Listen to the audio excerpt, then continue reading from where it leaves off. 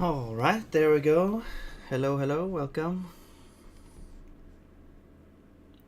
So,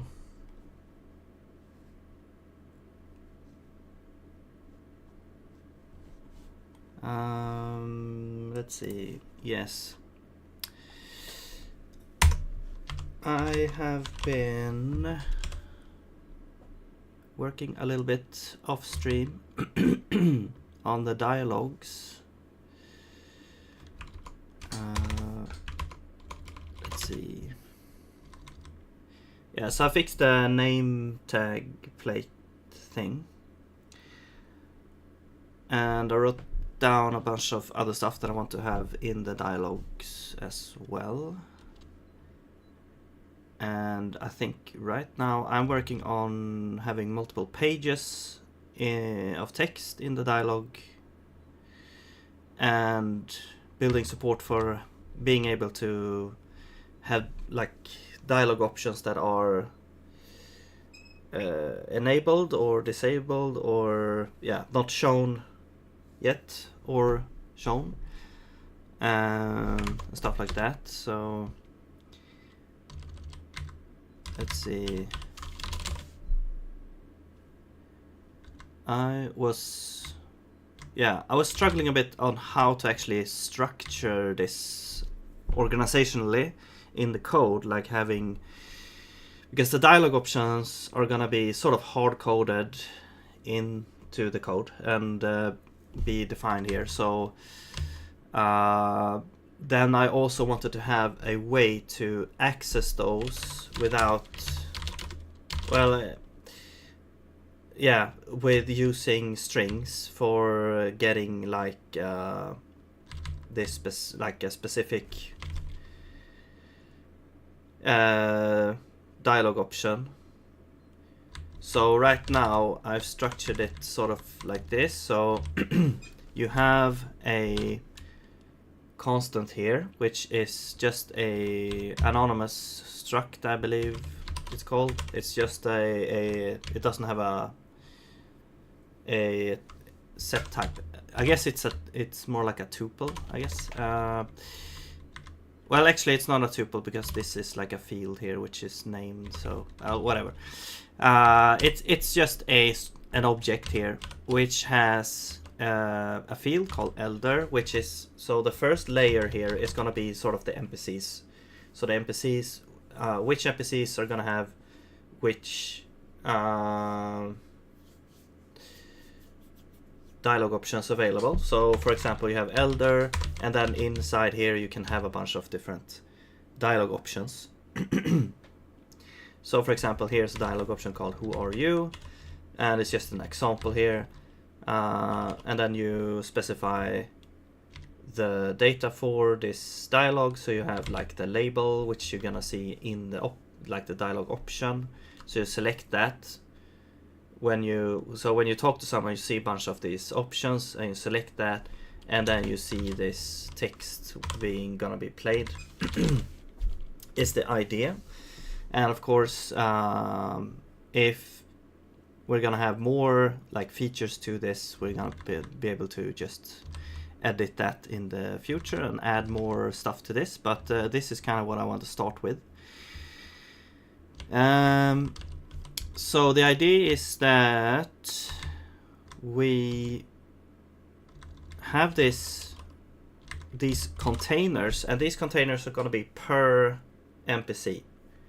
So each NPC is going to have this container, and that container has an dialogue options here, which is a hash map, so that you can access, for example, the elder is going to have a key with who are you, so it's going to be the same as these field names. So the idea is here with populate, we're going to go through, we're gonna pass in this options. So that's gonna be this one, this object. We're gonna pass in this whole elder object, and then we're gonna go through all of the fields of that type. So this is going to be type of options. And I haven't tried this yet, so I'm not sure if it's actually gonna work, but I believe you can just pass in any type here, and then I guess SIG will produce a sort of like a C++ template. You will have a version of this function for each. Well, it doesn't really matter how it works, but it's like, yeah, I think this should work. So let's see. Well, I mean, I guess that's one way you can think about it, how it would be implemented. But so there you get this field, and then we add this to our options here. So we'll put an allocator, and we will use the key. The key is gonna be field name, and the value is going to be the thing here. So we're gonna access the field there. So it's basically converting a struct, converting this struct here into a hash map. I don't know if maybe hash map actually has a method for that. I don't know.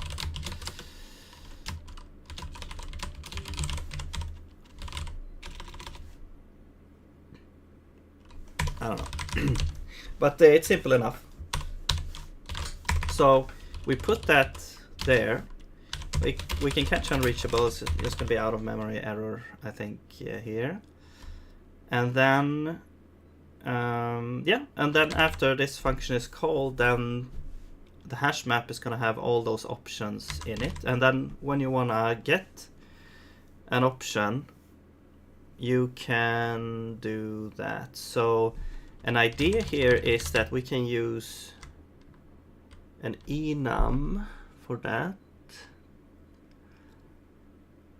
and that would be cool,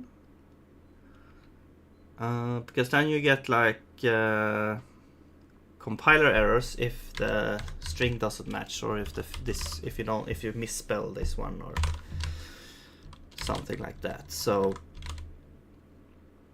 however, that would mean that we need to know this type and put the enum out. So I don't think we can do that if this is not generic, and I don't want to make it generic because I want to be able to I want to be able to sort of store it in the ECS registry to more easily grab it out from that when you want to deal with what options are available for each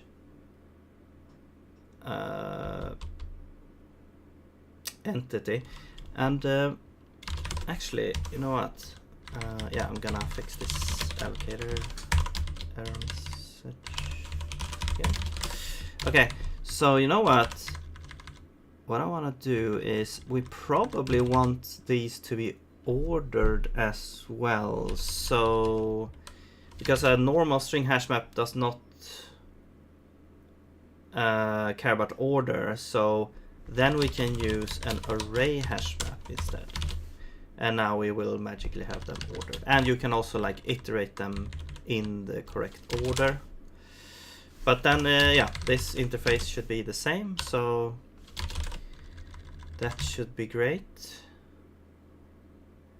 And I think now we can do things like get available options, and I'm just gonna do this as a pointer for now, and then you will get back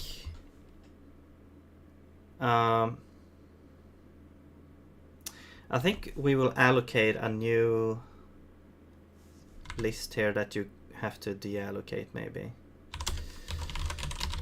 So let's do that, and this would be pointers to dialog options. And then what we can do is we can say, well, first we create this First, we can create a global an array list. So let's do that, and or list or whatever, and it's gonna be array list, and this is gonna be, well, actually it doesn't matter if it's unmanaged, and this is gonna be pointers to dialog options, and then we'll return this list, and it will be from to owned slice. So wait, oh yeah, I need to initialize it. Let's just initialize with some capacity, I guess 10 or whatever, or 16. Get a nice powers of 2. Okay, and then let's see.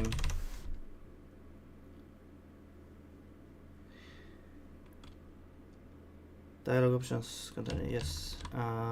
Yeah, so we create this list, we turn it into an owned slice at the end, so that why is this not working? Oh, I need to catch unreachable here. There we go. So we turn it into a owned slice, which basically yeah, it empties the array list, but then this return can be then used and freed up later for the one that uses it. And then you can note that here. So return value is owned by callee, or caller, I mean. So that is now a thing that says there. Okay. And then we can do self options, and there's going to be, well, there's iterator, but I believe you can also just go through the items, maybe. Entries, multi-array list. It is permitted to access this field directly after a modification to fields. Wait, a multi-array list. Okay, so maybe you can iterate these. Oh, and then you have items.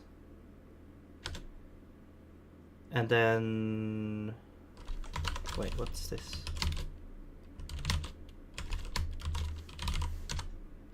Get the slice of values for specified field. Oh, okay. No, but I just want.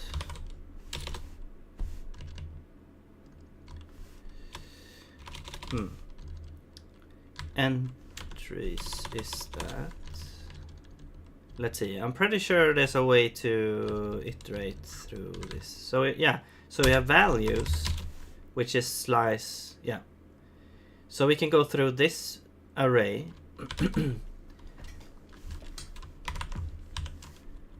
And we'll do if. So here we will get the option out. Alright, and then this option, if it's enabled, so now we have this enabled bool on those. If it's enabled, we just append it here. Option, and we also need to grab the actual pointer to that option as well. Okay, so now we should end up with a list with all the enabled options. I guess we should call it like enabled, I don't know, whatever. Right, and if we now go to our dialog thing, and now, yeah, this is like a test that I did here. I think what we actually want to do is we want to have a dialog options container. Maybe this is actually going to be the dialog component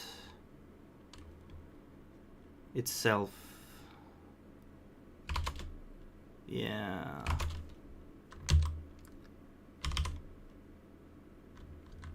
So I think I'll just do this. And then I'll just copy this. Put that in there. And I will remove these. There. Okay. And this is now a dialog component.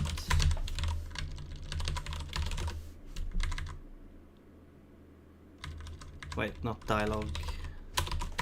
Dialog. Okay. And then we have, this is option. This is dialog component. This is option. This is option. And there.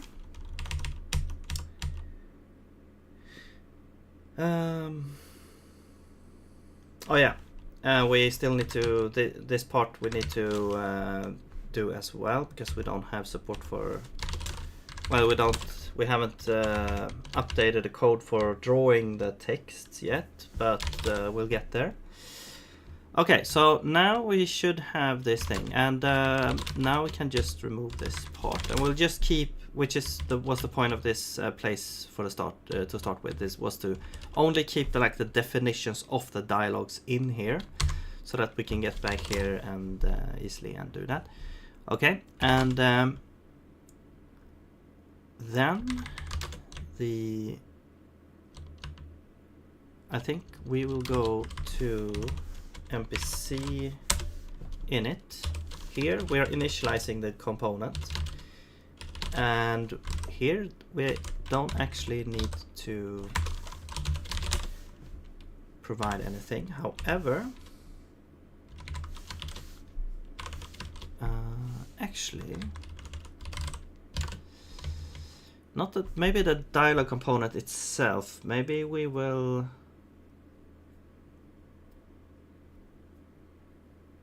just, actually, because we do have the sort of the key, this, we're sort of using this as a sort of NPC key or ID instead. So I think what we'll do is we rename this to ID, which will sort of determine a lot of things about this NPC. And this one will also rename to ID, because we're using it as a key to get a bunch of different stuff, the texture and animations, and also the dialogue now. So let's go to, where is the, we have dialogue component, yeah, here.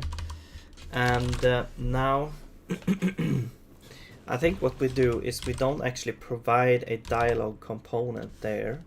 We just provide the ID, and then it will look up the correct dialogue component to use.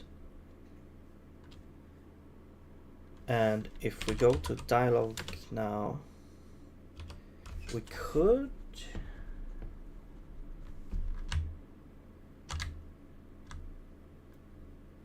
now, let's see. Oh, this one is it wrong? Oh, it's gonna be in it here. And wait, it's unmanaged, so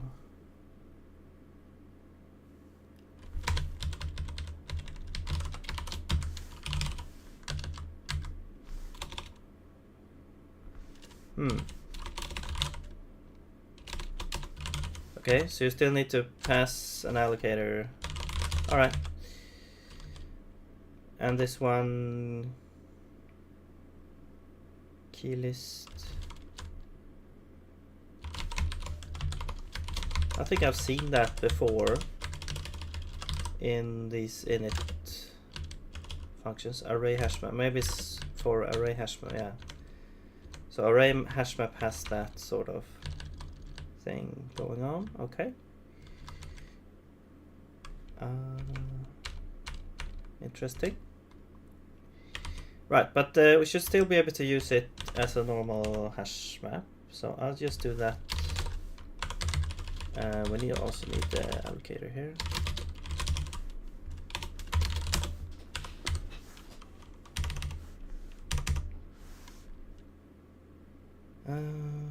All right. So yeah, we don't need this now, and we don't need that. And also, we need to do this. So we may not even need the name here. The name could also be like a lookup thing, but let's just keep it there for now. Okay, we don't need the dialogue, and this doesn't exist. Okay. There we go. So let's remove that. Now we do need to create the dialogue somehow, and let's do that here. So we'll grab the dialogue component, which is gonna be dialogue component initialize. We need an allocator. I'm sure if we actually have that here. We do have register, so we could grab the allocator from there. Okay. And let's also do this. Alright. And then yeah. Now we have this, and we can populate it now. Allocator, and then the options are gonna be depending on the key now. So maybe we wanna build this differently. Maybe when we but then the issue becomes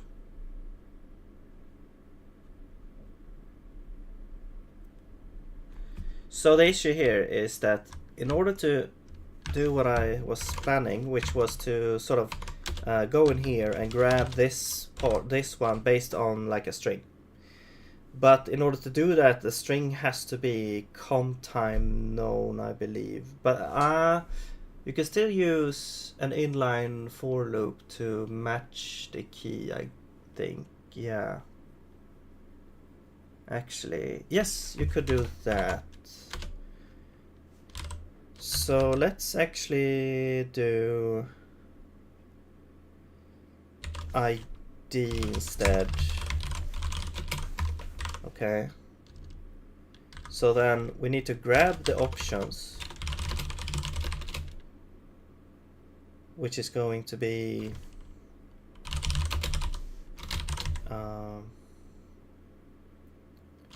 wait, no, let's do like this. So we have an inline 4, and this is going to be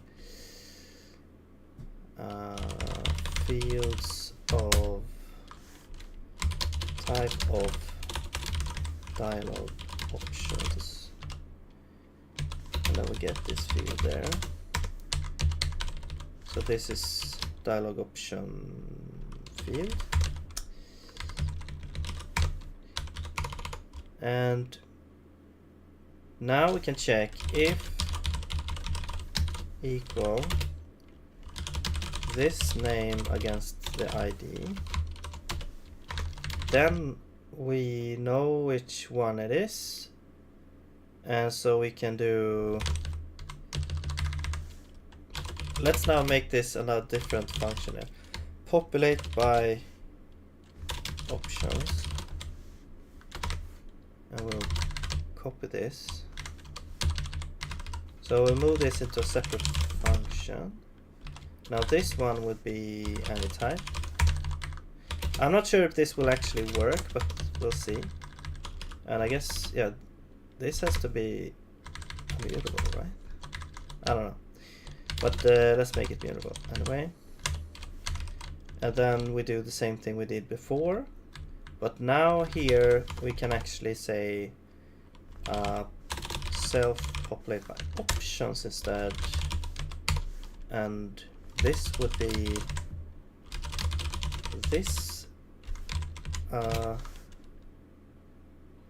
Yeah, dialog options.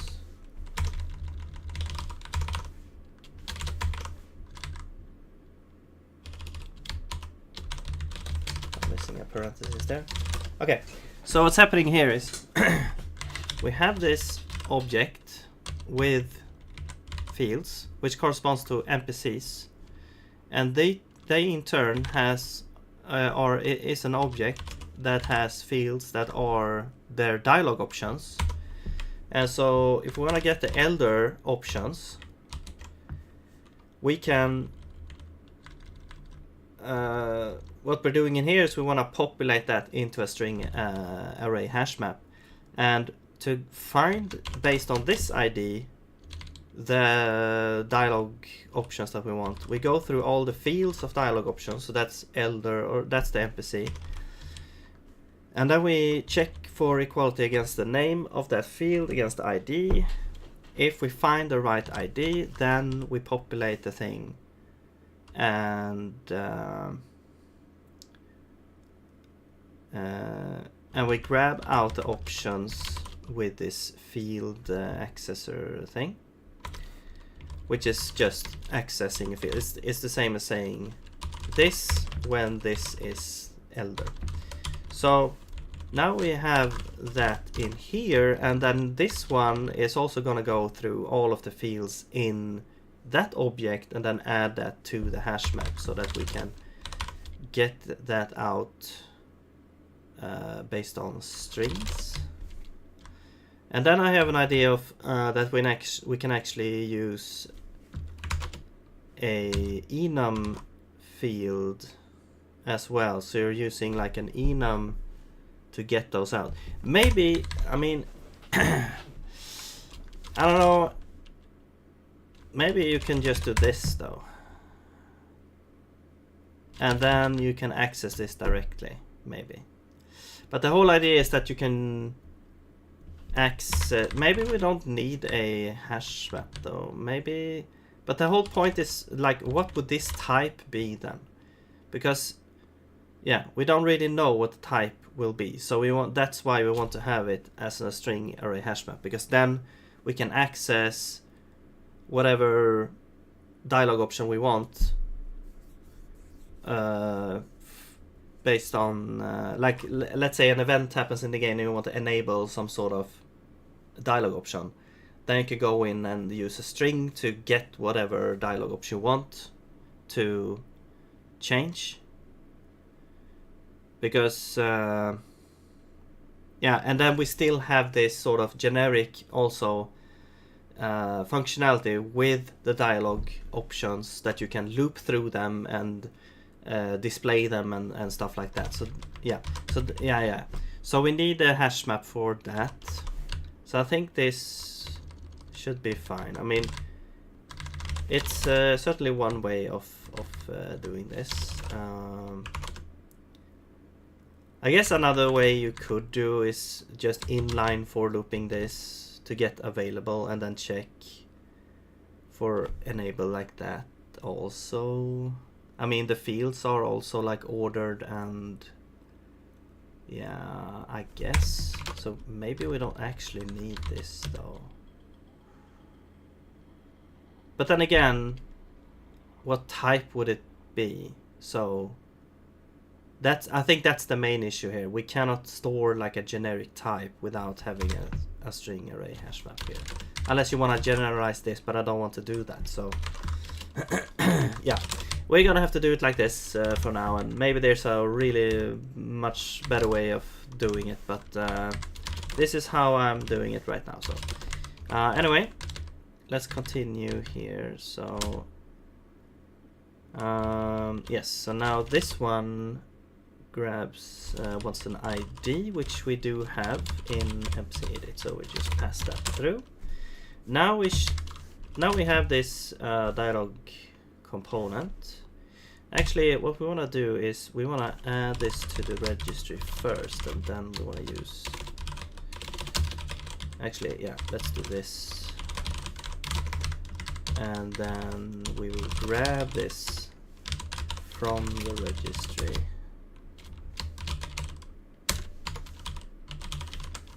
And then we can populate it. And this one, oh, this needs to be get const.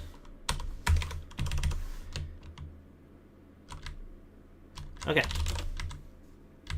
So now we add, for each NPC, we're adding this dialog component. We are initializing it. We are populating it with the dialog options based on the ID. I think also if we don't find anything, it's simply gonna go down here and not get populated, I guess. So I guess that's fine. It's not really an issue, because then the NPC simply doesn't have any dialog options, so this list would be empty. And right, so now we have this get enabled options, and well, I don't have the UI for actually selecting the option. Let's head to do and see what we've done here. I guess we didn't really write this down here, but yeah, I'm working on this part, I guess. So should we start working on that? Because that's a way that if we get the UI working and be able to select different things, then we can use this to display them and show the different options. Yeah, I think we should start doing that. Maybe. So right now this is the dialog system, and this is responsible for showing the dialog, and I guess also starting the dialog here with this input tests here. So yeah, if we are in a dialog, we're doing this. I think this should be more, we should now have more like a more complex state here for the actual check if we're in a dialog. We do have active dialog, but this is for the old state, which only had like one line of text. So now we actually need, yeah, we do have dialog state, no dialog, active dialog, which is just which NPC are you talking to.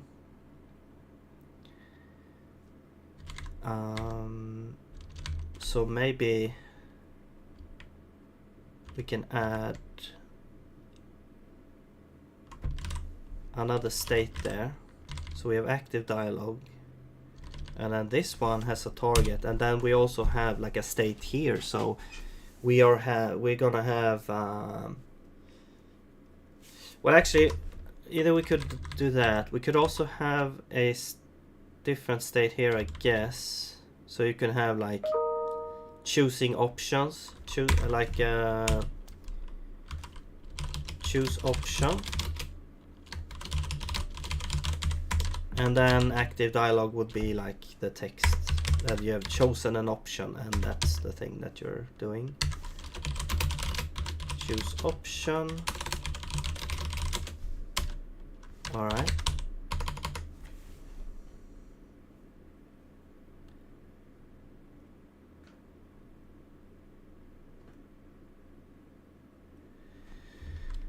And let's see, 1 second now.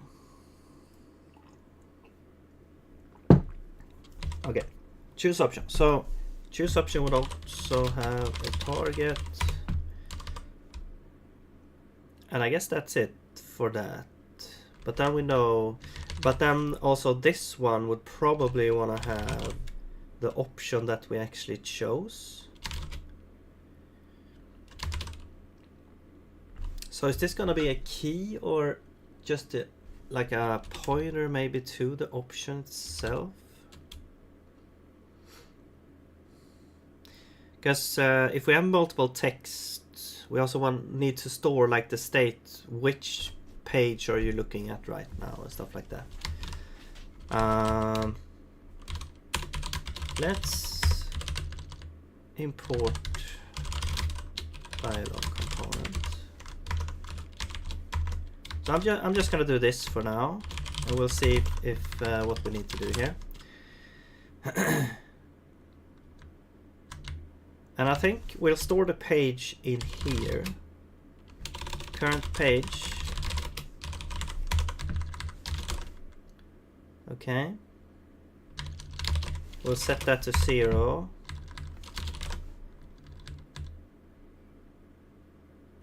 And yeah, now we have a bunch of different things going on here. So yeah, active dialogue. So now we have a couple of different things going on. I think what I want to do is I want to switch on the dialogue state, and if it's no dialogue, I think, yeah, we can just return. We don't need to do anything. Wait, NPC AI.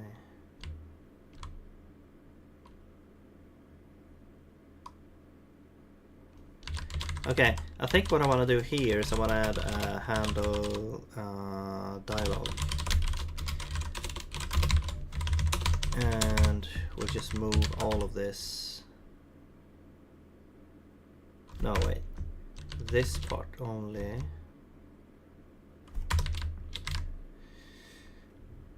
Yeah. Wait, this is... Okay, let's not worry about this part for now. I need to figure this out as well. But let's go back to where we were. I think it's in here, yeah, the dialogue system. So,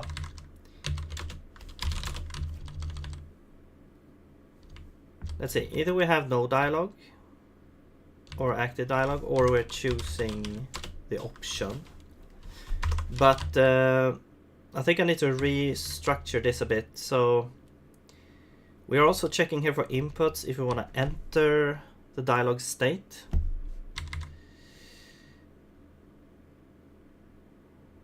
And that's going to be just we're just simply gonna change the state of the dialogue in that case. So we're gonna check if is input pressed, and we are not. And I guess if dialogue is no dialogue, then we wanna set the dialogue to be choose option, which I'm not getting completions for, but choose option, and yeah, we should also have like current option as well to be able to know which one you have selected.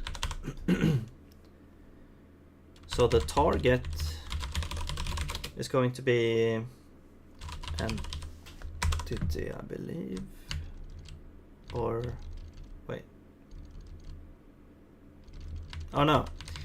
Yeah, that's where we want to find the one. That's what we're doing here. Okay, yeah. So this, let's say, is in dialogue is going to be play component dialogue is equal to no dialogue. There. And then let's just remove this. And then is in dialogue. Yeah, if we're not in a, this is not equal to this. So if we're not in a dialogue, then we enter the dialogue state. Here we're setting this to choose option now instead. Okay, so we enter that state first. Because my idea is that you start to talk to someone, but you can choose an option first. But I mean, we might change that to be like maybe the NPC says something first and then you choose your option or something like that. But we're just gonna do it like this for now.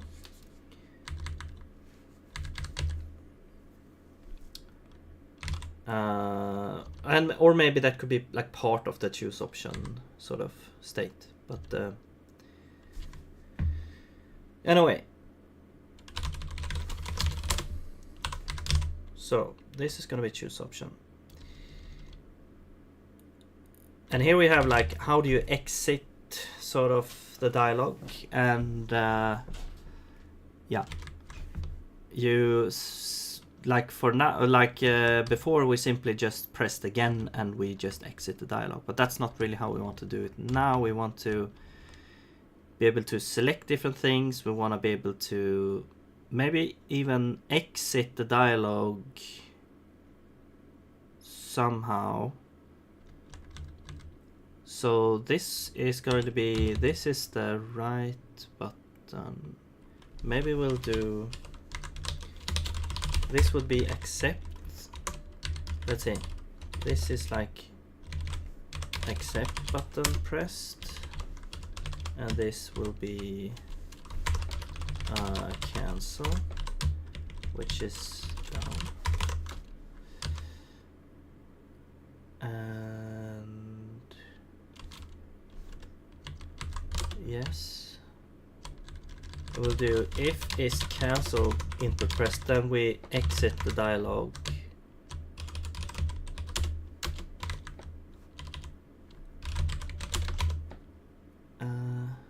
Yeah.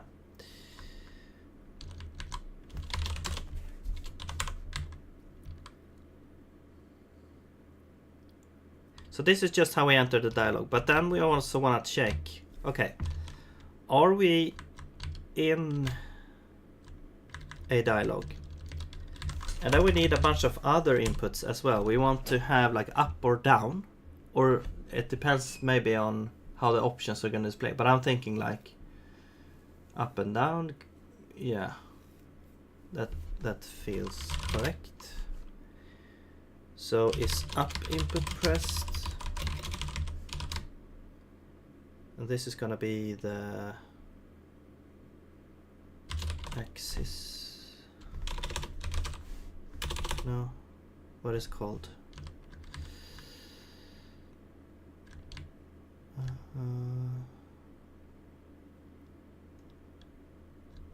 Analog.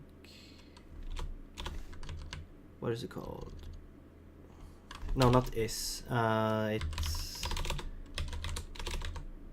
It's axis, right? No? Gamepad axis. Here we go. Get axis count movement. Yes. And this one is right. This one was a bit weird, so I'll need to look at how we're doing this. Right, so we have up. Wait. Well, let's just copy this and we'll.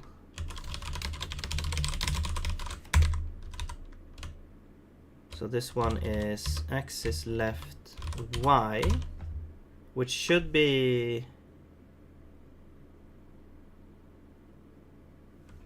Then also we have a dead zone.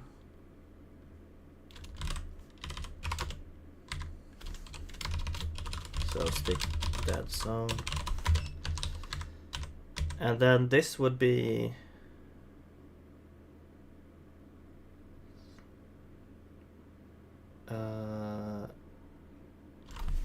hey, Fire Trader Detective. All right, have a good one. Thanks for watching.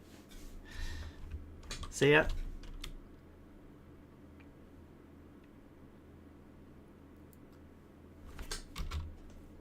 have fun also.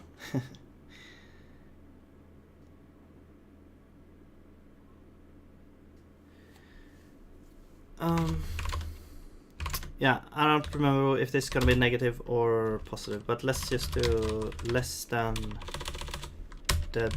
negative dead zone here, and this one is down, and it's the other way around. So let's do more than dead zone. Okay.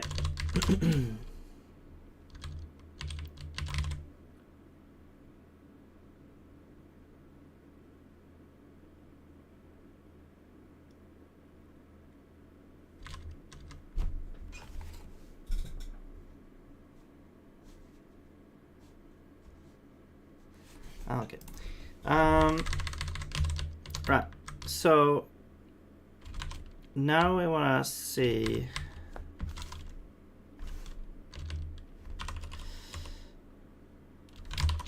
else if we are in dialogue and well, actually what we want to check is if we have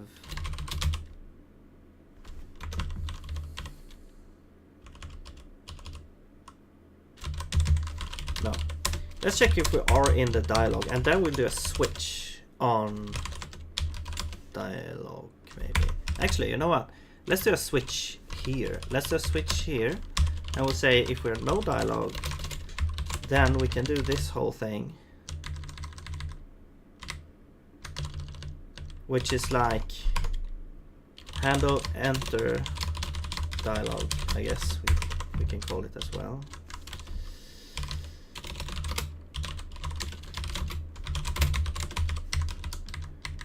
And then we can say, yeah,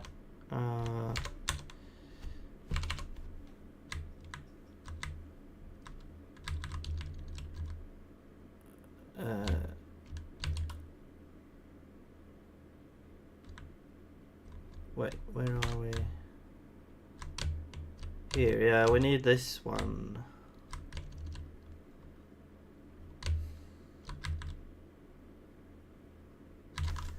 So I think we'll just check if accept here.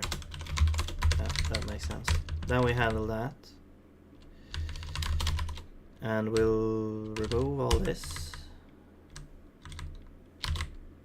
And then, oh, we need player body here.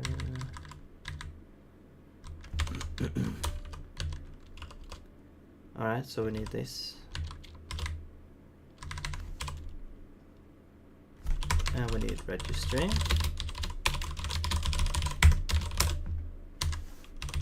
Player is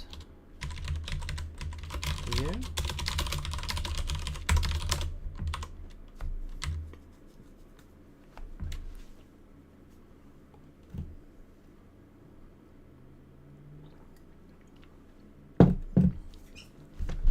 Okay.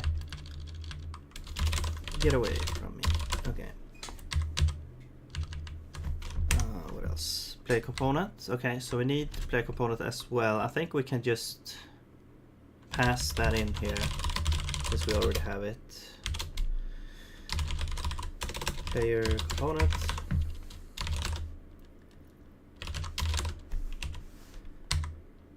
And we don't need this apparently. And those are unused. Right.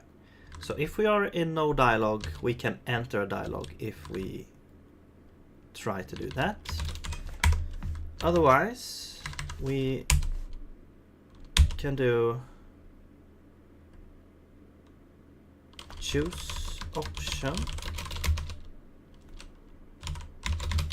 I call it S for state.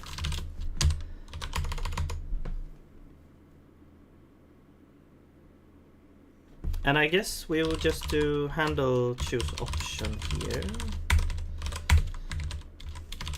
Oh yeah, here we also need to pass registry player and player component.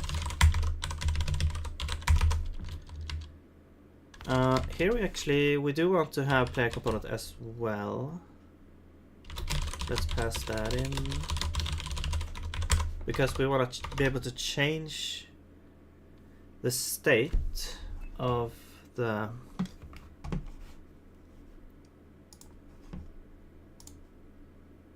thing.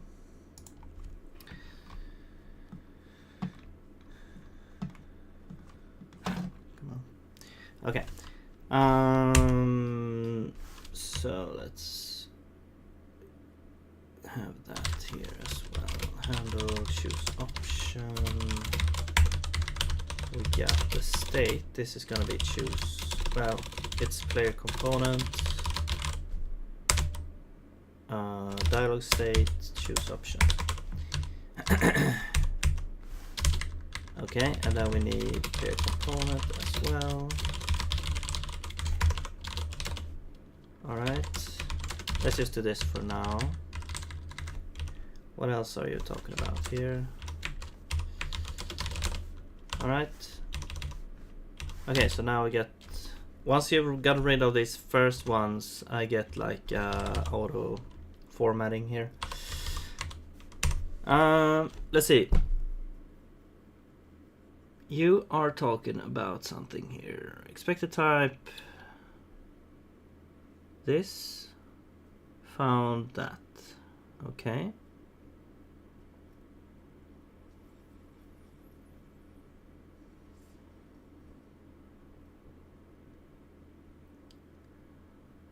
Error union. Oh, yeah. Okay, so apparently it initializes something here. It's copying keys and values and stuff, but I don't have stuff from the start, so I don't understand why you can't just initialize an empty thing. Maybe you can. Okay, maybe we can just do this then. Okay, this is what I don't really like about it. Maybe they've updated this, but this is really not like... Init feels like it's a convention. I guess it's kind of hard when there's no overload. Like what should be like the default in it, but I don't know. That should also work, I guess. So we don't actually need allocator now. Okay, that's fine. Switch must handle, yeah. Okay. And then I guess we can have active dialogue. And we'll also do handle active dialogue.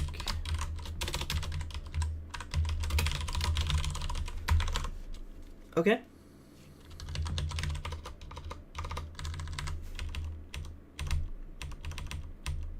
Wait. Use of... Yeah. So let's add that one as well. Handle... There. Okay. Now... Right, this one is active here as that. And here we have draw as well, so we need to update that also. Yeah, it's a bit of a journey here before we can actually test something. So now these ones, I think what we'll do is we'll put these in methods instead. I'll move these into methods down here. And we'll do, this will be function, or functions rather. And we'll get a bool, and we'll return this. Okay. And now we have this function. And we'll return that. Okay. So now those are functions. Great. And then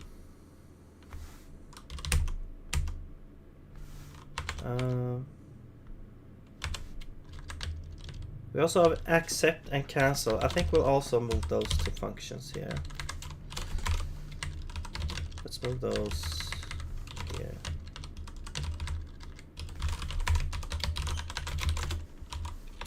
Oops.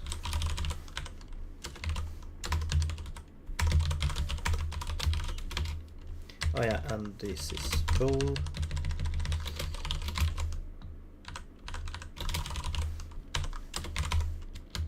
There. All right. So now we can access that everywhere. And now we should have an error up here somewhere here. Yes, is. So now we just call this instead. And I guess we could use that in here now as well. So let's do that instead. Oops. So we got all of the logic in there. Okay. Now, we need to handle the logic for choosing options and active dialogue. So let's start with choosing options. I don't think this will be super complicated. I think we'll just do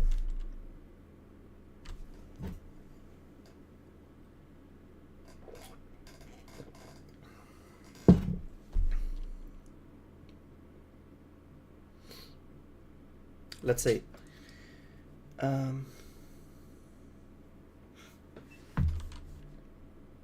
Yeah, if is up input pressed. Let's have this. Let's have or actually, if we are pressing up, we want to say click up. Well, actually, we want this to be a pointer here. Actually, there. Yeah.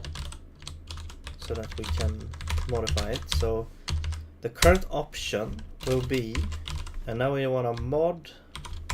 Will this reset on? Yeah, unsigned. Yeah.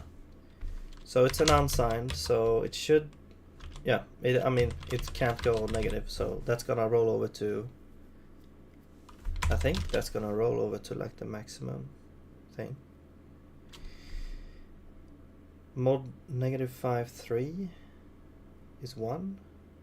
Okay, that's probably how it works. Okay, so we wanna do current mode, or current option -1. And it's going to be modded by the number of options available, which is current. Wait, we don't have that though. We don't have the dialogue component. We need to grab that. Okay, well, let's just grab it, I guess. Dialogue component, and this would be, so we do need the registry here as well.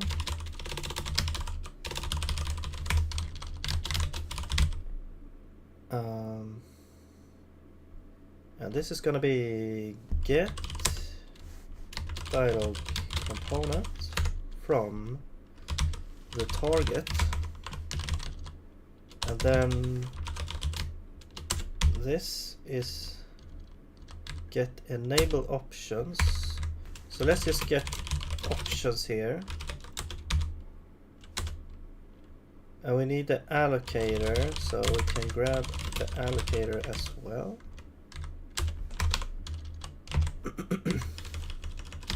All right.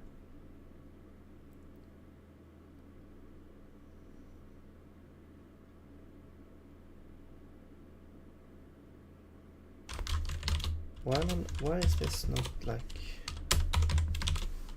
Yeah, I don't understand this. What is actually? It's like the LSP is fighting some other thing in NeoVim here. But this is then options length.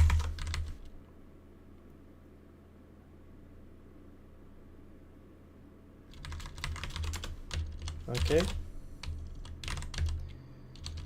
And we're gonna do else if is down input pressed. Then we'll do +1. Okay, so now we should be able to select or at least, well, highlight the different options here. We need the registry here as well. Okay. So let's start there actually. Now let's work on the draw system so we can actually see anything happening here. Oh, we also get some errors here now because this is now part of the compilation. So I think this just needs to be a var. Oh, and catch and return. Is this one also? Okay, catch and return here. Okay. Oh, we do have a bunch of errors as well.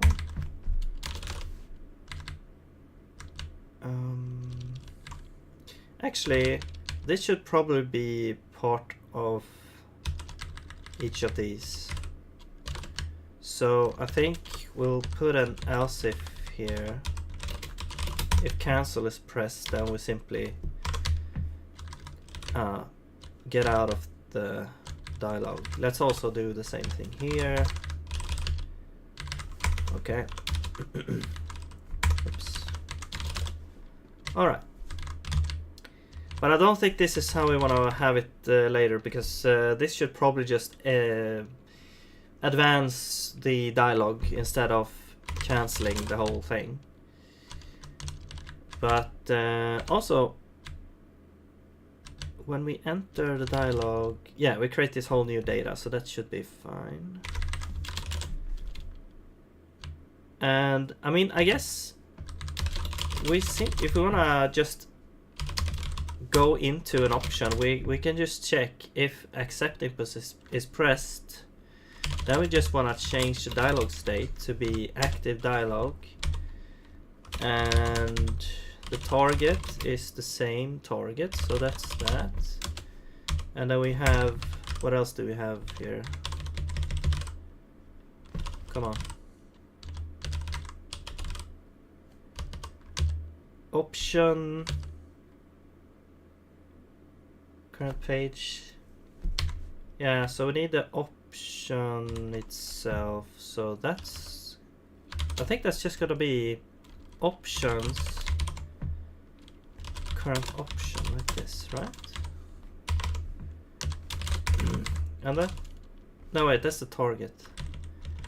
This is the option, and then the target is this one. Yeah. Okay, I think that's it actually. All right. And then, you know, you could play a sound or something as well if you want, but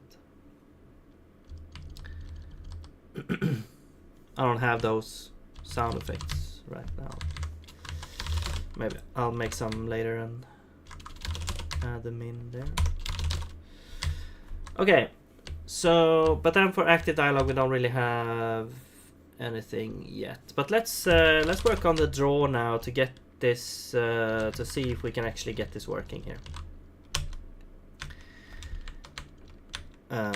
Or drawn on the screen. So now we should have, like, I guess a bunch of different draw functions as well to handle the different types of dialogue states. So we could do the same thing here. So we could do if the dialogue is no dialogue, then we can return. If the state is choose option, then I think we can just call like draw choose option,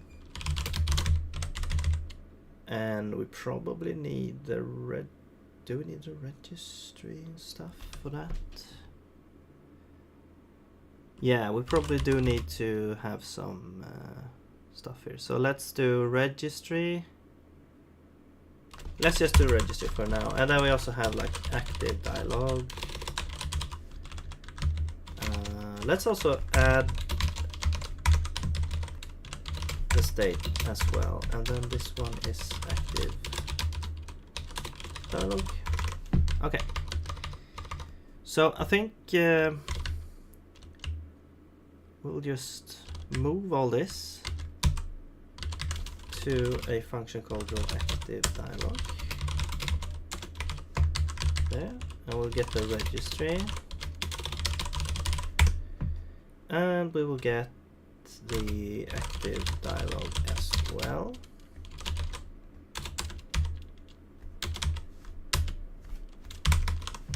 So we don't need to do this, and we don't need to do that. Okay.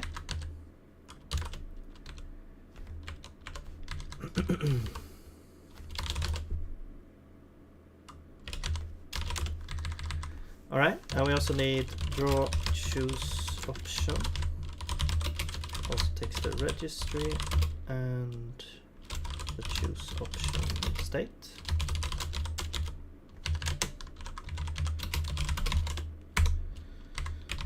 And I will just do this to fix the things there for now. All right, so we have these three things going on now. So that's much better there. Okay. This is not optional. Okay. We should... No, this is not a pointer anymore. Okay.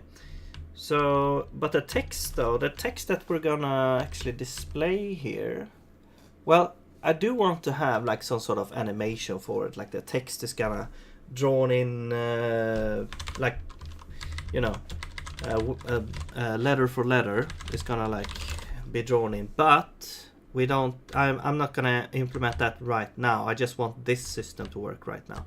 So for the drawing of the text, we're just gonna draw all the text at once, but here we don't simply have one text box anymore. We do have the, well, we have the option, so we need the option as well, which we do have in active dialog. So let's actually do this. The text to display is going to be dialog options, no, not options, no, active dialog option text, and then active dialog option, no, not option, current page. So I think what we could do actually is we could add like a helper method in here to say get current text, and I guess this would be this, and this would be that. And then we'll just return self option text, self option, no, self current page. Okay. And since I know that we're gonna have one, I think we'll just say it's last page. We're gonna need this later, so I'll just add that right now since we're already here.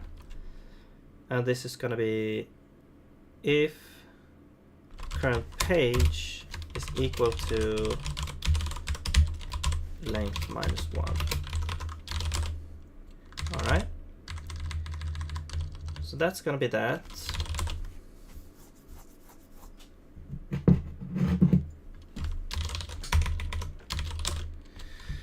So what now?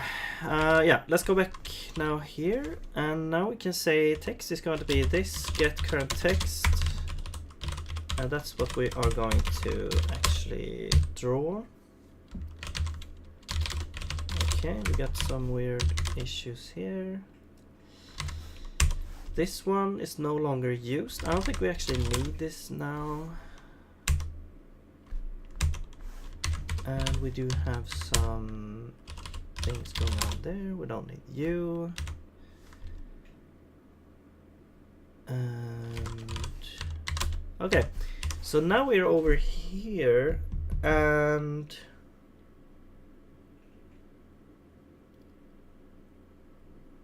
Oh yeah, I forgot to actually post this stream.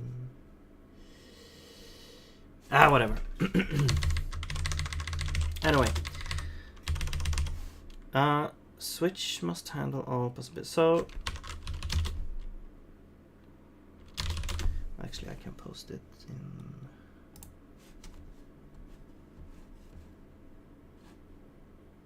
let's see. Yeah, I can just do this here.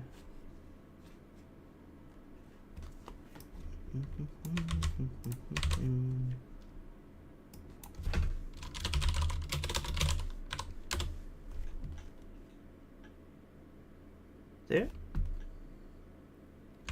Alright. Anyway.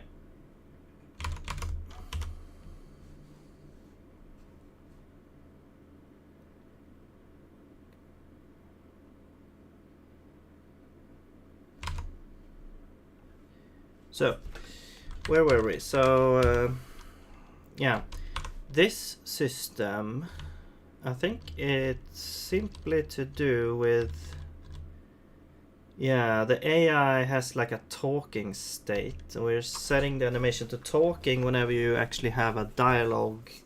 And I think when we do have animation for the text, I think that this is going to be bound sort of to these animations. It's like when the text is sort of rolling in, the talking, you would have a sound effect that sort of sounds like someone talking, except in like an 8-bit way. And you also have this guy or this person moving the mouth, have the talking animation as well. But for now, I think we just set it to talking the entire time, just to make it super simple. And do we actually need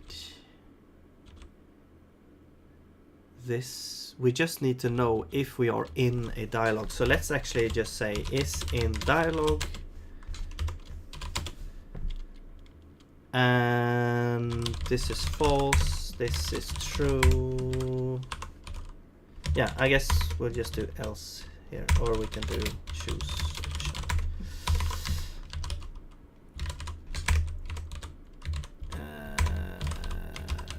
Okay, this is very unnecessary, but OCD. Okay.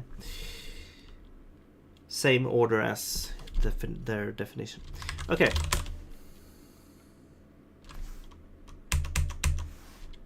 Expected optional type file bool, yes. So we'll remove this. And then wait. What's this now? Dialogue. Oh, it actually did need the thing. It needs the target. Oh. Well, okay. I guess we could do this. We could do dialogue target, which is null here. And then here, if it's any one of these, it's gonna be inline.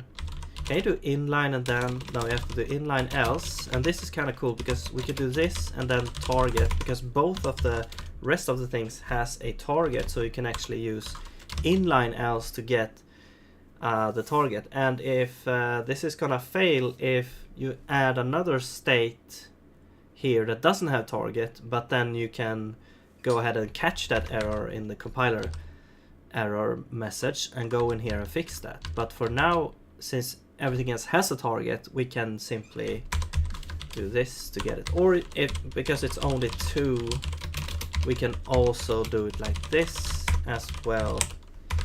And that's a little bit safer. And I guess because it's only 2, it doesn't really matter. So, but that's just nice to think about if you have like a pattern that you have there for those kind of things. Okay, so now this should be dialog target, and we get the target here, and then this could be checked like that now instead. Okay. So now we don't have any compilation errors anymore, so that's good. Okay. And well, actually, you know what? We need to go to dialogue and finish the draw for options, because right now this is not doing anything. So we won't even know if we entered. Well, we will know if we've entered because the guy will be talking to us. But let's just actually start this and see how this works now.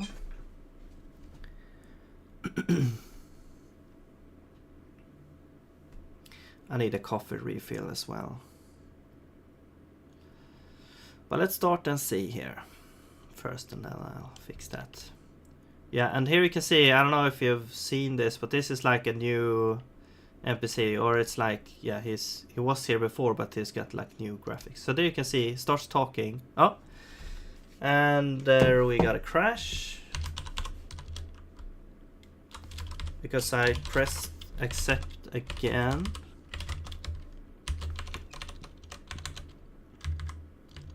And so it's out of bounds. So the options are actually 0. Oh, I think because the dialogues are actually disabled from... Yeah, they are disabled, so it doesn't actually have any options. That's actually a good edge case to deal with. So what we could do is we could say, when we want to enter this thing,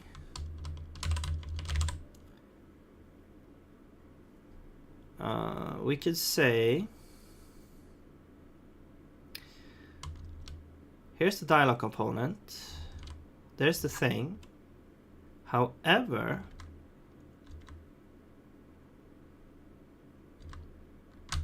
we want to do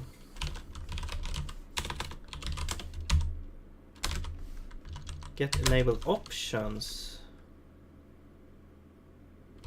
allocator. Let's do get const here so I don't have to dereference it. Okay.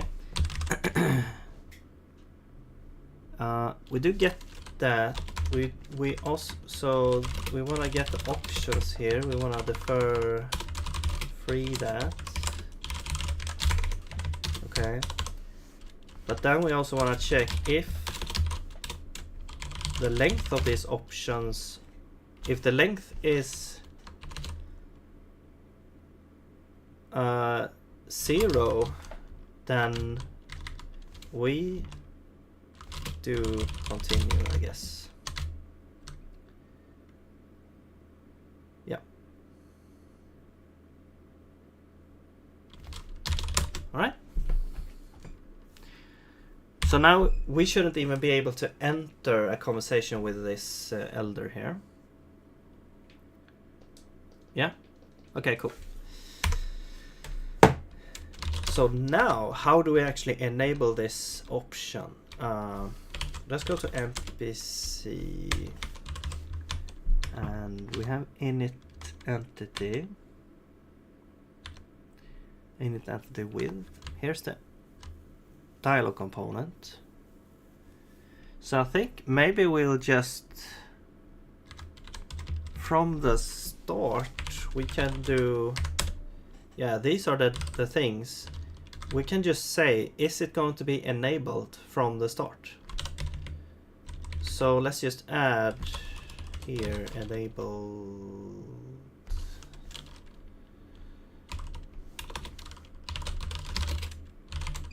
Yeah. Okay. And now we go back here, and now we need to say this should be enabled. So you should have now a dialogue option available. Oh, still haven't fixed that issue there. And there you go. Now we can see. Yeah, okay. So, and then I press cancelled, which is actually also jump as well. So you can see that it starts talking when I do So this is like the choose option state. And then I press cancel, we exit the state. If I go in here again, oh, we get a crash. I tried to like choose options, but we do get a crash when trying to go up and down. Integer overflow. Oh, I think we want to use a different operation here. Where is that dialogue? So we want to use the rollover, or how, I don't know what it's called. I'm gonna integer operators.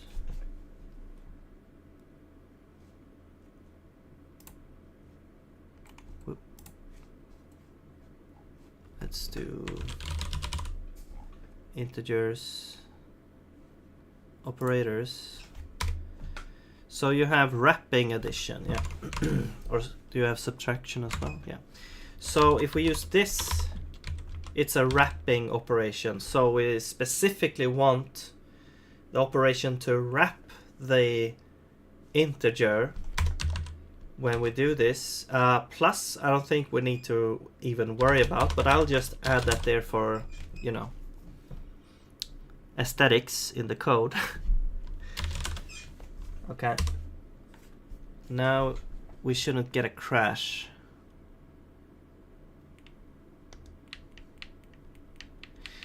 Like, it's kind of weird how they allow a crash to happen when you use negative, when you know that the type is actually a unsigned. I don't know. Maybe there's a reason for that.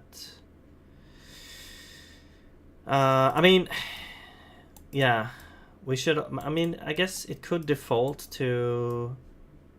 I guess it's the problem is more like what default would you have? I guess would be the issue. But a crash seems like a bad thing. But anyway, now that works as intended here. Okay, so let's go to our draw function. And I'm not really sure how I want this UI to actually look. Also, you notice that the player, you can still move the player. So I'm thinking of maybe disabling input while you're talking to someone. Actually. Yeah, it makes sense. If you're gonna be able to use the inputs to talk and select stuff, you probably want to like pause the game or pause the player while doing that. I'm just thinking like if you're standing out in the wild where there are monsters and you're talking to someone, and then you should probably like pause all the monsters and events and stuff that's happening as well. I don't know. We'll see. Anyway, how would this be? I'm thinking just like a vertical list to the right or in the middle or something.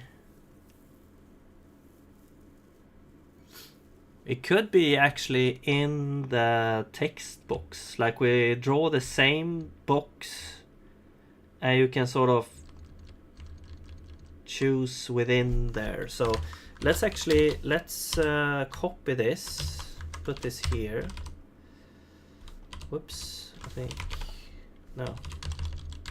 Let's remove that, copy that, put it there.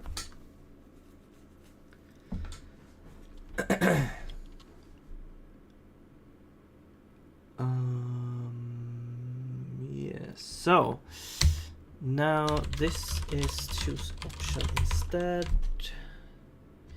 and then we don't have a text like this, so let's remove that. Let's also, we don't have a size, we don't have this, and we don't have that. Okay, we do have the name though, so we can still keep the name thing. So we could probably move this into a separate function, which is like draw the text box or whatever.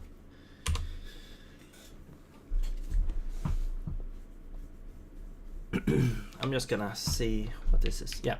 So now you get this, but we don't see any options. However, you can still choose an option. Okay, so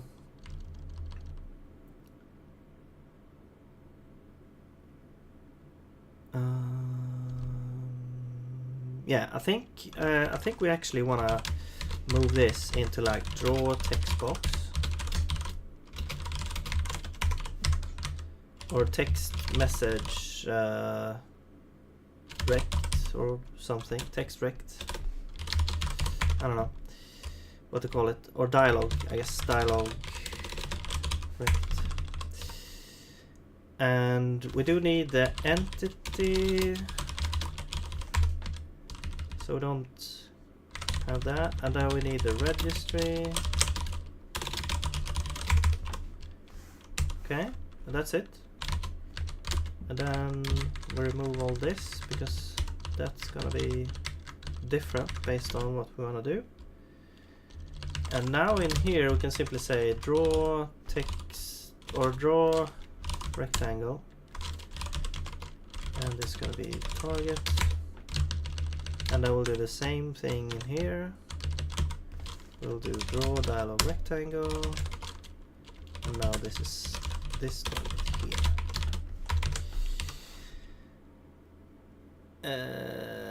Oh, we had some sort of buffer somewhere here. Okay, let's go back. Where is that buffer? Here. Is that used there as well? Okay, so let's just copy that then. I will have a buffer here as well, I guess. And draw direct. Active dialog target. Alright. Oh, we also need the font. Yeah, probably need a font.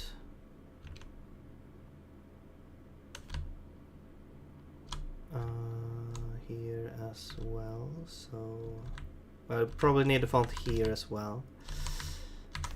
So let's do this. We'll grab font. We could put, I guess we could put the font in there as well.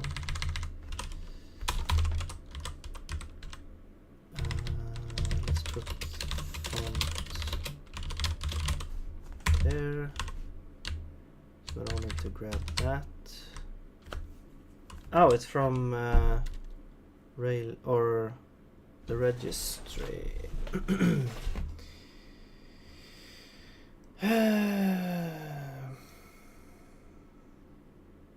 No. I guess. Since we're gonna need it here as well, we can do this.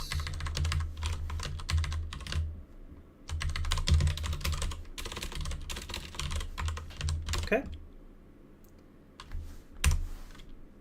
Screen. Yeah, so we need the screen as well. So let's just grab that. Whoops.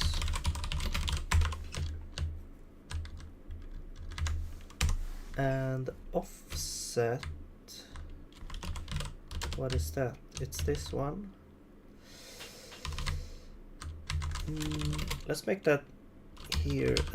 Let's do dialog rec offset, which is a vector, I believe.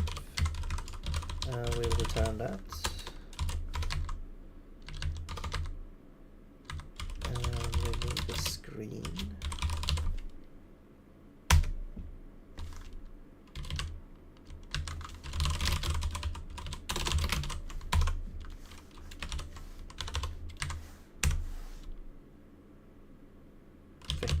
We don't have that.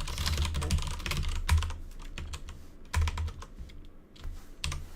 And the size is this. So let's also make that rect size. I guess we could just do like you get the ABB instead, I guess. Yeah. So get dialog rect, this is an ABB, and then we'll do this. We get the screen, we get what? Nothing. And then this would be, oh, but it's different. I guess we could just reuse it.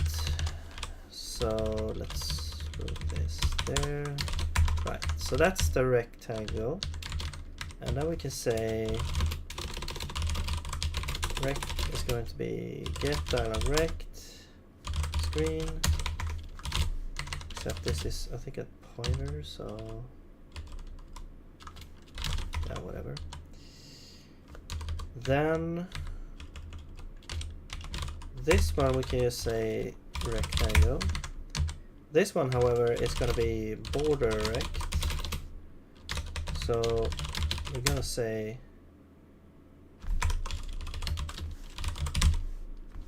a scale or add, wait, what did this one do? We move it basically.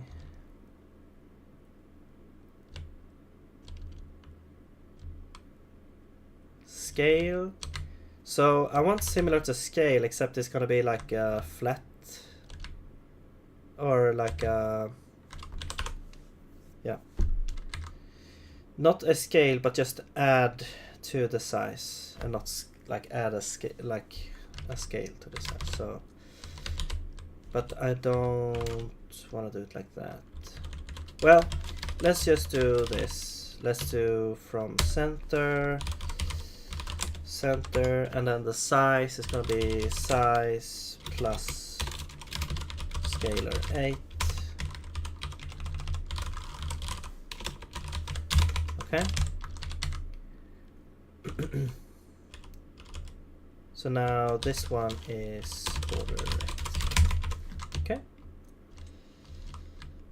We could also define border thickness to 8, or let's do vscalar, I guess, to make it easier to work with here.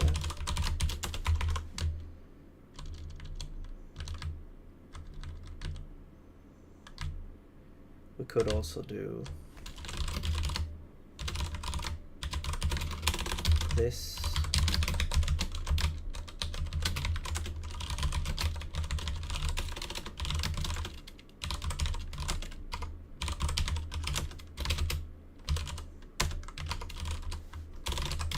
Okay, so now this one would be get border rect from this one.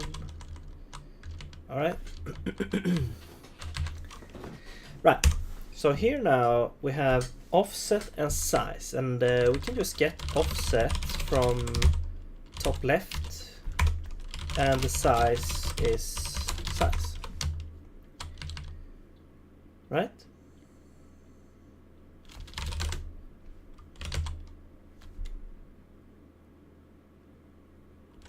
I think so. Otherwise we'll use center and see which one works.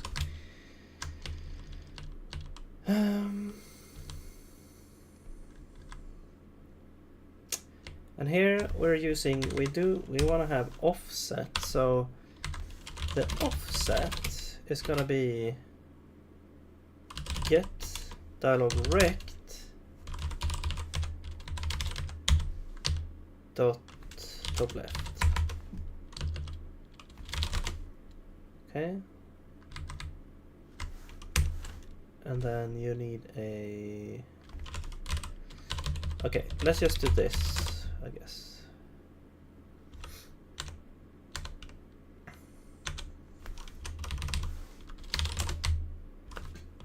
Okay. So we should be back where we started, I think. Let's test it. with this whole refactoring and okay, we got some interesting results here. So let's see. The border rect is interesting. It's not correct. Oh, this should not be times. This should be add. But then I think the text also has like the wrong position. And maybe even, yeah, that should be center from, well, yeah, so the offsets should actually be center then.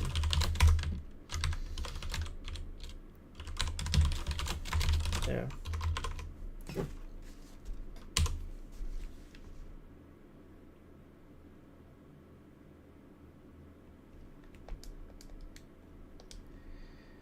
There we go. Okay. Okay, so we're back to where we started, but now we have broken up the things a little bit, so we can more easily get to what we want. So we probably, yeah, we also need to grab the rectangle here. Get dialog rect. And this one is gonna be the screen like this. Okay, so we got that, and now we have the offset here as well. Okay, so how do we want to do this now? I think if we want to fit this into the box itself, we're gonna have a couple of issues with that. Well, first of all, we're gonna have like a maximum amount of options available. I guess you could have like a scroll in the worst case scenario if we're ever gonna need that.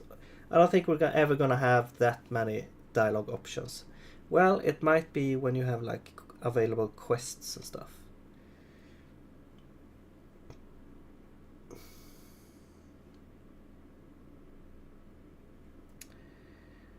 But we might need to use this offset anyway, or the rectangle. So, okay, what I'm gonna do is I'm gonna make a new rectangle that's gonna be like a third or a quarter or something of the main window in width. And it's gonna be placed to the right of the dialogue. Well, not to the right. Well, it's gonna be at the right edge and then at the bottom. So the right edge, or the right bottom right. But it's gonna be sort of the top of that window is gonna be glued to the bottom of the dialogue window. So we need to figure out the size and the position of that. So the size of that is going to be the original dialogue rectangle, and we'll have the size there, and then I want to scale that with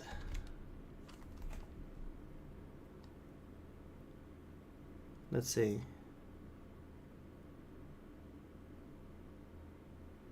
this is gonna be like a quarter, so something like this, and then this one is gonna be,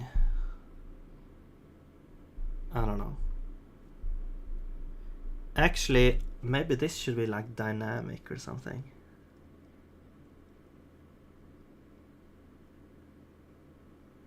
Based on like the number of options. So let's say we have options length. Well, we'll start with 0, and then we'll add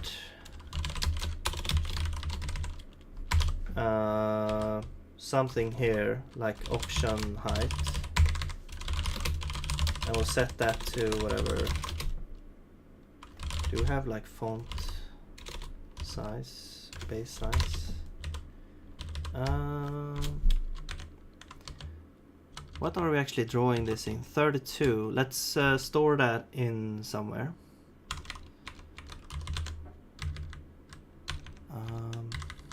Here, so let's do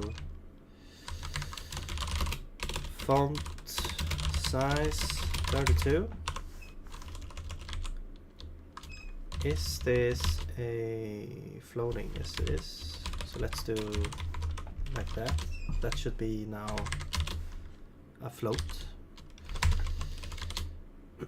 Whoops. Okay, so now this, we should replace these with font size.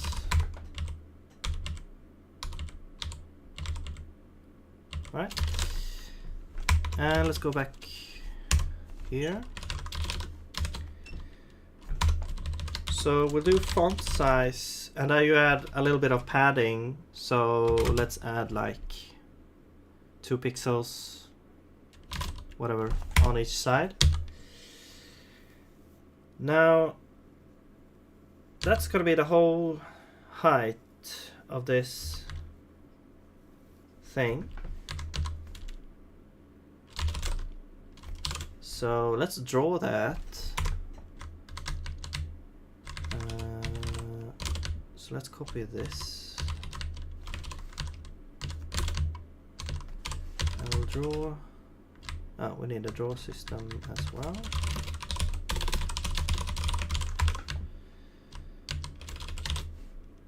Alright, so we're drawing the rectangle. And this will be the options rectangle. Now, the position we also need, so that's gonna be, well, it actually, that's gonna be the bottom right of, why am I not getting this?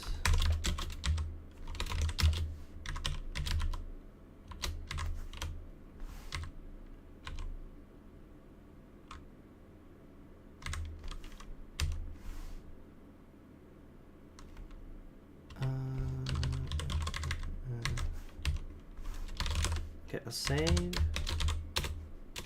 Okay, there we go. Bottom right. Yeah, that's just a vector. So we'll start with bottom right. Then we'll do negative only x of the width of this one. So I think we'll call this option size. So it's very clear what we're talking about. And then we do times a half. So we'll divide that by 2. So I think we'll do position here. Right. And then here we can say options position, options size, and true. So now we have bottom right of the dialog rectangle. We subtract the width, the half of the width of the option size. Now we should have the correct x component, and then we add the y component of the size now, which is gone. So actually we can write this in a slightly different way. We can say option size times only x plus option size times only y. Actually we can do this even better here. We can say plus option size and then initialize. The x will be negative 0.5 and the y will be positive 0.5. There we go. Oops. Okay. So, yeah.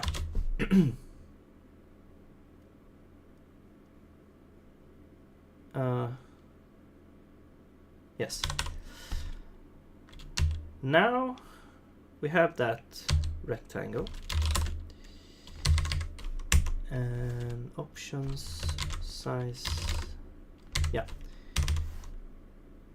And yeah, we need the options now, so we have choose option, current option target. So we don't actually have that reference here. We should probably add that then. So I think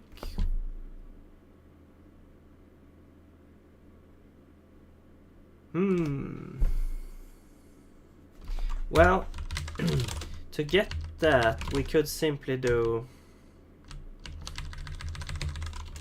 we can simply get dialog component, and oops, we have the target somewhere here. Oh yeah, that's just choose option target. We will create the options by doing get enable options. We need the allocator.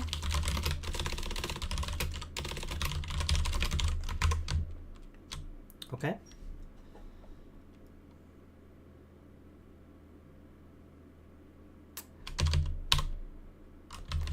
And we need to deallocate the options. Oops. At the end. So now we should have those. We have a bunch of unused stuff. This offset, I don't think we really need it anymore. Or we never actually needed it. We do want the draw system. Why is that? Oh, because I did that before. Okay, and now we can do options rect here, which is going to be black, and then we'll do bordered options rect, or options border rect, I guess. Get border rect from options rect, and we will draw that first. Oops. No, options border rect, yeah, and then that one is gray, or yeah. We should probably have like draw border rect, and we'll do that.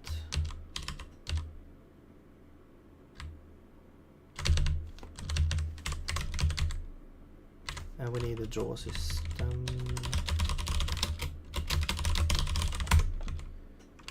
And this is a thing there. Oh, it's this. This is the rectangle. Yeah. Draw bordered rect. Yeah, okay. So if we say border, so the idea that I'm coming up with is just, it's gonna just draw the entire thing, both the border and the rectangle, and then this is just gonna be get the border rect of that. So now we don't have to remember whatever color is gonna be or whatever. We can just do this, and we can say rect here. We don't need that. Okay. And then we can do the same thing here. So we can say this is going to be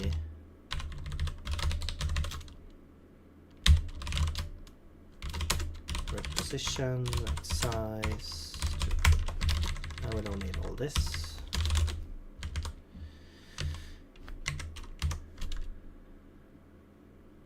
Oh, and also the draw system. And there.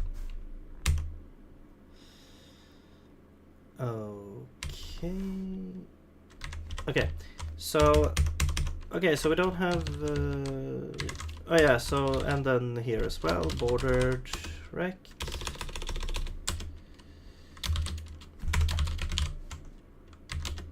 There, but this is options rect. There. Okay. Now, oh yeah, we don't need this.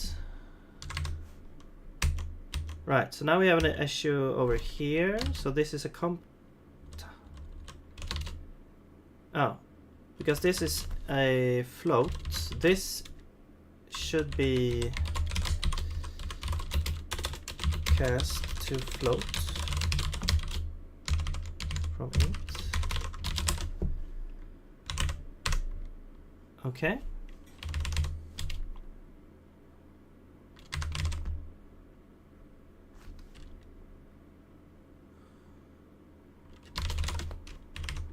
All right. So now we should actually get a bordered rectangle that is sort of the size of all the options available, which is only one for now. So, but we can add more later to see. And you can see that it is there at the bottom right. It's overlapping a little bit there, but actually, I don't really care about that right now. So, nice. So what we want to do now is we want to go through all the options and we want to display them as well. So let's loop through all of these options. Whoops.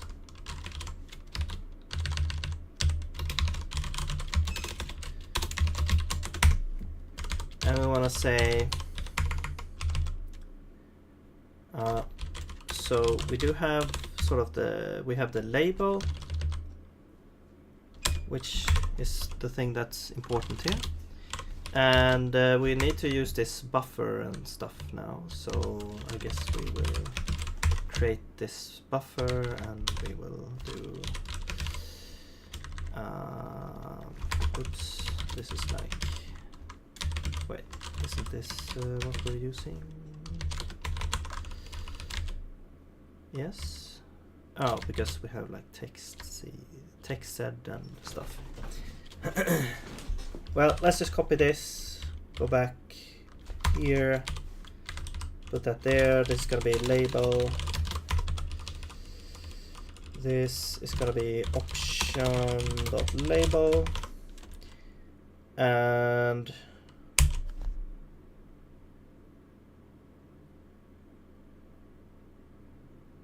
yeah, and then we're gonna do, we don't really need text size, but we do want to calculate sort of the position stuff. So the position is going to be, we need this. Let's do this as well. So this is gonna be, hey Linden, using Helix or Vim, NeoVim? I'm using NeoVim. Welcome. How's it going?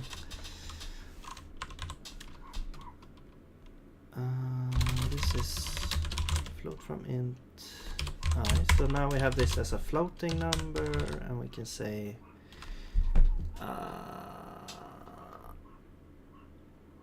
right, so the position of X is going to be, let's have like 2 as a little bit of padding, and then the Y position is going to be this times the height. Where is that? Height.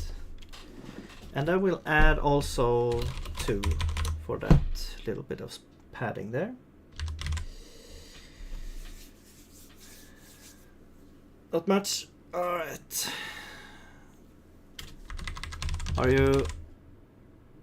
Have you done much SIG? Or are you learning, or I mean, I guess everyone is learning since it's new. But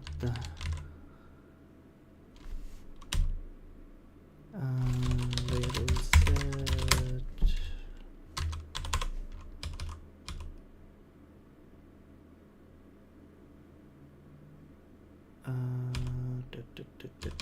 Yeah, position, font size. Okay. So now this should end up somewhere. Not really. Only new thing I'm looking is Odin. Oh, nice. I haven't looked at that. Well, a little bit on like documentation and stuff, but I haven't looked a lot into it. Let's see. Where is this? Oh, it's at the top left. Okay. Is it? So how was Odin? Is it fun? Interesting?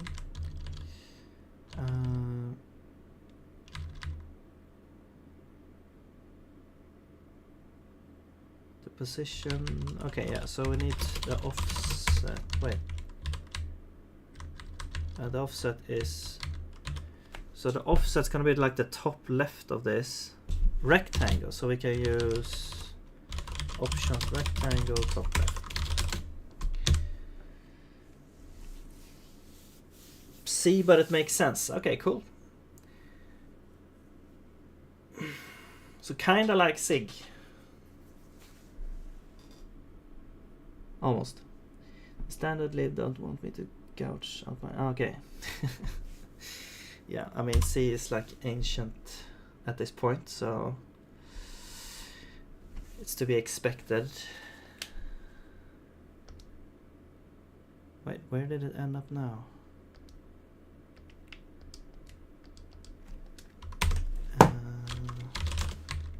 Top left.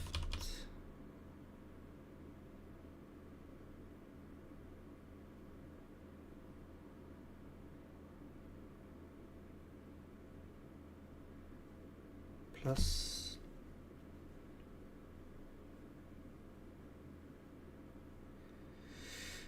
I am Swedish.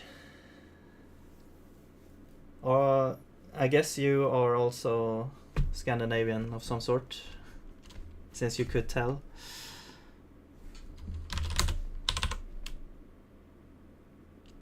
Ah, okay. I'm from the West Coast.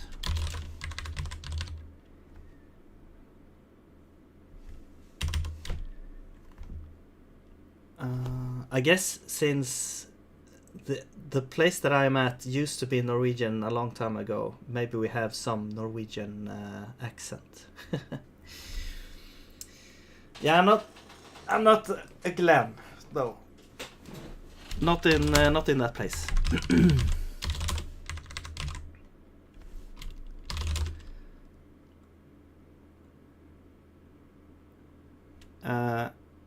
Why are we not seeing this one?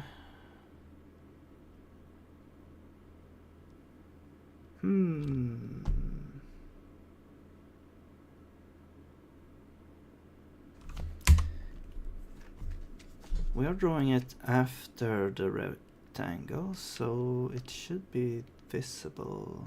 I'm not seeing it anywhere. I guess I have to log this out.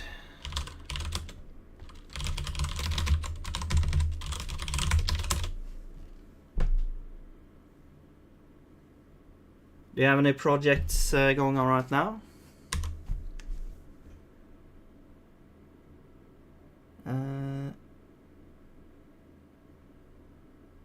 Okay. Yeah, I mean Halden is very close, I guess. It's like but yeah, I've heard some like Värmlänings dialects that sort of sounds almost Norwegian in sort of the melody and stuff. I don't know. Not anything major, small tournament website, but sadly don't get too much systems programming. Oh, okay, cool. Yeah.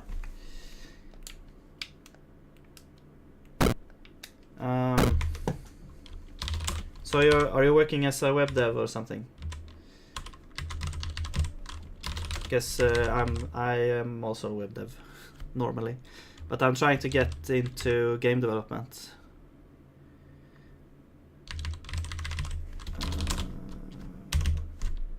Wait, I was supposed to look at the position here.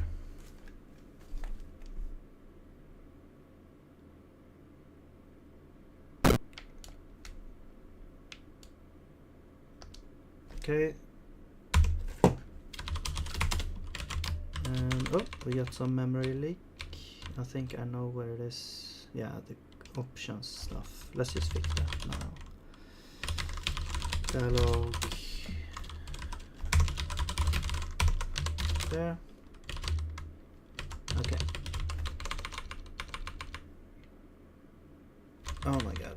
Okay, so we can't see anything because of that.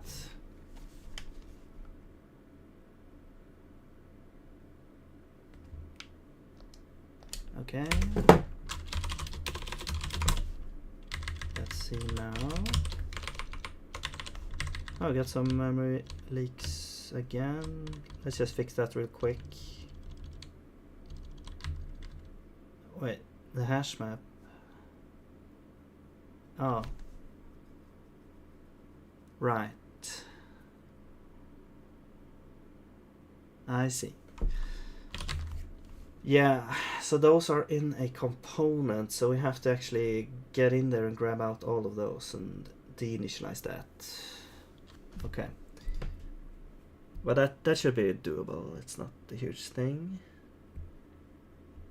Yeah, web dev by trade. Last job was e-commerce. Admin content. Okay.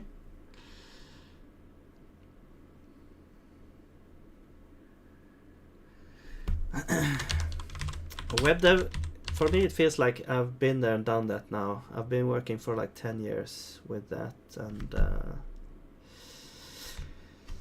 I mean, stuff are happening all the time, but it's just like, it's still kind of the same always as well. It feels like with game dev, you can be a lot more creative. That's what I like about it. Well, especially if you wanna, if you're making the whole game yourself, with design and everything.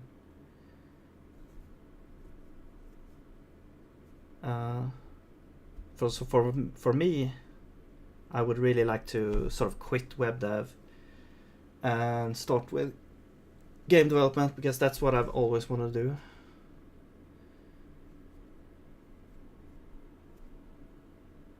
Doing web stuff since I was like 13 years old. Feels like you looked into everything that exists at one point. Yeah.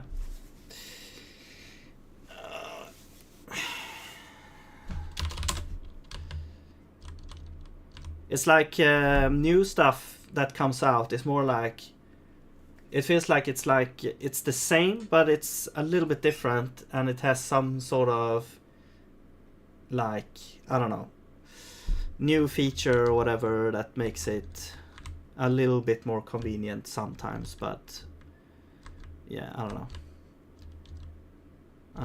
It depends on what you're talking about, but it's like, it feels like the same thing is released over and over again, and you have to keep up with it.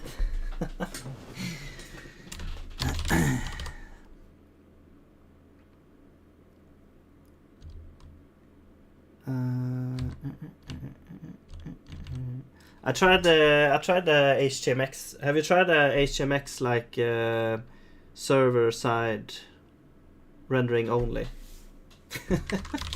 Like HTMX plus something, some sort of server that just puts that out. Because that's at least a little bit different, but I feel like it's simple in like the idea, but then when you actually try to do it, it feels like you have to think in a entirely different new way. So it becomes real hard to actually do stuff that you want to do. I don't know.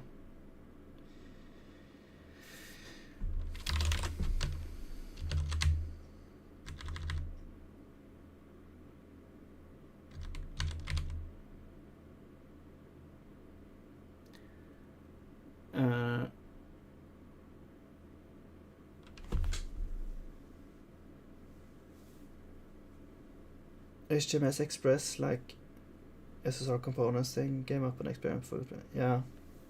I try to do like the same thing. Like I try to do like an HTMX server that you could also sort of define components, and because the idea was to like define these web components almost that you could sort of share between the code, because I feel like that's sort of one of the sort of downsides with the HTMX is like if you want to be able to, you have to put some stuff on top of it to be able to like, I don't know, import front-end code, like chunks of HTML or whatever, and otherwise you have to repeat yourself like a lot if you want everything to be just HTML files, and that feels very bad because you want to make a change, you need to change things everywhere. I'll try to set up like different sort of ecosystem, or not ecosystem, but different like sort of structures around that to try and like generate HTML, and yeah, it's always ends up in some sort of weird mess, and it's like hard to debug, it's hard to develop in, and yeah. I mean, it's really nice for those simple examples, like, but once if you want to have like a project that you feel like nice working in, and not just the first 5 minutes, then I feel like there should be like more, I don't know, modularity or whatever you want to call it, for that to be doable, I think, at least for me. Do you know if any of the major frameworks included HTMX to some degree? No, not that I know of. It kind of goes against the whole thing. I mean, the major is like React.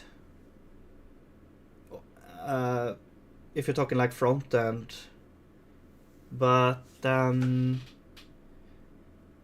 I mean, I've heard that it plays nice with like Django, but I've never used Django. And you know, other like templating stuff, like Go has a templating thing that you can use to like, yeah, have different HTML chunks be put together. But it still feels very hacky all the time when you're using it. So I don't know. I like React because it has, I know it's like a little bit heavy, but it's like I like having, you know, types for the props, everything checks out with compilation, and you know, stuff like that.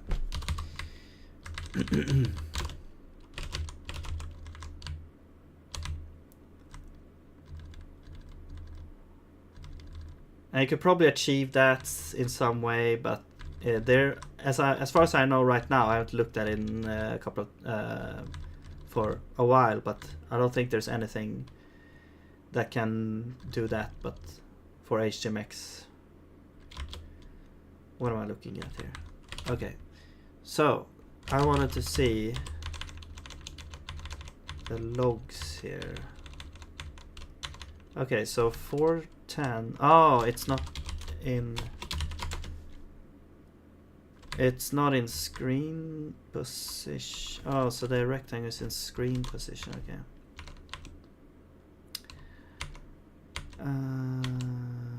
Yeah.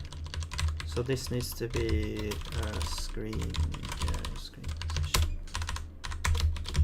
There we go.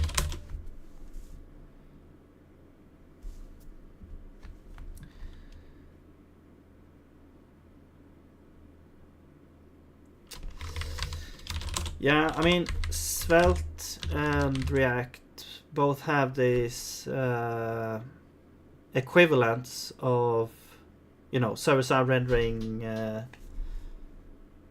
sort of frameworks or whatever. like Next.js and Svelte Kit. I'm not sure if it's called that anymore, actually. Django, yeah, I think that's Python for the backend.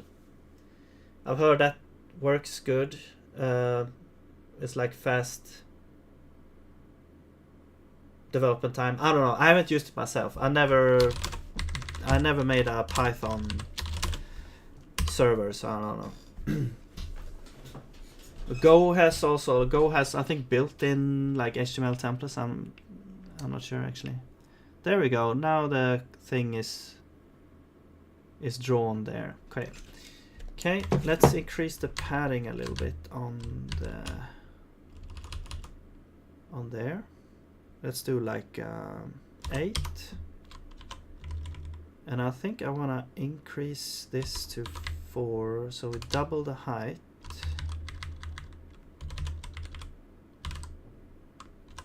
To well, let's do this. And I want to add another option so we can see how it looks. So let's just copy this.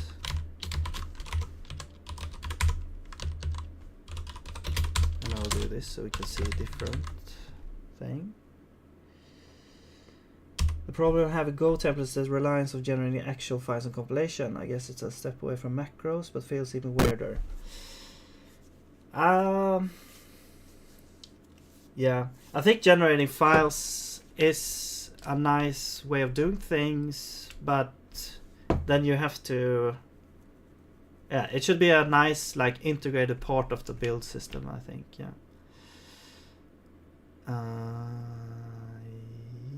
Yes, so that looks good, I guess. Okay, so now I want to have maybe 2 things here. Like one thing is a cursor, maybe a cursor, or just a, yeah, I want a cursor and also to show which one is selected, and also a highlight of that. But yeah, I understand how you feel like, but I don't have a problem with generating files if it's, you know, if you're not gonna sort of have them as part of the compilation that you need to pass, sort of, if you get what I mean. Like if you're editing a file and you have to save it in order to get some sort of compilation, and then you can see whatever was updated, if that works. Like that feels a bit clunky to me.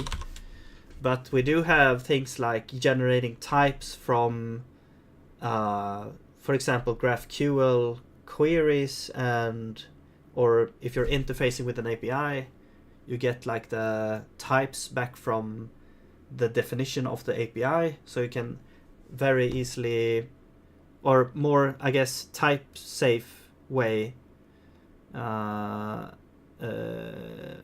talk to the API, for example.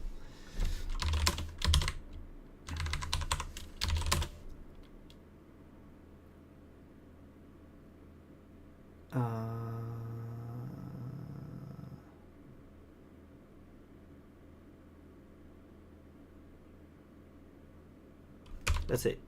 So now let's do a highlight, because I don't have a cursor right now, but I'm just gonna do a highlight of the text that is actually drawn. So let's say if I equals choose option dot current option. But yeah, man, I'm so tired of web dev. I really want to get out of that hole. I guess the grass is always greener on the other side, but yeah, it feels like I need a change. So it's refreshing. I mean, you can go back and forth. For me, programming as an activity is sort of the passion for me. So it almost doesn't necessarily, I don't necessarily care about what I'm programming as long as I am programming something. But it has to be like interesting, of course. I don't know.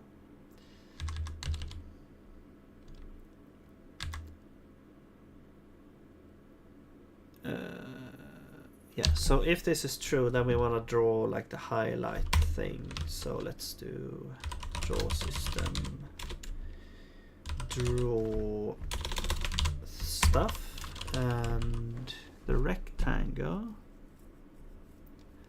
We don't really have a rectangle for this, so we'll make one. This is the option rectangle. And this is going to be, so the position is not really the center right now, so we have to modify it a little bit. And this, and we also, okay, let's revert this and we'll add that here instead.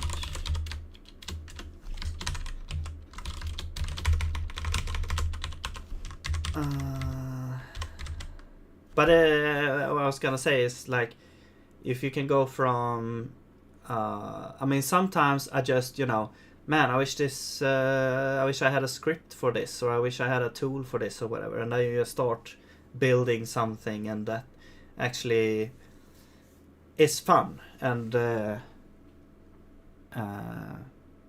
you get energized from that to do some fun projects that is also productive. It's also like helpful.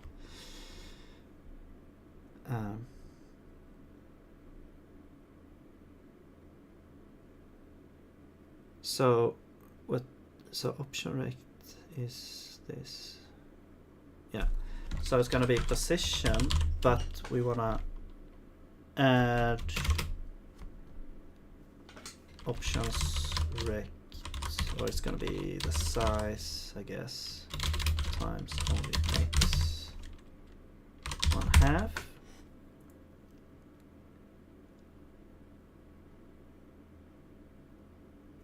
And that's the position, I believe. Well, actually, no, the Y position we need to change as well. So it's actually, I think it's gonna be this. Yeah. We offset it to the center there. Then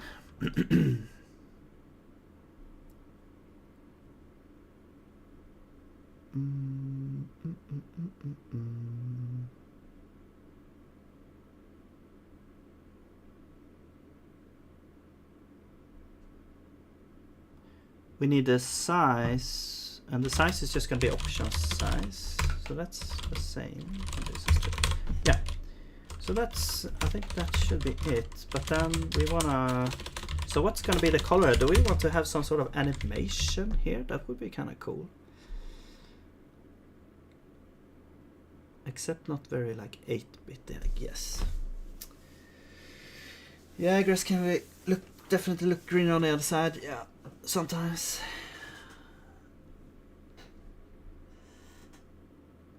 I honestly care that I'm passionate, interested in a project rather than just working on something. Yeah. I mean, it makes sense, of course.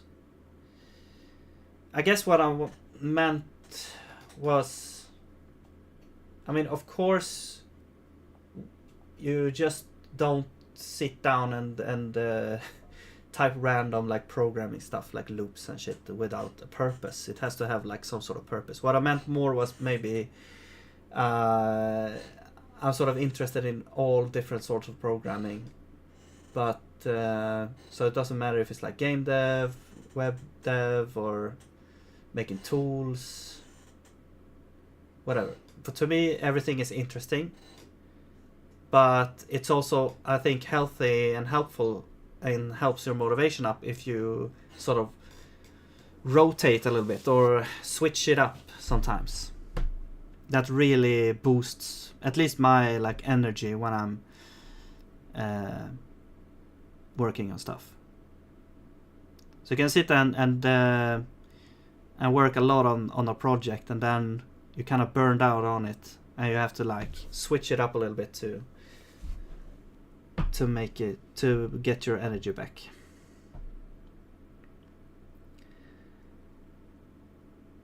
Yeah.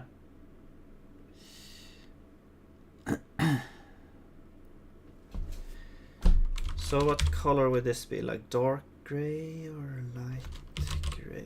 Let's try this. Okay, that's probably gonna be fine. Oh. Oh, okay. Interesting. Oh, I think... No, this is the wrong size. This is the size of the whole thing. It's gonna be... we don't really have... So we do have... So that we want the X component of this. We want like the width. And I guess we want it without the padding as well. Let's do like 8 and 4.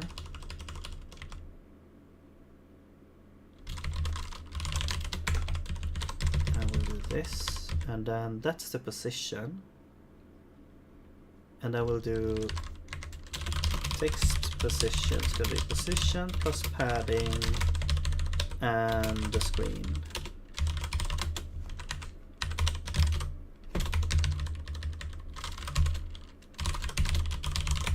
Okay. Whoops. And then we have this position. So it starts staying position. This is without padding now. And then we also need the size. We do have option height, which includes the padding, I believe. Yes. I think. Well, we'll see. So this is now only X, yes, and then the Y. So let's do highlight position. It's going to be this.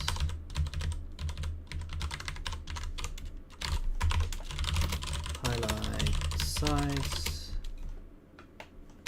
Something else. So the position should be fine. Kind of curious, are you using Nordic layout? Yeah, I'm using Nordic. Last week I talked to you, Vim used US. Yeah, I can get why you want to use US, because the button layout makes more sense for like Linux and Vim stuff. Basically terminal stuff in general makes more sense with a US layout. Some of the key combinations are like more tricky to pull off on a Nordic layout, but I'm so used to it. So there was like many years ago that I kind of got used to using a US layout as well, but then so now I've switched to only using a Nordic layout. The default NeoVim things brackets, they just feel weird on it. Yeah, I mean, I am mistyping a lot when it comes to the bracket stuff. So it's not like there's no issues there, but I don't know. I'm just so used to it by now that it's gonna be difficult to switch. It's not gonna be like a... Well, I mean, I don't know. You could get I mean, of course, you're gonna get used to it if you switch, but I don't want to have the thing that I'm switching back and forth and stuff. I don't know. Also, if you want to type on someone else, it's gonna be a whole mess. So, not that I'm doing that much, but I don't know. Yeah, I'm just gonna keep that. I'm not gonna touch that. They're not all alone. Yeah. I don't know. I don't know if it's common for people in Sweden or Nordic to use English layout. Maybe it is. I don't know. Not something actually that we've talked a lot on in like the jobs and stuff. But yeah, definitely, you know, I know sort of I have sort of the layout in my head, the US layout, but there was so many years ago that I've like used it that it's gonna feel super weird. Came up with a Nordic layout, didn't think of the program. That yeah. I don't know why. I mean, they had to make room for the 3 extra letters, and I guess that's the reason why it's different, I guess. But they have like other layouts that has more letters than sort of available, I guess. I think they solve it in a different way, but yeah. I mean, at least they could have kept some of these things on the same spot. I don't know. It feels like everything has moved. PLMN. Yeah. Yeah, and then you have like the number keys, the shift on the numbers. That's very different. Alt.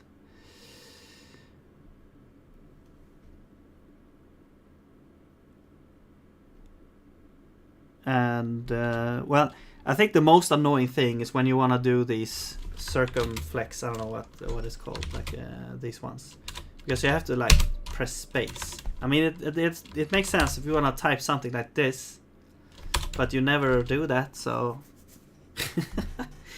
I don't know. Yeah, hatten or this the backticks. Yeah. You have to like shift, press, and then space to get 1. But now Neovim inserted 1 more. But if you press shift and a button twice, it does that. But it's so you can do this. But that's like we never actually use that because we don't have that in Sweden. Pointer symbol in Odin is that the hat? Oh man. Or the backtick maybe. Oh, the hat. Okay. Oh shit. Okay, yeah. That could get annoying. All the amounts of space presses that you need to do. Okay. Yeah, that might be a reason to actually switch the layout in that case.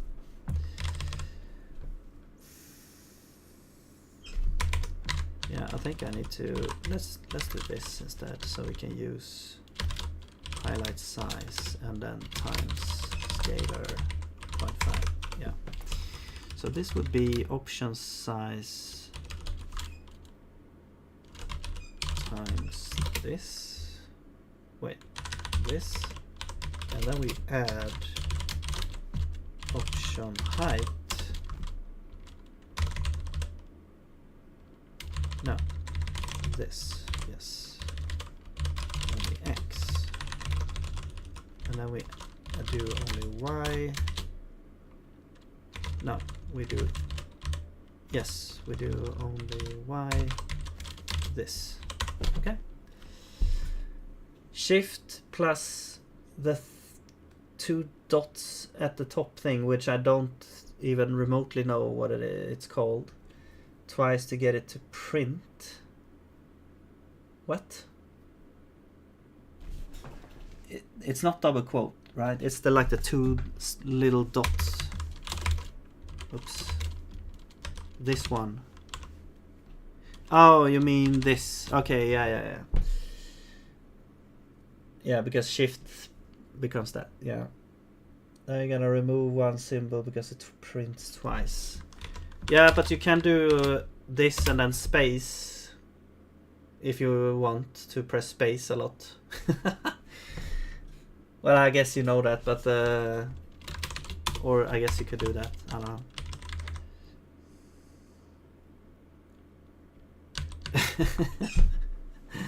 You didn't know that? Yeah, you can do that with every one of these.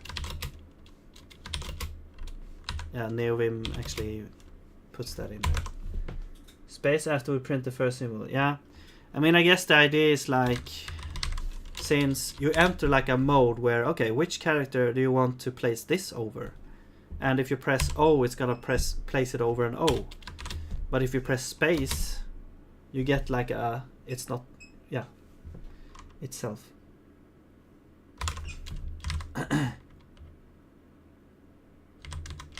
Yeah, so there you go. Yeah, or you can interpret it as putting it over a space, but I don't know, it doesn't matter.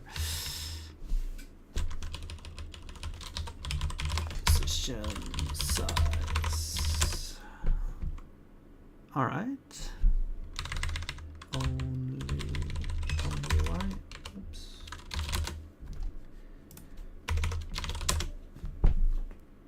Mind blown. Yeah. You learn something new every day.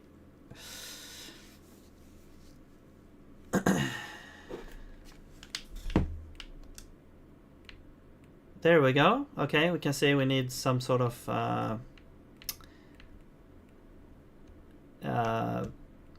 yeah, edge detection here, but that looks good now, except the text is like sort of the same color. So I think I mean, we could just invert it. I guess we can invert the text color. So we can say text color is equal to, if I equals to choose option, current option, then it's gonna be black, else it's gonna be light gray. And then this will be text color. I am on Windows, however I'm running a sort of WSL, which is like a virtual machine for Linux. So I'm developing in Linux, but I'm running sort of the game in Windows.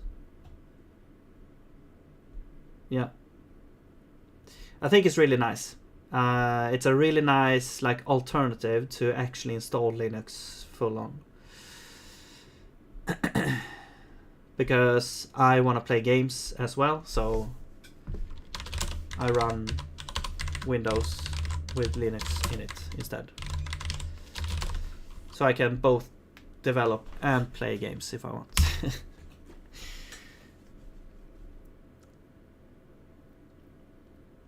I think it was kind of clunky at the start, but I think they've actually done a great job of improving it to a point where it's very, very easy to use, I would say. Like in the beginning it was very clunky, but now it's really nice. Dual boot, yeah. I mean, the issue is there is if you want to switch, it takes forever. It stopped loading the Linux partition correctly, only showed Windows. Huh. Maybe Windows removed it. Yeah. Windows update the brick. Yeah, probably.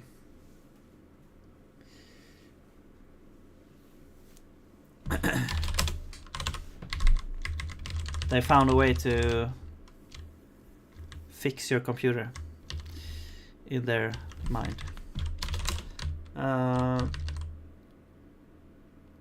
Let's see. Okay, nice. So now we can draw. So what I want to do is, well, we need edge detection on the inputs for up and down. So I think we could store that in here, I guess. Not the option itself. We're gonna store it in, yeah, the player component. Here, we're gonna store it here. Yeah. So we're gonna store it here. So this is gonna be is app input on, or was, I guess, I don't know. Was up input on. Wait, so we're gonna check if the input is on now, and if it wasn't up on last time, yeah, we're gonna have an edge thing.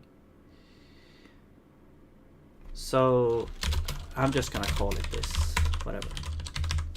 And this is gonna be down.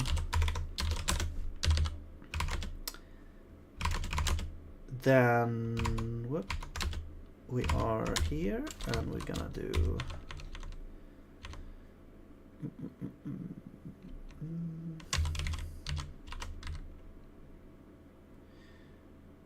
So are you interested in the Gamedev, or I mean Odin is good for that, right? I've heard they're kind of almost focusing a little bit on Gamedev for that. I mean, I know it's a general programming language, but okay.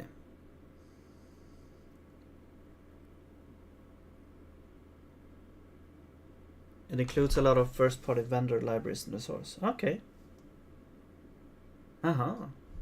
Cool.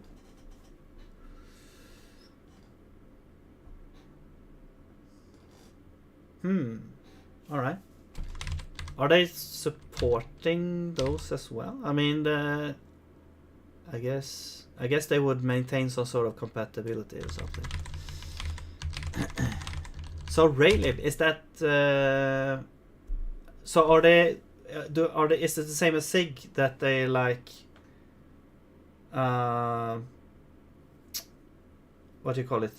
They have they're interfacing with the C library, I guess. Auto-generate C bindings. Okay, yeah. Cool. Double now and then. Make my own game. Sure, sometime you should actually get it. Okay, nice. So when you got into web dev, was that because you were interested in web dev, or just you wanted to start programming? Or something.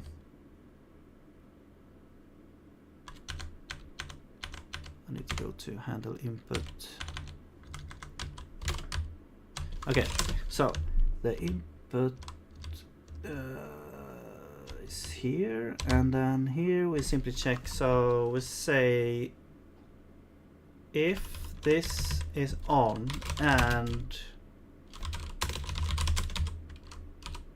was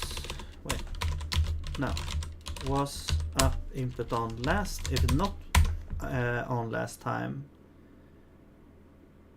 then we do this, and the same thing here. And then after all this, we can check if this is up.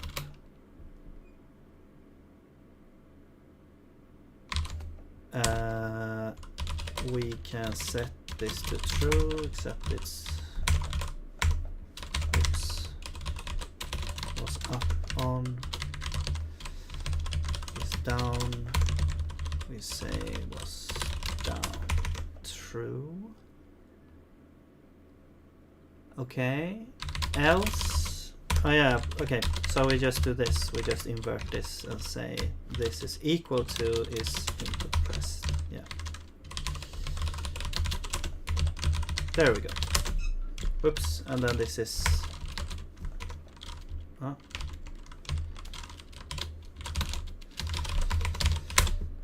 I have, sometimes it feels like I have a serious case of butterfingers. But yeah, great. Maybe this will work. Let's see. I don't know what just happened to web. JavaScript was easy to get into with big Minecraft fans kid. So when I started, Minecraft didn't exist. I started like being self-taught in like when I was sort of 9 years old. To get the interest in programming, it was like a basic. I mean that was like 96. But I didn't actually program much. But the interest was growing, or what do you call it? Yeah, interest, I guess. And then I think my brother started to make games, and I got also interested in it. So I actually was self-taught in C++ when I was like 11 years old. And then from there, I just sort of maintained that a little bit and never did some serious stuff with it, but it was very hard as well, especially with the resources available at the time. And then I went to högskolan and for 3 years. So, and then I got like a web dev job after that, so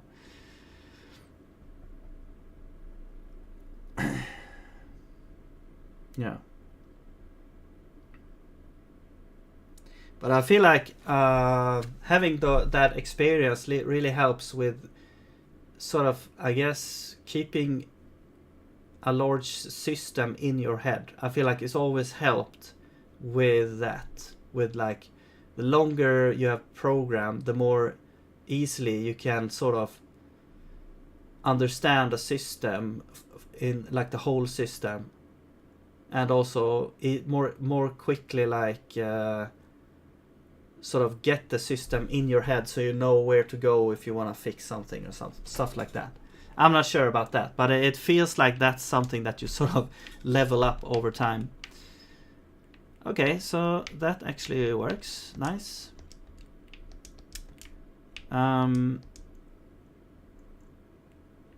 Okay, so now we want to do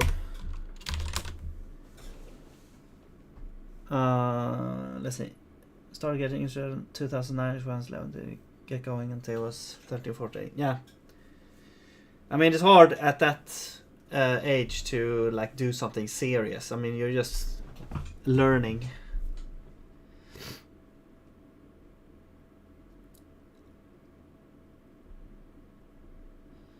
Second job I got, second job I got was technical support for Seymour. Oh yeah, that's the streaming thing, right? Felt like I was the only one who couldn't understand how things. Okay, yeah.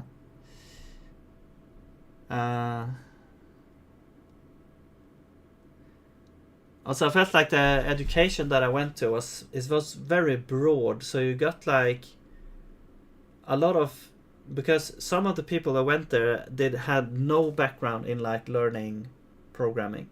So when they got out, I mean, sure, they have learned a lot, but it's more like they tasted different areas of programming. Like, you know, we had web dev and we had embedded programming, systems programming, no game programming.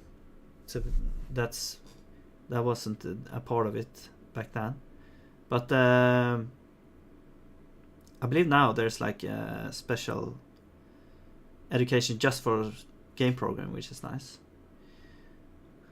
But yeah, it felt like when you came out, you weren't really proficient if you didn't have a background in programming. So the juniors that came out, they really had to like train a lot to be able to do stuff. Felt that as well in Högskolan as well. I think I was one of 4 people out of 30 that had any prior. Yeah. I think it was kind of the same for me. Which year did you... you probably went way after me. I started 2011. And then you were like 12 or 13, so you weren't in Högskolan, I guess. But I was thinking, well, maybe we went to the same, because that sounded exactly like my class.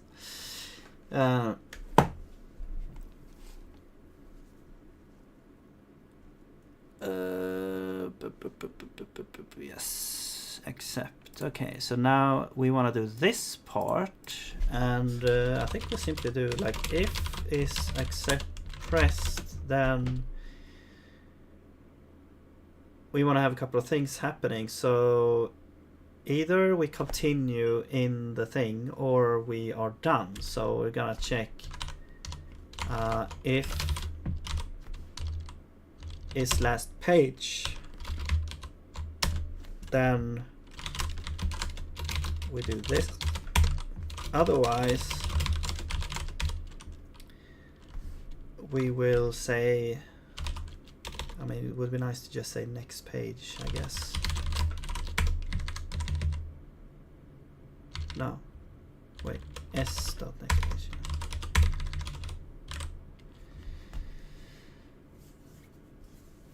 Dropped out of first year, but this was in 2018-19. Okay.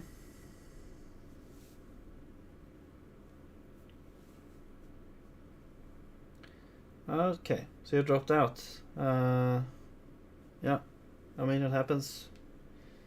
I think also I felt like no one has checked. I might be jinxing myself, but no one has checked if I actually have an actual degree. I mean, it says on my thing that I went to, on my CV, that I went to the school for 3 years and got a degree. But no one has actually checked if that is actually true. At least to my knowledge. Like, so it feels like it's not even necessary. I feel like you're better off focusing on learning one thing that you're interested in and then seeking out jobs from that. And of course there's going to be the condition that there's actually jobs available, but that's the dumb thing about that is like employers don't actually understand that that's the thing that you want to do. Like you want to actually have projects in your, like education is like nothing. It's like if you have projects that you can show, that's worth a lot more than actually having like an education, because you don't learn that much. At least from my experience. Maybe it was just the one that I went to, but I don't know. I mean, we did learn a lot of stuff, but it was like more like super basic things. And I spread it out among like a lot of different programming languages. So you just dipped your toes in all of these different programming languages. So you never really went deep on anything. And we also had these UML courses that's super unnecessary. We spent so much time on UML that it's like we're never gonna use this, and we never actually used it. I mean, you thought it at the time because they said, oh, this is super important, everyone uses this, and everyone, it's so important, you have to learn this, otherwise you cannot work at all. But then no one is actually using it. I mean, you can use the diagrams sometimes, like flow charts and stuff, but I mean, it's not like everyone is modeling their databases with these things. I don't know how you if you got to the UML stuff or if they had that, but that was just a waste of time.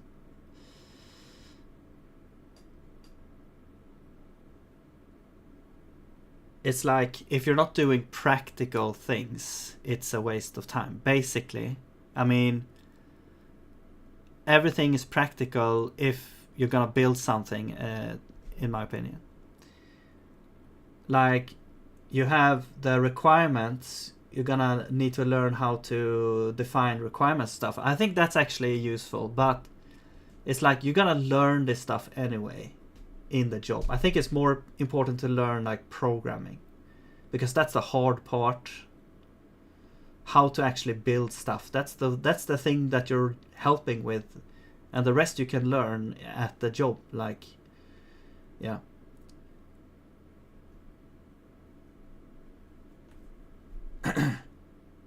Yeah, networks. I mean, it depends on what you want to work with. If you're gonna program, you don't really need to know anything about networks, right? It depends on what you're gonna program as well. If you're gonna program like a low-level thing or a router or something, yeah, then you're gonna need to learn about that. But how many people are actually doing that? we learned a lot about that as well, like networking, like setting up routers and different like topologies. It's such a waste of time. I mean, some people were actually interested in that, and I guess it was a broad education, but yeah, I don't know.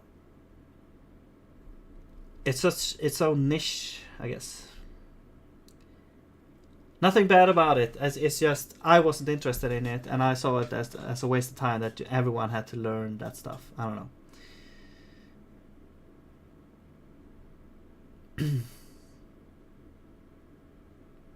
It's like I knew that I wasn't going to use this knowledge later. It's like I know how to set up this thing at home, and that's the only thing that I'm gonna. Because if you're working as a networking dude, that's the only thing that you're sort of working on, I guess. That's your job is to go around and set up networking stuff. So I don't think it's even the same sort of thing. I don't understand why they like set that together in the same sort of education, because to me that's a different thing. That you can learn that with like I don't know, yrkeshögskolan or whatever. It's not really, I don't know. I'm not putting them down. I'm just I don't understand why those things are like networking and programming. Why that is together in the same education. Anyway, just some rants. Let's see. Where were we? So, active, yes. What's going on here? So, this. Oh yeah, I wanna do like a next page thing. So, let's do that. Let's have next page. And yeah, I mean, this is just adding one here. That's it.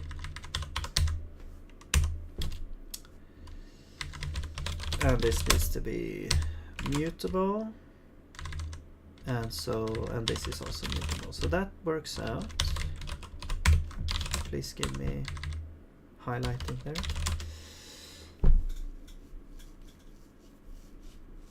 Yeah,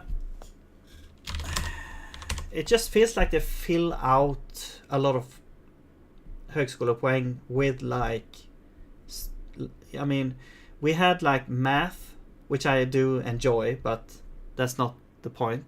And of course, programming and math goes sort of hand in hand. I mean, it really depends on what you want to do. But I think we had something called like discrete maths, which is, I guess it makes sense for programming, which is it's all discrete. But it's like we learned about matrices and stuff, and the thing is, you don't really use that. I mean, you don't use that unless you're doing like graphics programming, but we never learned graphics programming. So it's like, yeah, you learn the maths to do graphics programming, sort of, but they didn't actually teach us any graphics programming. And yeah, a bunch of other stuff that just fill this out with, so that you get this together, this point. However, one thing that I did enjoy, or I think it was a good exercise, was like the group exercises to actually collaborate with other people, because that is a huge thing that you don't actually get to experience when you're self-taught. So if you haven't worked together with someone else, yeah, that's gonna be a very hard transition if you're going to from only self-taught into a job where you're sort of required almost to work with other people. Well, some jobs is not like that, but most of them are.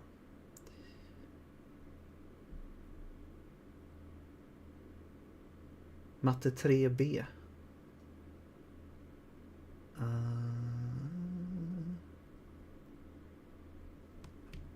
Okay.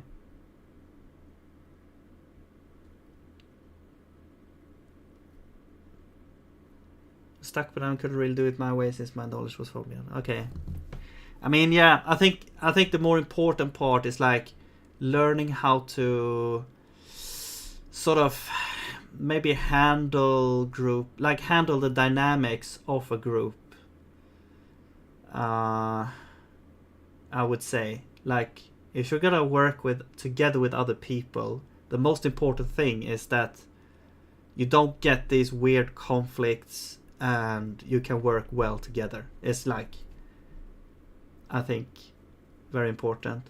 But also understanding, like, hey, communication is really important. If you don't communicate, then it's gonna fall apart, basically. Unless you're very lucky.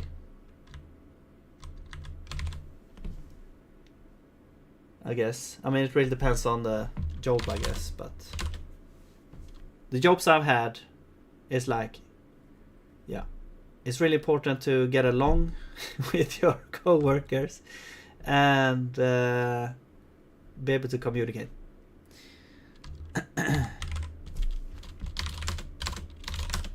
We have some ups and downs when it comes to like management and stuff as well, but that's a whole nother issue. That's like sort of out of hand.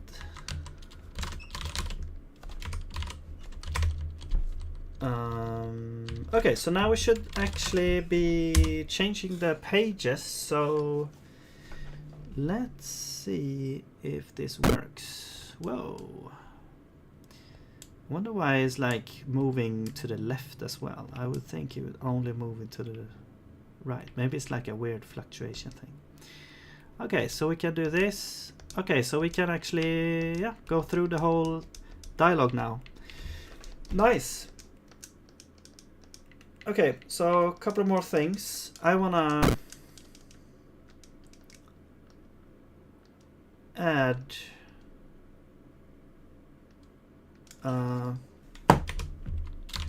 what am I adding? Wait, let's go back to the to-do. So this one is done.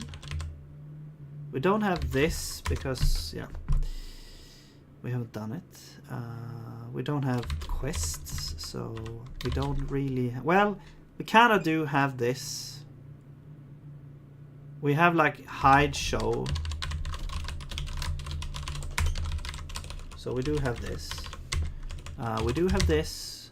We don't have these, but now we have a place to put these. Yep. And I also want to have like text animation, talk sounds, and talking animation slash sound while text is animated. All right. Management is never wrong. Yeah. Yeah. That's stuff that you learn how to handle. And yeah.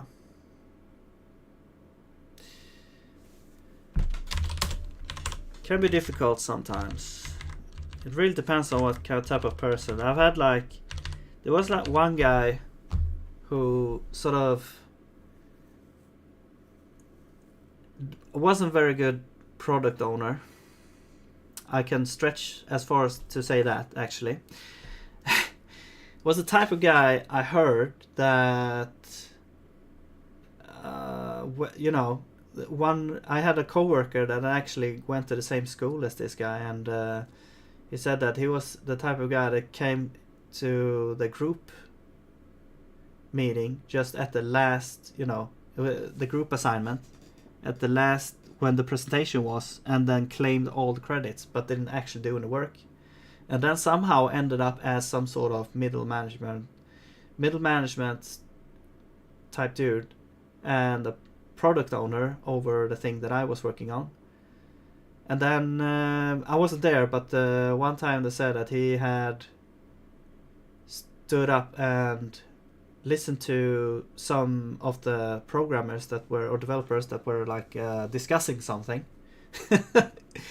Like in the open office or whatever, open office landscape, and he just shouted at them, "Are you gonna stand there all day and talk, or are you gonna work?"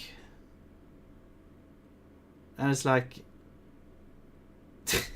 yeah, I don't know. He didn't understand what was happening. So,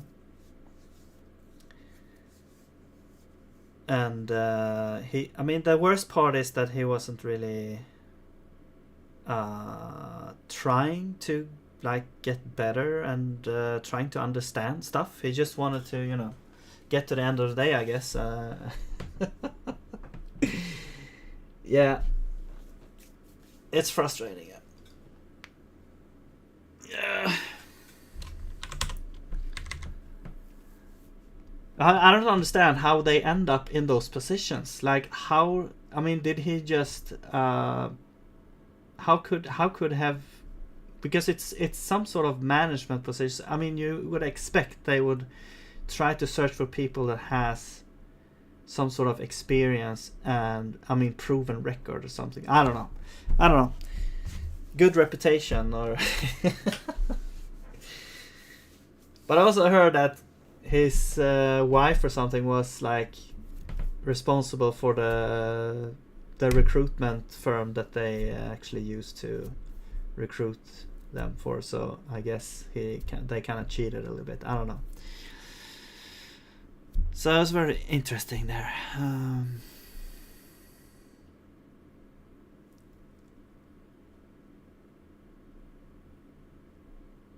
Let's see how I worked through a project on me as a solo internal dev to cook together something for Preem. So like 2 weeks.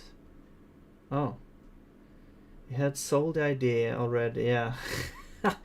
That's so typical as well. Like, you know, sales guys, that sales people that just, you know, bullshit their way to some deal, and then they can't really back it up, and then they come to us and like, no, we can't do this, it's impossible. But we have promised this. Okay, it's not my problem. It's like, how can you not understand this stuff? Too greedy.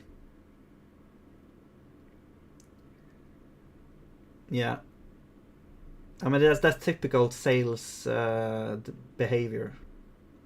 I'm not putting down all sales per people, but, you know, there's plenty of those guys. And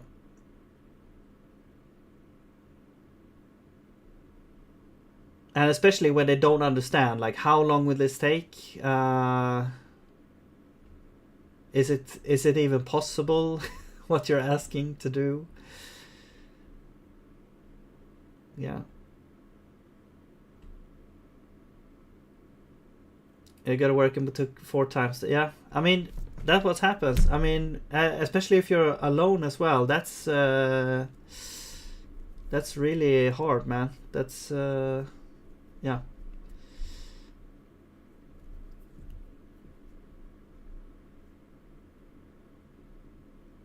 You would think that they would communicate something. I don't know. Okay. So yeah, so we've got the text boxes sort of working now. We just need to polish a little bit. And we need to get to quests, but we'll do that when we get there. 1 second.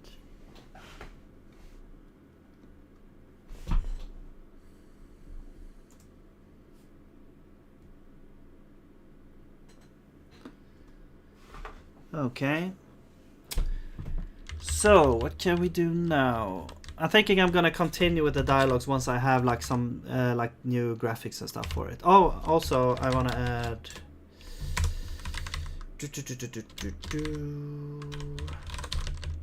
I want to have a cursor for choosing option as well. All right. We have menus, but we don't really have a quest data structure. I guess we could start on the quest structures.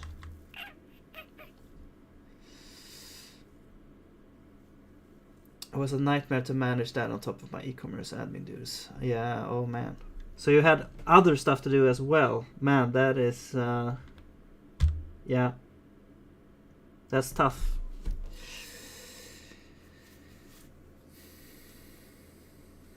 I hope you got compensated. I mean, I'm crossing my fingers, but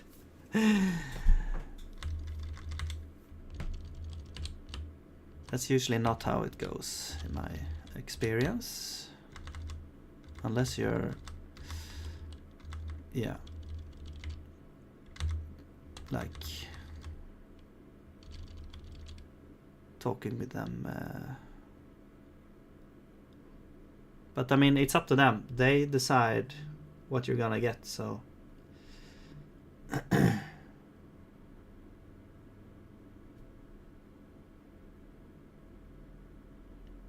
hope at least you got like overtime paid for it.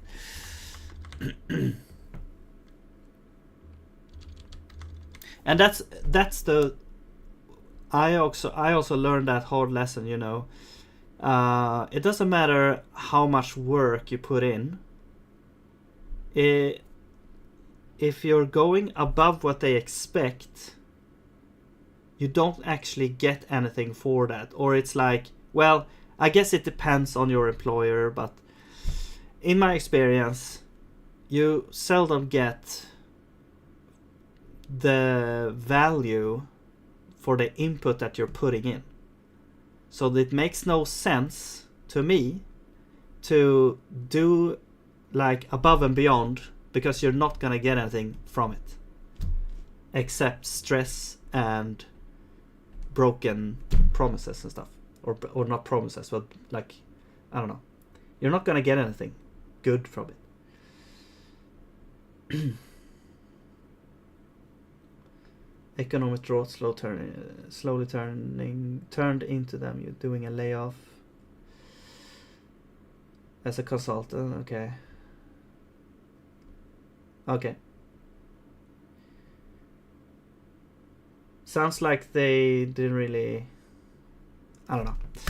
I guess that could happen to anyone.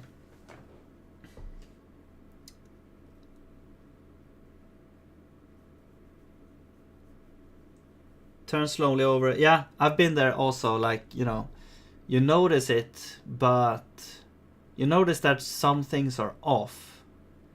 But then it's like, it's culminating after a long period of time.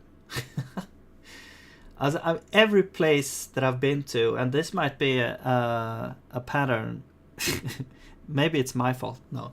But every place I've been to has actually only lasted about 2.5 years. And then it crumbled, and I have to switch jobs. So, I mean, it's good that to switch jobs because you get more different perspectives and better salary and stuff like that. But it wasn't up to me. It was like, yeah, I don't know. It feels like as soon as I join a job, they got 2.5 years, and then it's gonna be destroyed.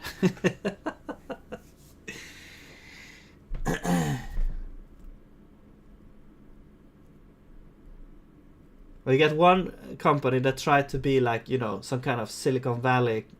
They tried to do like Silicon Valley tactics, they called it. Yeah, we gotta get new blood in here. We gotta like fire everyone and get new blood in here. I don't know what they were trying to do, but they failed. And it was also like a very slow fail.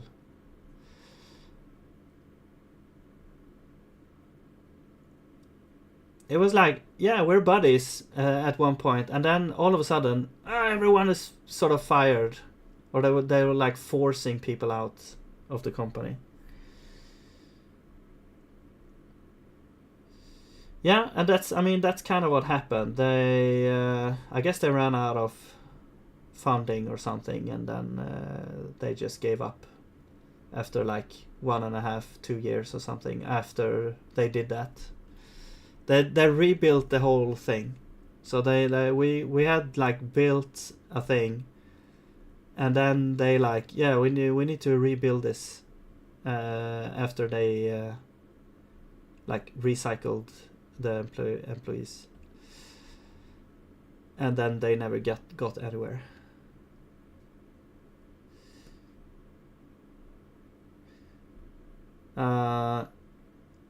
Is it working now? Or?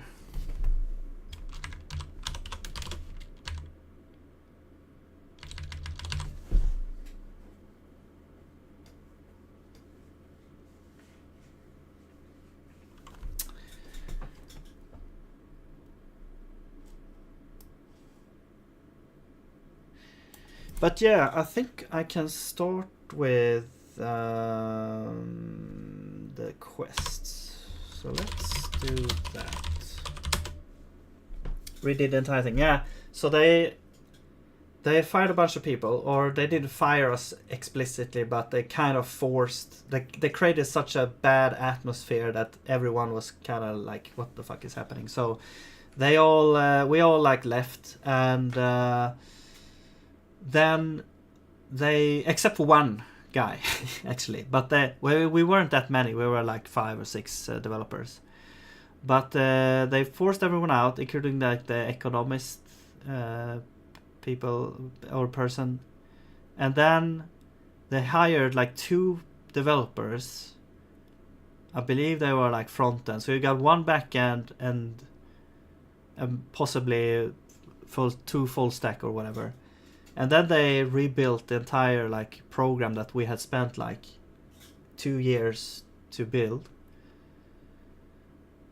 And yeah, then they failed. So, and I went in actually to check like after a year of progress, like how are they doing? And then I saw that, oh, the old thing was gone. They did a new thing which had not nearly as many features as we had before. So they kind of removed a bunch of features and stuff. So yeah, I don't know what they were thinking, but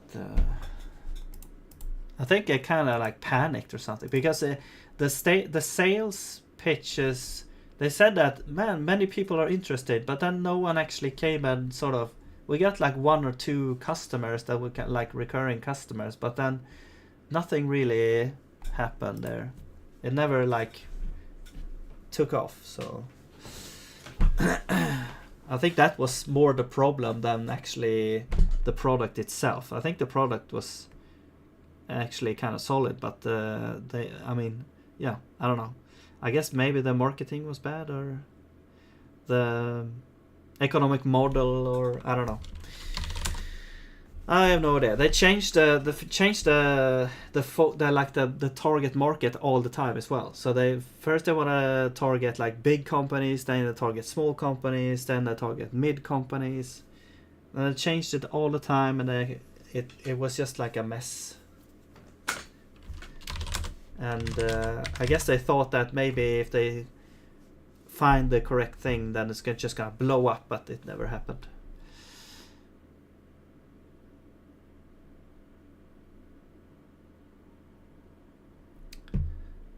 So yeah, let's see. So what we want to do here is we want to make a quest structure, and I guess we will have a label. We want to have is completed.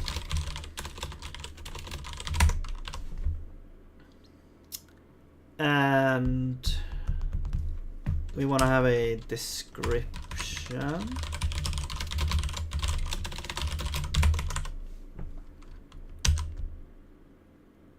And I'm thinking if we want to have like a short description as well, but we don't really need to add that right now.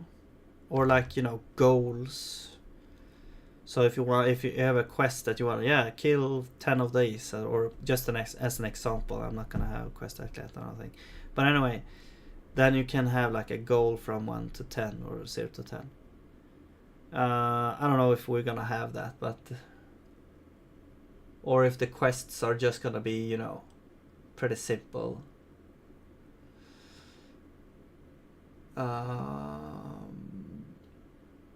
Yeah. I don't know. We can always add that later if we need.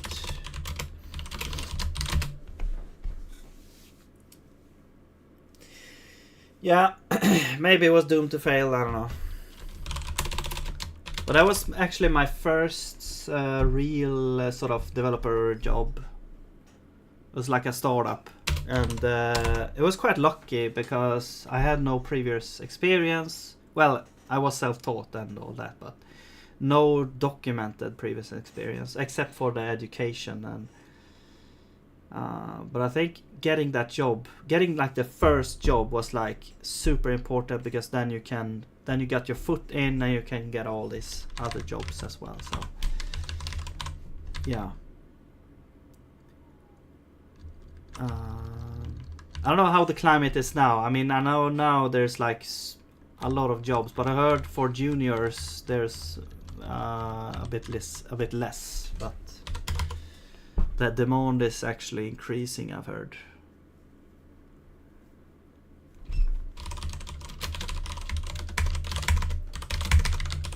Okay, so we'll just put this here.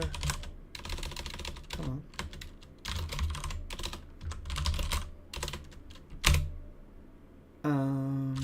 It's completed. Ooh. Have you played much Metroidvanias? Just to jump to another topic. Only jumps from 99% got out the companies and seeing one advert for in-house jobs in junior positions for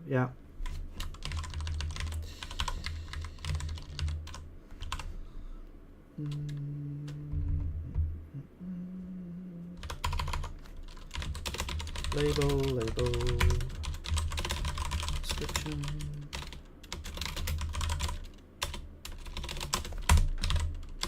Is completed.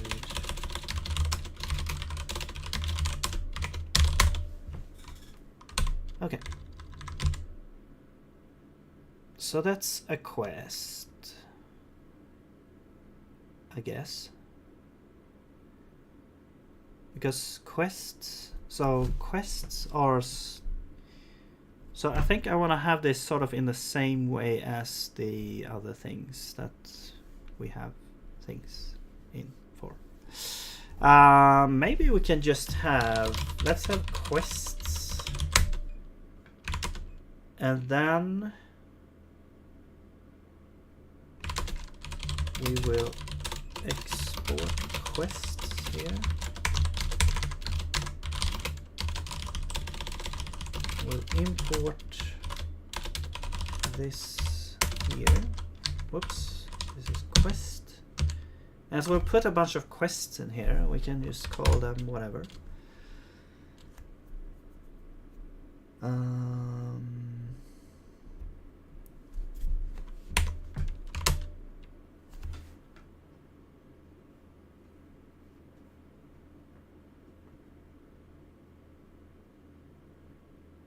Okay.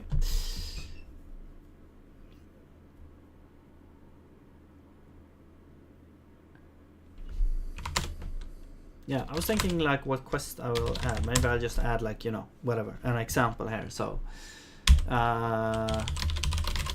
here it's a quest. So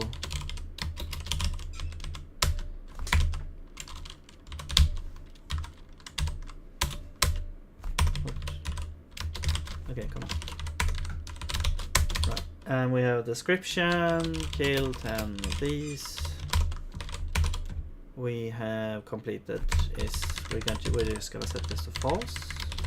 So we're not actually, gonna put that there.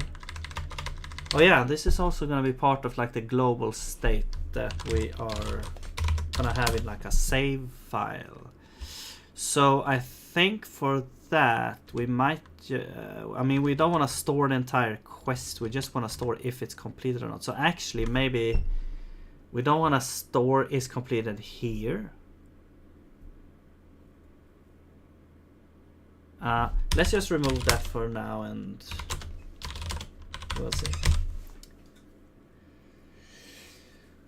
Played Metroid, Castlevania's Kid, and all the consoles. About it. Okay. My friend Pedro.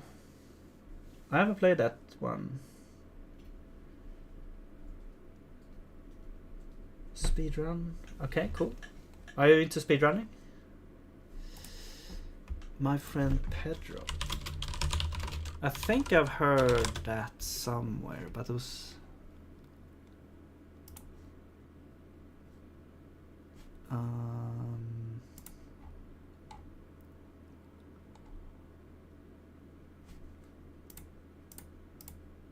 Oh. I'm looking at it here in Steam. Okay. Action, indie shooter, parkour, bullet time. I mean, it doesn't say Metroidvania. I've not played it, but I guess Metroidvania is kind of loose definition. It's I mean, do you go around and get upgrades to be able to get to new places? I don't know if that's the definition of a Metroidvania, but it feels like that's a super essential part at least.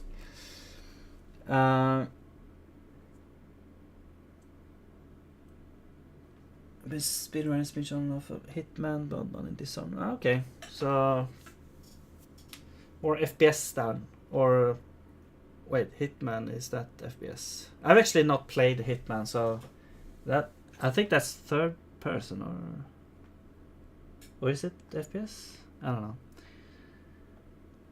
know. Okay, yes, maybe it could be considered a Metroidvania then. I mean, I don't know what the official definition for it, but it feels like that's like one of the main things. Third person, yeah.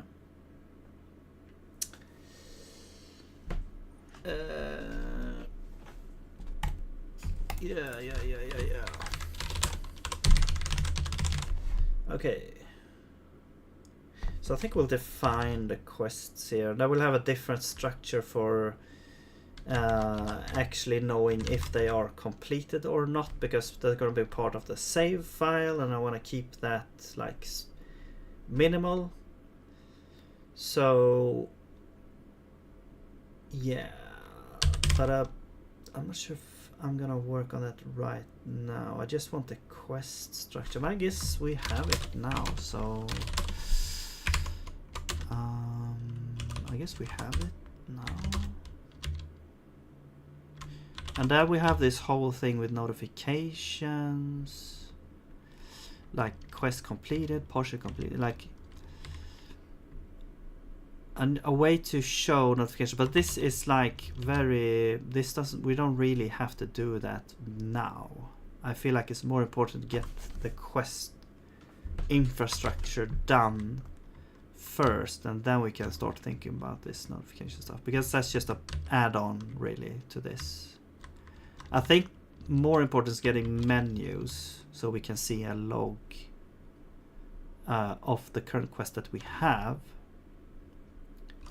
Yeah, now we have to think about, okay, how do we know which quests we have accepted and what are their status? I think, yeah. Highly recommend my friend Pedro, even for only one playthrough. Quite fun game to me. Okay, cool. Yeah, I saw it had like very positive reviews on stream, which is always like a very good sign. It's good. Overwhelmingly positive, yeah.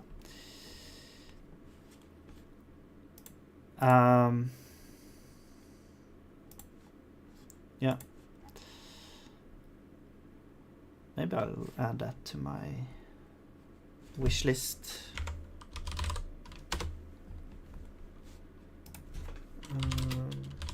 It's also nice to get like different perspectives, playing different like Metroidvania. I mean, I've played a lot of them. Oops. And it's like one of my favorite genres, really. And that's why I'm making a game. But it's like, it's also, it's one of the genres that can be like, you can make a really huge game. Like, just look at Hollow Knight, for example. I'm not sure if you've played that. But it can be like super, I mean, packed with stuff and a large map and stuff. Stories bit bananas. Okay, I saw a banana on the thing there. But really action focused rather. Okay. I mean, I like action as well.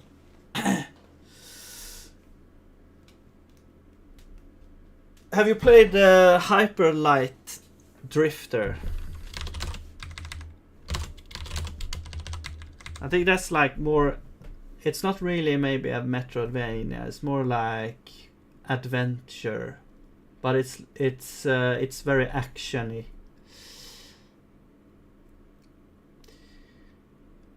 Never really paid too much attention to Hollow Knight. Okay. Well, in my opinion, it's sort of like... When I first saw it, I was like, okay, I don't really like the graphics or whatever. But then I kind of got used to it, and now I think it's like one of the best Metroidvania games that ever existed. It's so well made.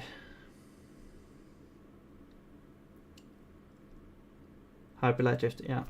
It's kind of old now, I think.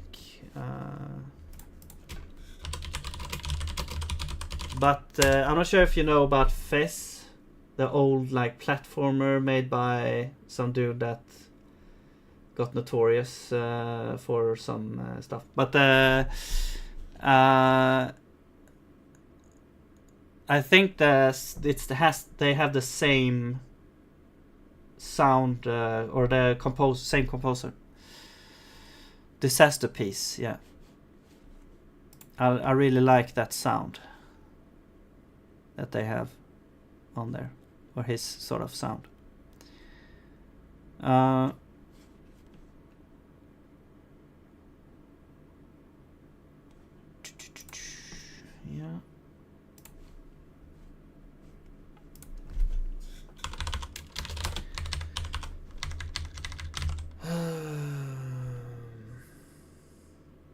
So it's just that I'm trying to like keep focus on my project. So I try to not play as many games right now actually. So well, I can get like inspiration, but I'm sort of locked in to Metroidvanias right now.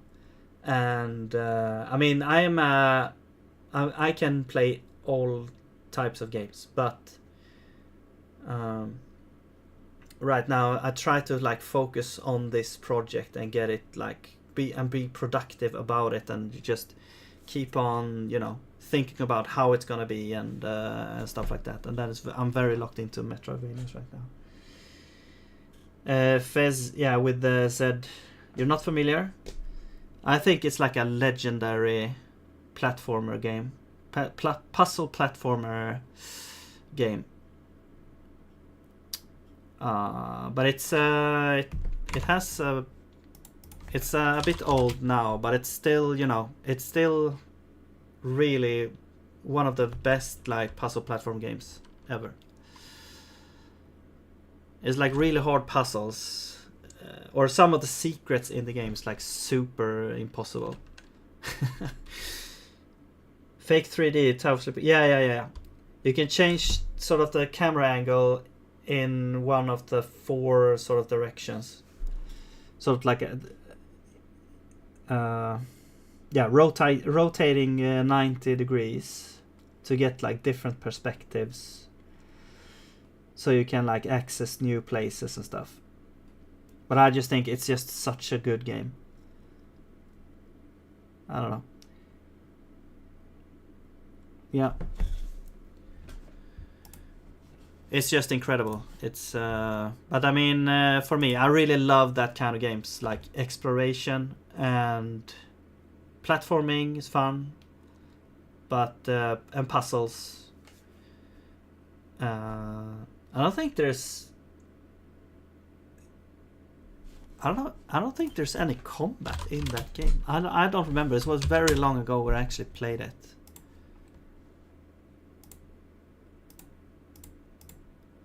It's just a puzzle platformer. There's no combat, I don't think. Yeah. So it's basically exploration and platforming and puzzle. But it's yeah, it's legendary. Okay.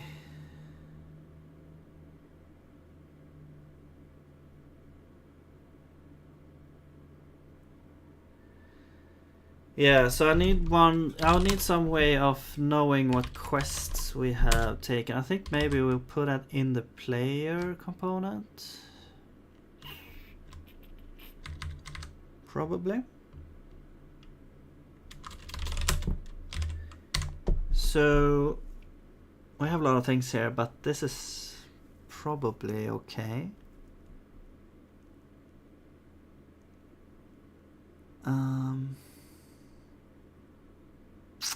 I guess we'll just make some sort of quest state.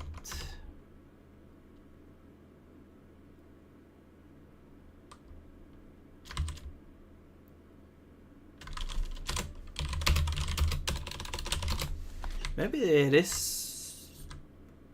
No, I don't want to put it in here. What I want to have is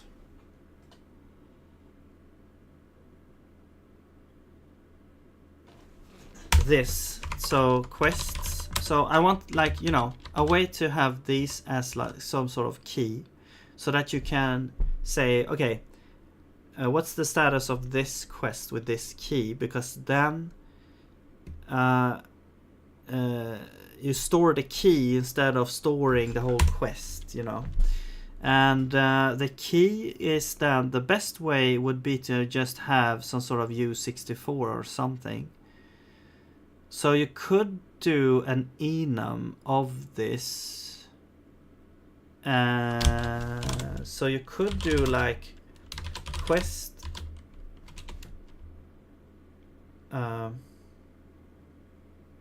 key or something, which would be, or ID, or I don't know. This would be, or enum.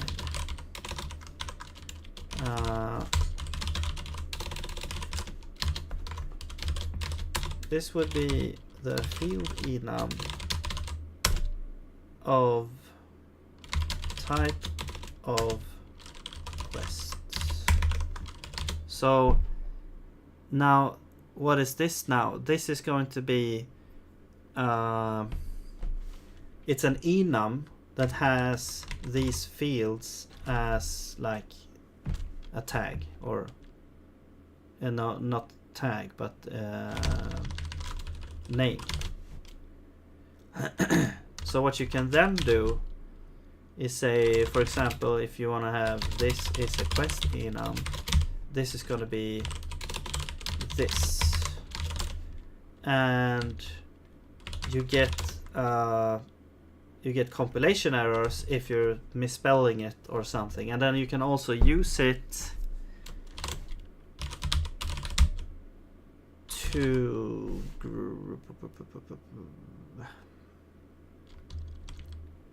wait, names info. Oh, I can use field info. Wait, field info.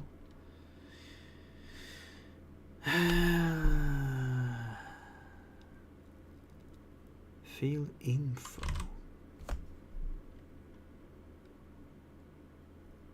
Oh.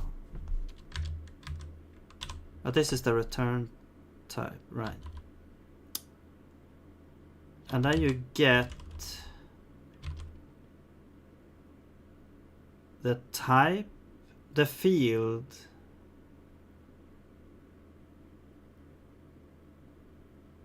Okay.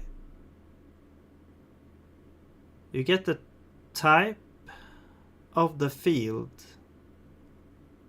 or not the type of the field, you get the actual field sort of thing as a type thing, or this structure, which is a comp time struct.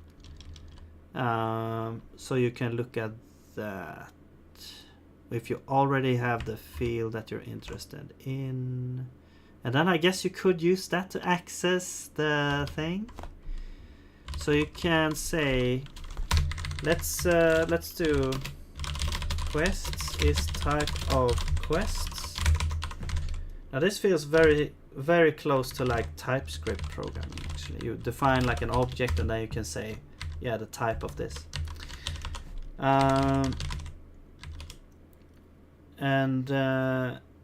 Let's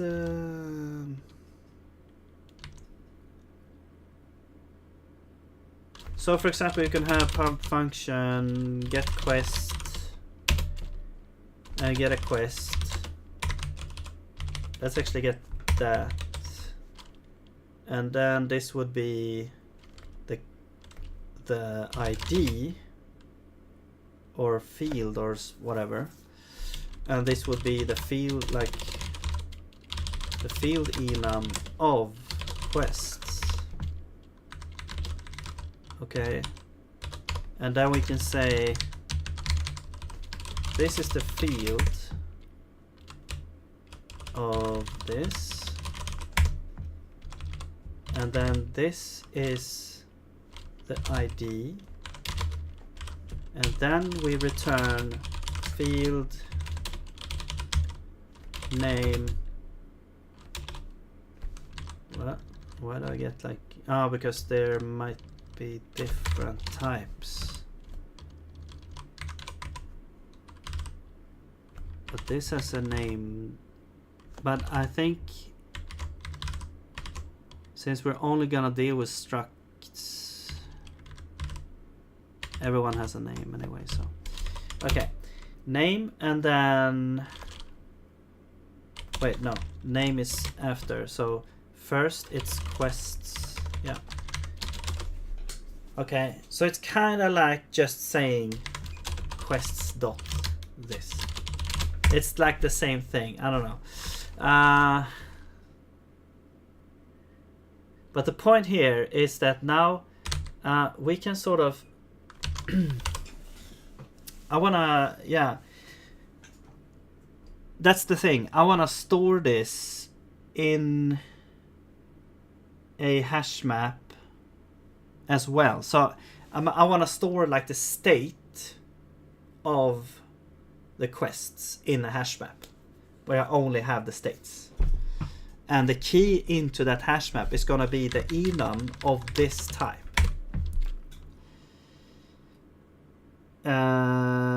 Standard meta is so this is not runtime. This is like almost all of these are like comp time stuff that you can do. I mean, the thing that we're doing here is we're defining sort of a type. Field enum is a type that is an enum that you can say dot kill clear here, which then is like a valid enum, and you can use that to access a field in this thing. And you can also use it as a key now. So let's say, for example, we have I mean, let's say we have like quest states, and then we have the states here, and this would be, let's say it's a array hash map unmanaged, but it's not a string, so it's going to be auto. Wait, do we have auto array? Yes. So let's do auto array hash map unmanaged. So it has the same type of discriminating enum union thing as in Rust, where an enum can be a struct or value. Yes, you can do that. Yeah. I think this one is only like, it becomes just a normal enum actually, but you can use the like, since it has the same name as the fields here, you can use sort of that to look up or in comp time look up which thing you want to look at. I think this one actually, it takes in this runtime, and this is the key here. You're taking, or yeah, it is a key, but it's also key to what I'm explaining here. You're taking in this one, which is runtime, and or it may be runtime, and then this function is run in comp time, but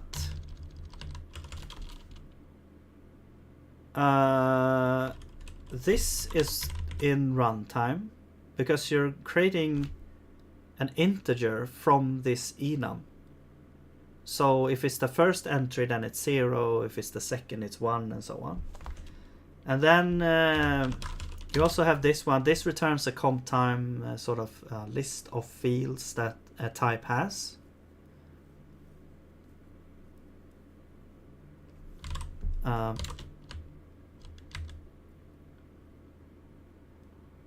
Yeah, which we already have here, and then you access this array. So this kind of is like the sort of runtime thing, and I'm not sure how it does this actually. Maybe it like expands this array access to be, because normally you would have to loop through each field and check which one it's supposed to be, or maybe they don't need that. I'm not sure.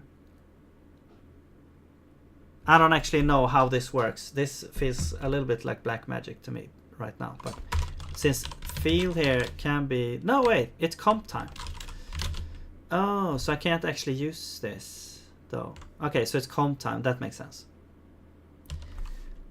So we cannot actually use this function then, because this is not comp time, this is runtime. No. So, okay. Yes, but yeah, but it was comp time, so it's doing it all in comp time. However, what you could do is you could do an inline for, and you can say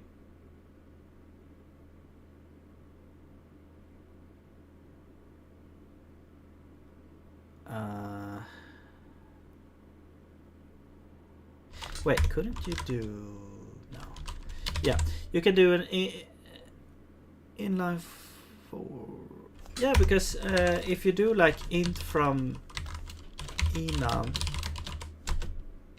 I don't know if this does this only work in comp time.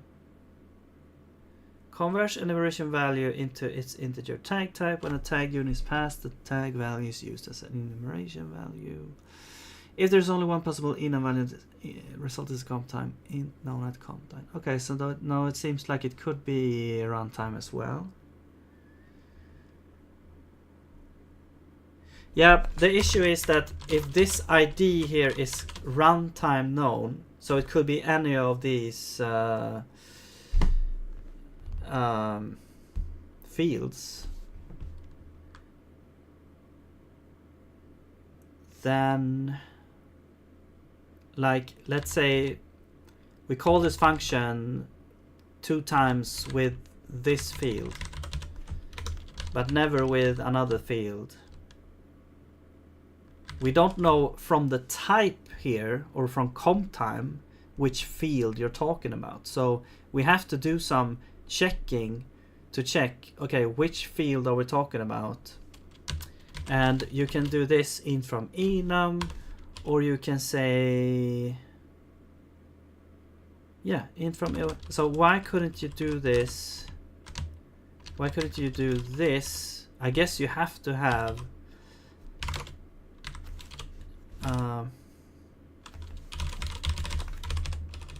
like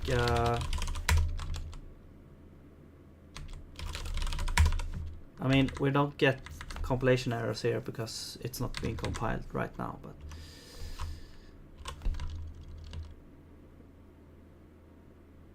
yeah. Anyway, I don't even know if I'm gonna have this thing here, but as I was gonna say, if you have a string that's gonna match against this, right? What you could do is you can say inline 4 and then fields like this, or not info, fields and then quests.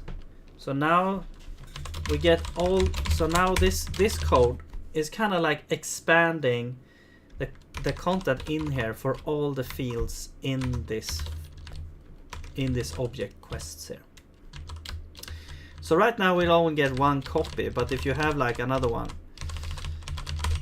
like this, this inline 4 will create now, let's say we say you know, just debugging out the name of this field here. So what this would be is in the end 2 debugs, 1 for each field, and then this will be replaced by whatever it was, like this and this.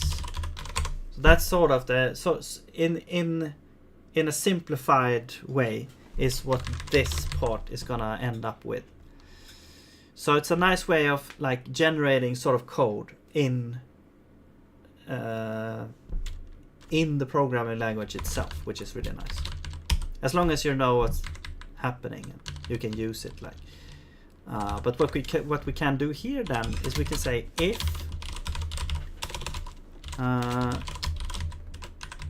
the name, I have to specify the type here.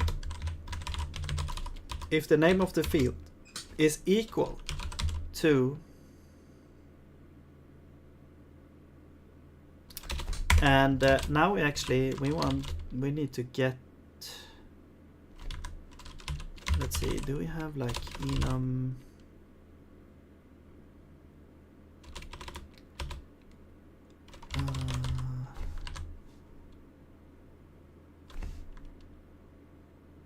tag name? Yeah, I think we can use tag name actually. Wait, yeah. So that becomes like a string that exists in like read-only memory or something. And yeah, because then you can use it in runtime. I'm not sure if this is like the best way to do it. It feels like you should be able to use the enum value instead of like comparing the field names.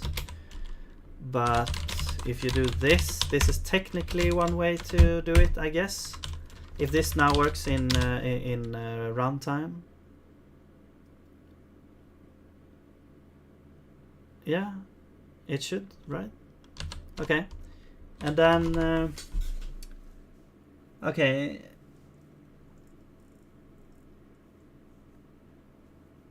Way nicer than C++ macros, you bet. I'm glad I never have to deal with that again. Well, never say never, I guess. Const expression. I might have to put Odin on the shelf for a bit and mess with Sig. Yeah, it's fun. I don't think, I mean, does Odin have any sort of like meta programming or anything like that?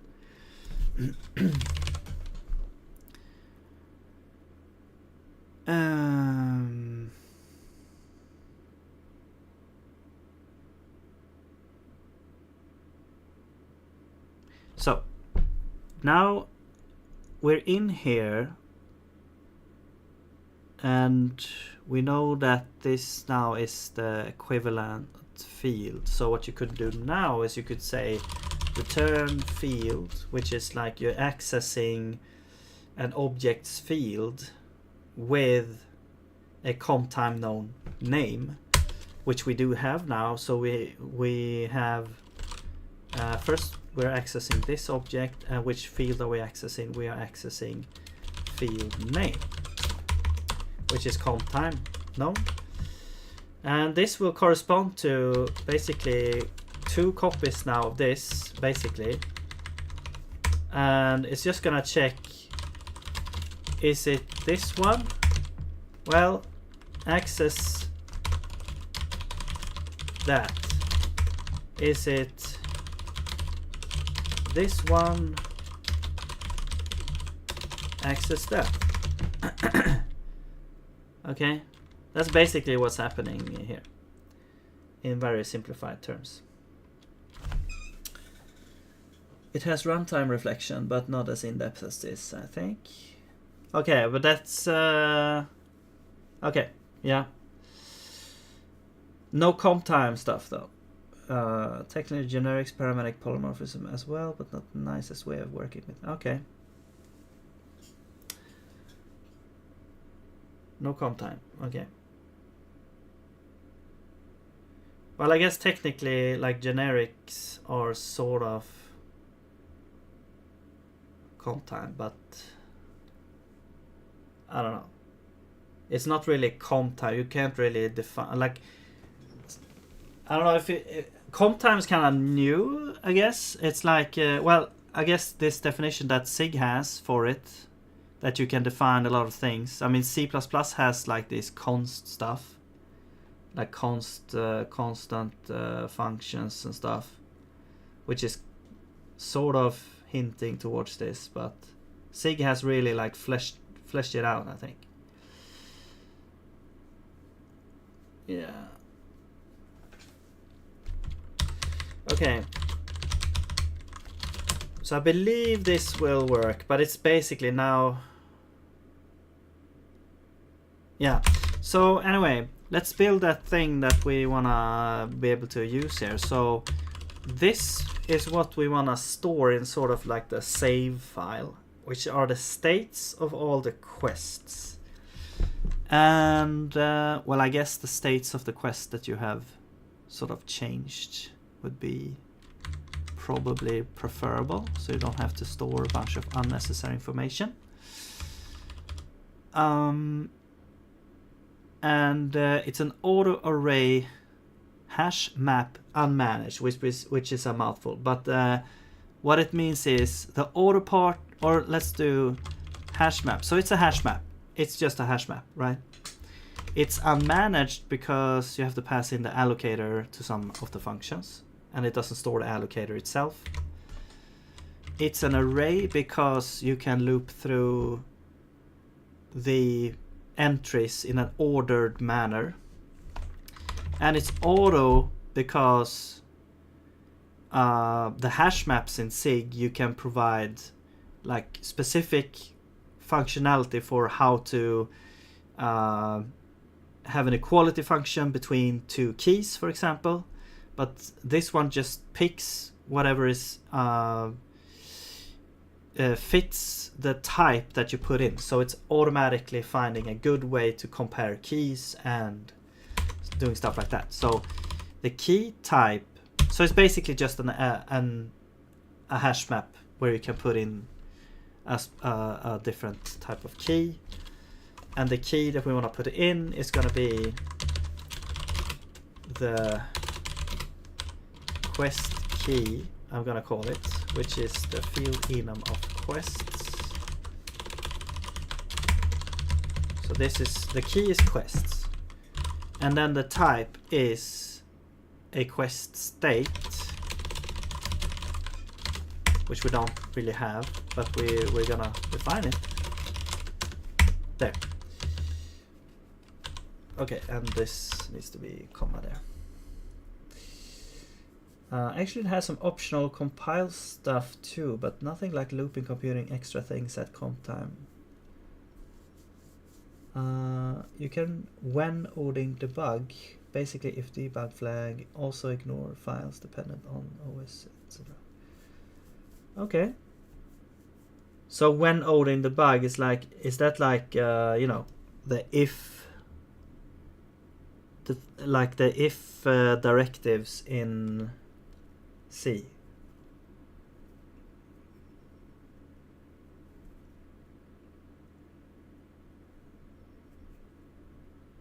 Yeah.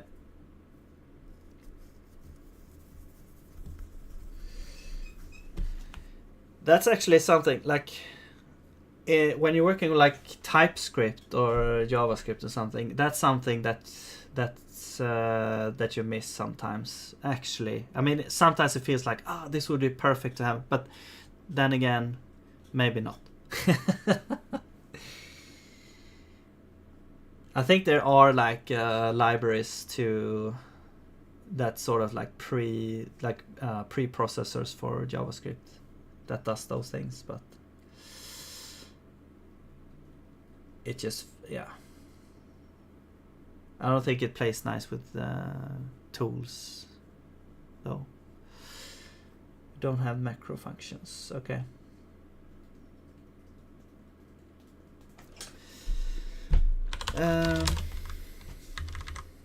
Okay, so a quest state is like, let's just have is completed for now.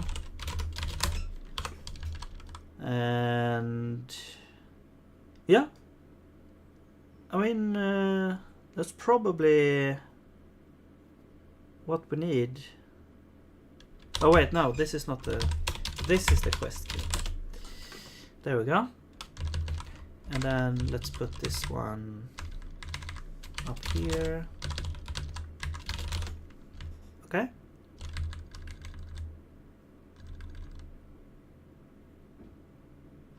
So is completed. Let's also have like is accepted.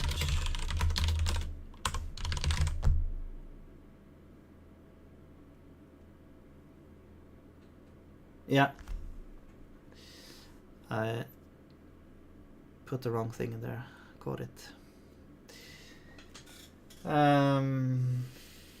So I'm wondering also like if there's much of a difference than doing this and or having like, you know, some sort of flags, like you have flags and this is like a U whatever, and then you have quest accepted, completed, and then yeah, doing like that. I wonder if there's like much of a difference to do that. I think they are pretty smart at packing this. I believe so anyway. I would like to believe so. Flags that don't care about storing potentially more data dependent on state. If you don't care for storing potentially more data dependent on state. I'm trying to... I don't think I understood. Okay, I need to focus here. If you don't care for storing potentially more data dependent on state.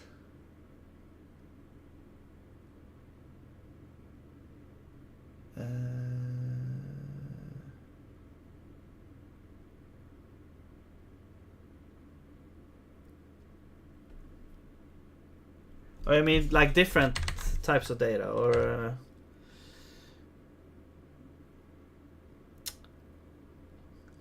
like my idea was like this is gonna be super minimal, so it's gonna be like, yeah, I want to keep this super minimal because this is gonna end up in like the save file. And what am I, something has received item, number of items received. Okay, yeah. Yeah, I think I understand. But I mean, I think you can have that also. I mean, flags is such a bad thing. I would rather have this because it's way more easy to understand and more easy to use. You know, I think they are pretty smart about doing that. Like packing this into something. If you like, let's say you have like 8 of these. What that's gonna be like 8 bits is 1 byte, and I guess depending on sort of the alignment or padding and stuff, there's still gonna be like, I don't. Yeah, I mean you should be able to. Yeah, Okay, it doesn't really matter. That's just gonna matter a lot if we have like a lot of quests, and I don't think we're gonna have like. I mean, I don't know. It's not a problem right now. I'll solve it when we get there, if we get there. So I was just like kind of curious about that thing. Yeah, it's a future problem, if it even becomes a problem. So we don't really need to worry about it. But sometimes your mind like gets stuck on this. I wonder if how that works, because that could become a problem, and then when you're there and looking at it, you might not remember it later. But I mean, it's always going to be like, if a problem occurs that has to do with that, you're going to be led to here anyway. So it's fun over engineering, but always come back and bias. Yeah. And that's something I've struggled with a lot. Like, just learning to just let it go. Just move on with your life. I think that's sort of been my mantra in this project as well.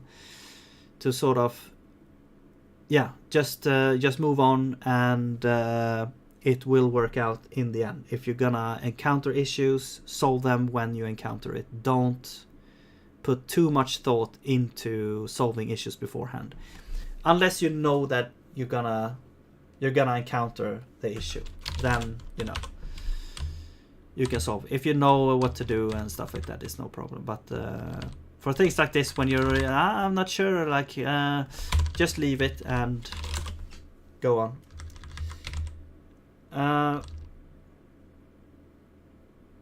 But anyway, now we have this. Let's add an init function here. We'll see. Oops, quest states.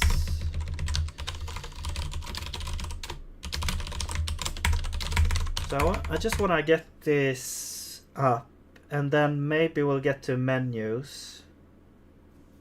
We'll probably get to menus here. So now this one is auto blah blah blah.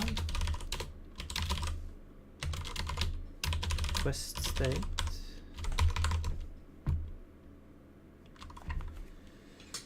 Gotta run. All right. Yeah, it was nice talking to you too.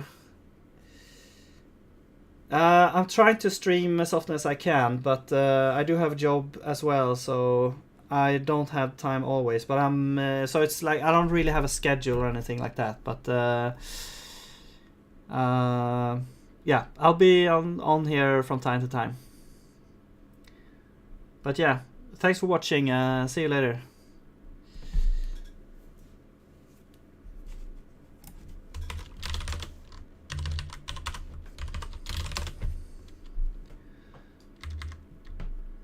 Yeah.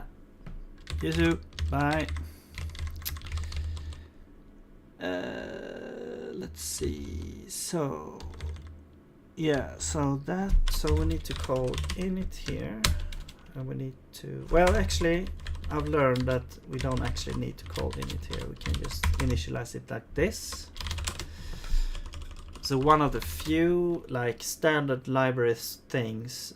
Except for like the GPA, which also is like this, but you just initialize it empty like this, which I don't really like, but maybe they're gonna change that. I did mention this before as well, in this stream, that is. Okay, so we got the states now. We probably want to add some like query functions here to query sort of the states of the getting all the quests that are available or not available, but getting all the quests that's supposed to be in your quest log. I think we'll leave this actually for now. We don't really need this either, so I'll just remove that. But what we want to do is we want to go to the menu stuff now, and I'm not actually sure how to do that. I mean menu, that's gonna also imply to pause the game as well, which we don't really have a mechanism for right now. So that's gonna be actually, maybe we'll wait with that, but I think that we need to actually write this down. Pause while in menu. So that's gonna be a thing that we need to do.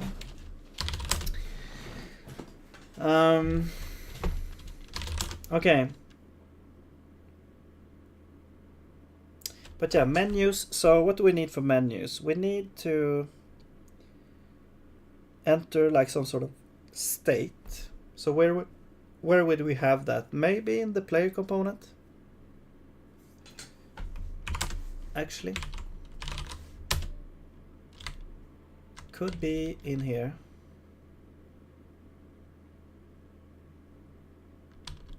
Yeah. It's always gonna be like in-game.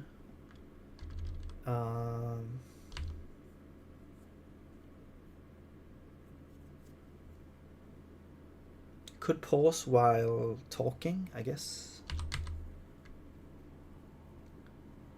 Let's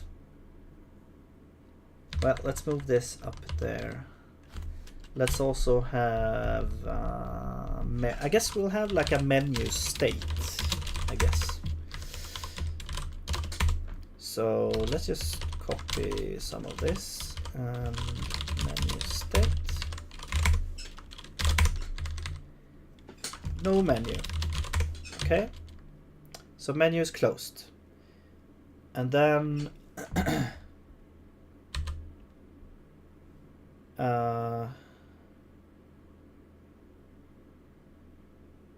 what else? So like open menu, like the menu is opened, and then you have like the state for that. You could also, I mean, if we're just gonna have, you could store everything in like a struct as well, so you don't have to have this as sort of a union enum. So you could do, maybe this is better to do like this. You have a struct and then you say is open, which is a bool, which is false, and then if it's open, this is true, and then you have a bunch of other states that will be kept around. So you could save like which screen you were on and stuff like that. I'm not gonna think too much about that. I'm just gonna try and make this work. So this is gonna be the menu state. We're gonna know if it's open or not. And then we're gonna have a quest log. So we're gonna have like, I guess, multiple pages in the menu. So let's do current page, which is gonna be this, and this will be a,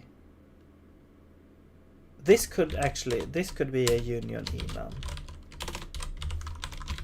Okay, because now we can have like sub menus. This is like a sub menu, I guess. Current sub menu, or is it a sub menu? I don't know. Let's call it page, I guess. And then or maybe current menu. Let's call it menu. Okay.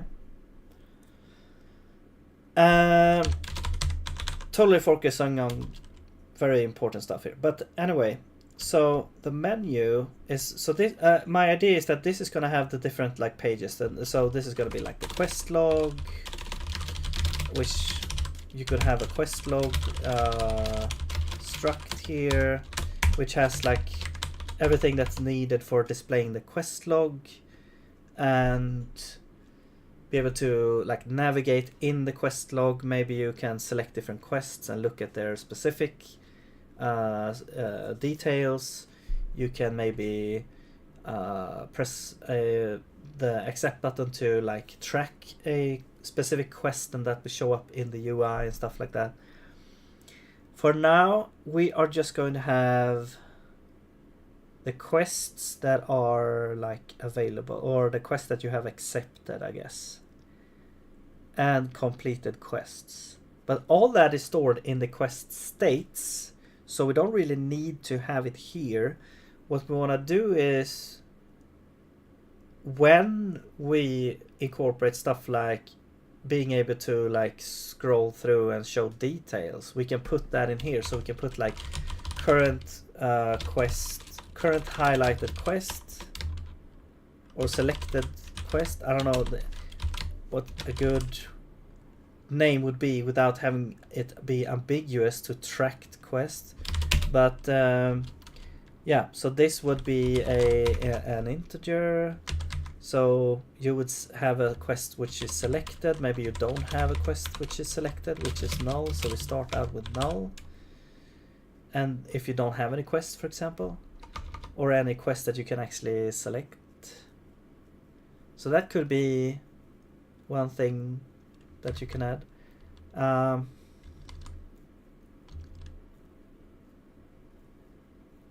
Yeah, and then the menu is going to be quest log to start with. Okay, I wonder if you can do this, or if you have to put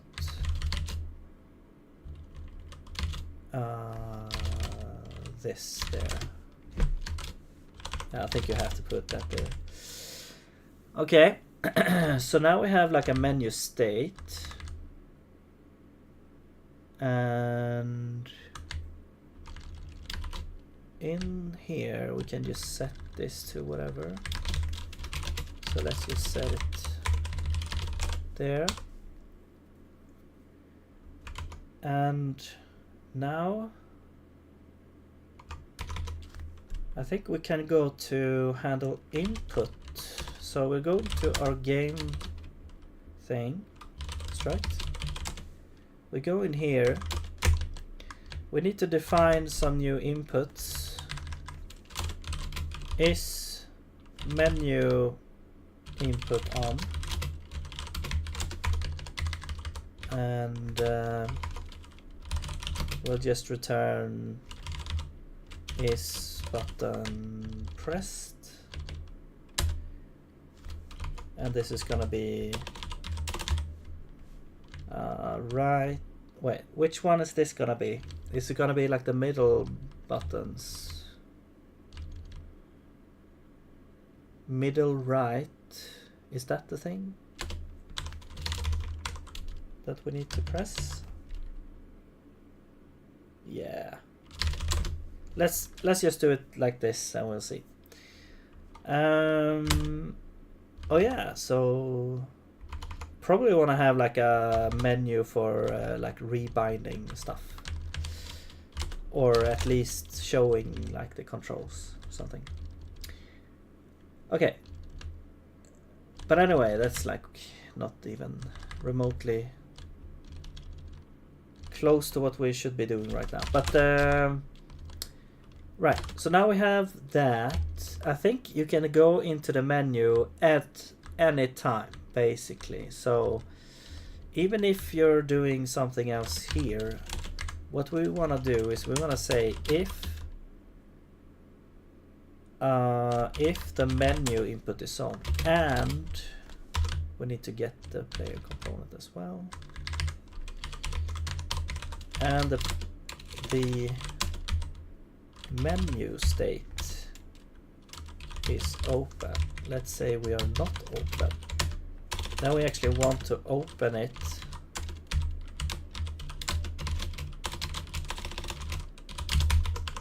And we want to return. Well, what we could do is we could say if the menu is open, we just return. I think we'll do return handle menu input. So we'll have a specific thing for that. Okay, and this is how you enter the menu. And then this is where we actually handle the menu input.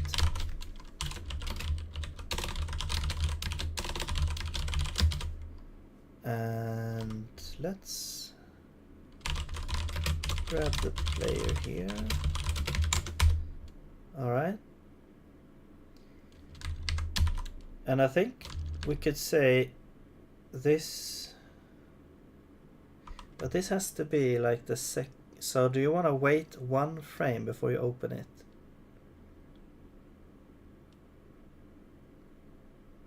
Let's say the menu input is on and the menu is open, then we want to close it. There. Okay, so we handle that there and not in here. All right.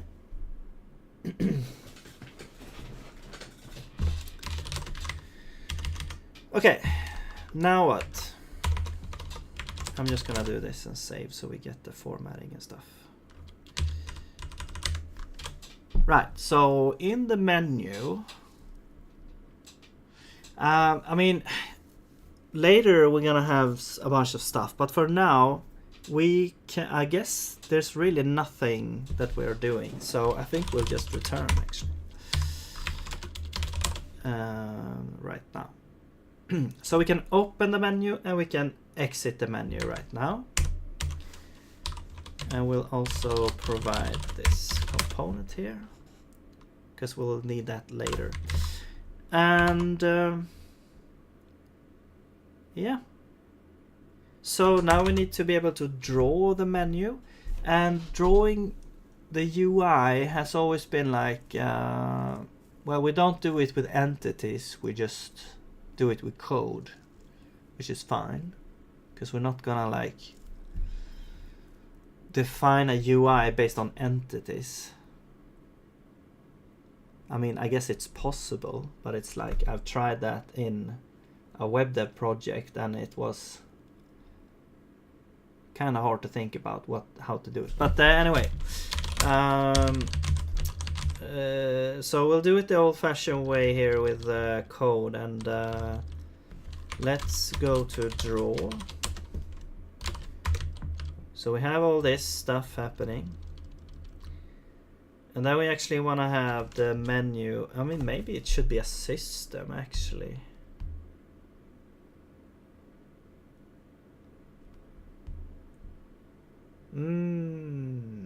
That sort of makes sense. Then you can also have like the update.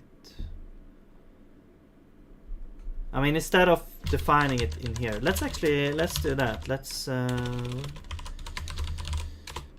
wait, where I never did anything. Okay, so let's do menu and let's have a menu system.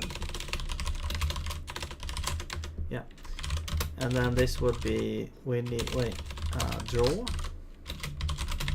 Yeah, and we need like the registry. Okay, and the player as well. So ECS player component.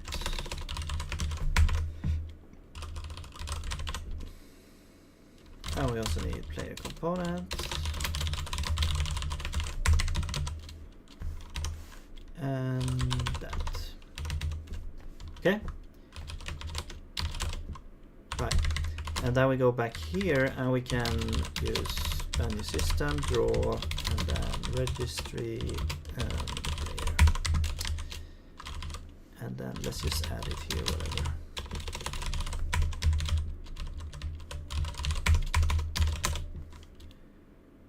Alright, so now we're drawing, or yeah, we can define what's gonna be drawn in here. Yeah, so I mean, if the menu is not open, then we don't draw anything, so we return. Then we want to draw some stuff. So let's define some things here. So let's do like menu size, and let's just grab, so oops, we need like the screen, and I've not thought anything about, you know, how will the UI look if we sort of resize the window and stuff like that. I'm not gonna think about that for now.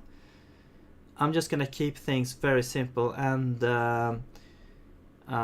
in the future I will probably make it like more responsive and stuff, but right now I'm just gonna define it in such a way that, or design it in such a way that there's not gonna be huge issues if you're gonna like resize the screen, and we'll see. Okay, so this one we'll get from there. I will grab the type there. We also need this. Alright, so the menu size, let's just say it's sort of like the screen size. So you could do this, I guess you could have it on the entire screen. That's one way. Maybe that's more the easiest way, I guess.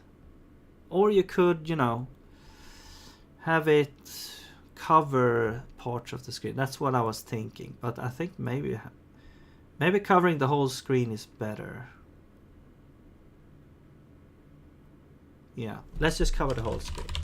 And if we're covering the whole screen, we don't really need to draw anything behind it. So then, you know, you can when we do this, we can just skip all of this if we are drawing the menu. But anyway, I mean, that's just the screen size, so that's the menu size, and then the position is gonna be in the middle as well. So that's just gonna be, let's use screen coordinates here. Whoops, what happened there? Okay, so that's that. Then let's do the rectangle as well. So let's grab ABB.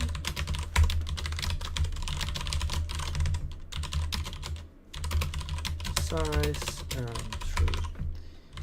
And of course, I need to do this. Right.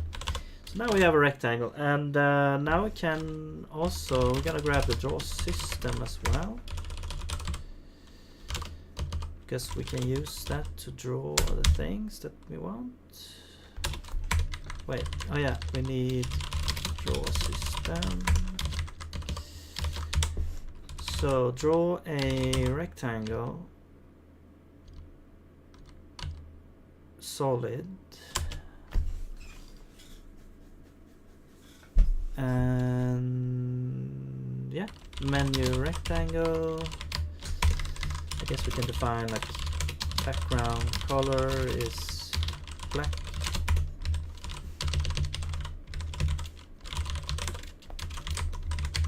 Okay, we need valid.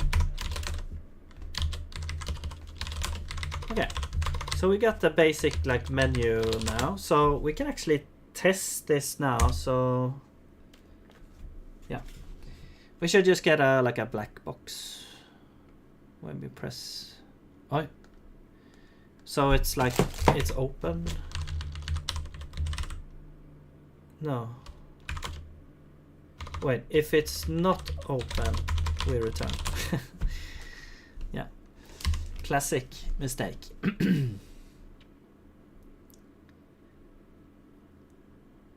All right, there we go. Yeah, and so yeah, so we're done now. But yeah, we have the input, but we don't have quest adventure log. So that's like the first thing that we want to build now. And here, I think what we do is we want to switch on the menu, current menu, and we want to say, I think we have this quest log.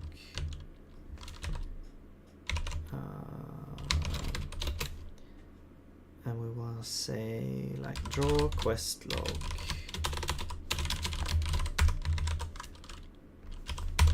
there. And we need to define that. Draw quest log. And we'll get the quest log here, which is player component dot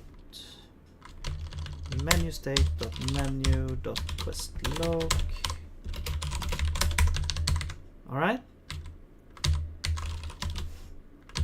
And what do we have in here? Well, we have current selected quest. Well, okay, we don't really need this right now. So what I'm thinking here is we're gonna grab, what we do need is the player component. So let's grab the player component.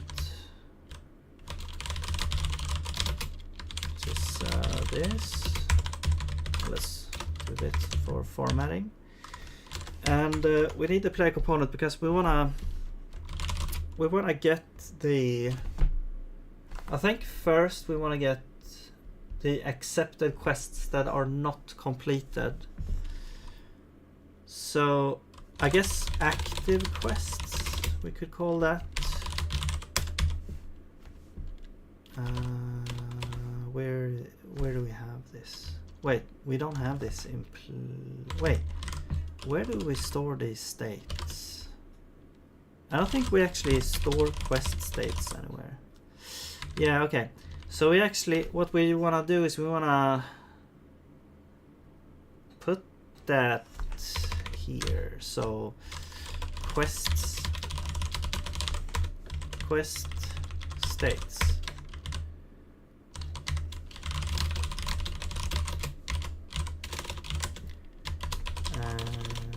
Quest, I think it's in here. Yeah. Okay. And that's initialized. Right. And then now we can actually say quest. Okay, so now we have these states, but what we want to do is we want to basically query this for active quests. So I'm gonna just get active quests here. And we're gonna do sort of the same approach as with the menu dialog. So even though it's probably very costly to allocate a thing each frame and then deallocating, but I'm just gonna do it like that for now. You can optimize that later if it's needed, or I can do that later if it's needed. But right now I'm just gonna do a function which is called get active quests, and this is gonna be well, we need self quest states, and I'm just gonna say also here returned slice is owned by caller, which is usually the case. Okay, so then we get this, which is a pointer to quest state. We could maybe even fill this out, like enrich this type with the quest information as well, which we have here. So we could do quest info. I mean, I know that the naming here is becoming a bit weird, but let's have the state, which is a pointer, and then let's have the info. No, this is stupid. I guess quest, because the type is named quest, and then that's also a pointer to the quest. So we get both of those things there. So now we can return not a pointer, but we return this type. And then well, first we create this list here. So this will be a list, and this will be array list yeah. And this is a quest info, and we initialize that with an allocator. Let's do capacity, I guess 16, so we don't do like 100,000 resizes per frame or something like that. Okay, catch and ritual, and we also need the allocator as well.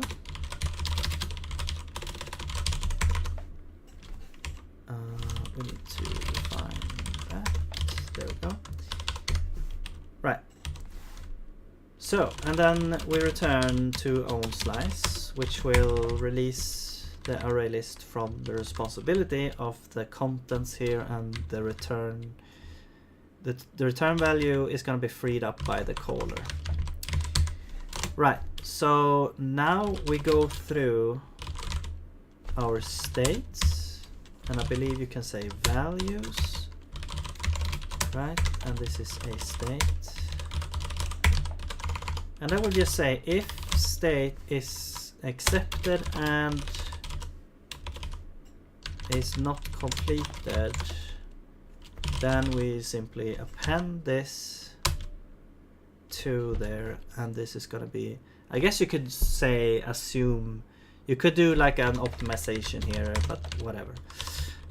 You could use like assume capacity if you know that you have a capacity, but I'm just gonna use append here, and if it becomes a problem we'll solve it. But as always, append the, yeah, so now we need a quest info, and we need the state. So now we actually need this to be a pointer here, because we're storing the pointer so that the user can actually, if they want, they can actually change the state. And then we also need the quest itself, but this quest, yeah, so I think it makes sense to keep the index then around, because now we need to grab the key to be able to get the original quest information. So let's grab the key, and that's gonna be state. What's happening? Self state.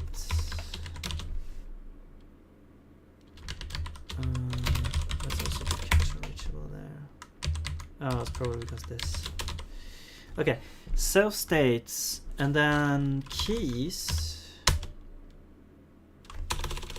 Key.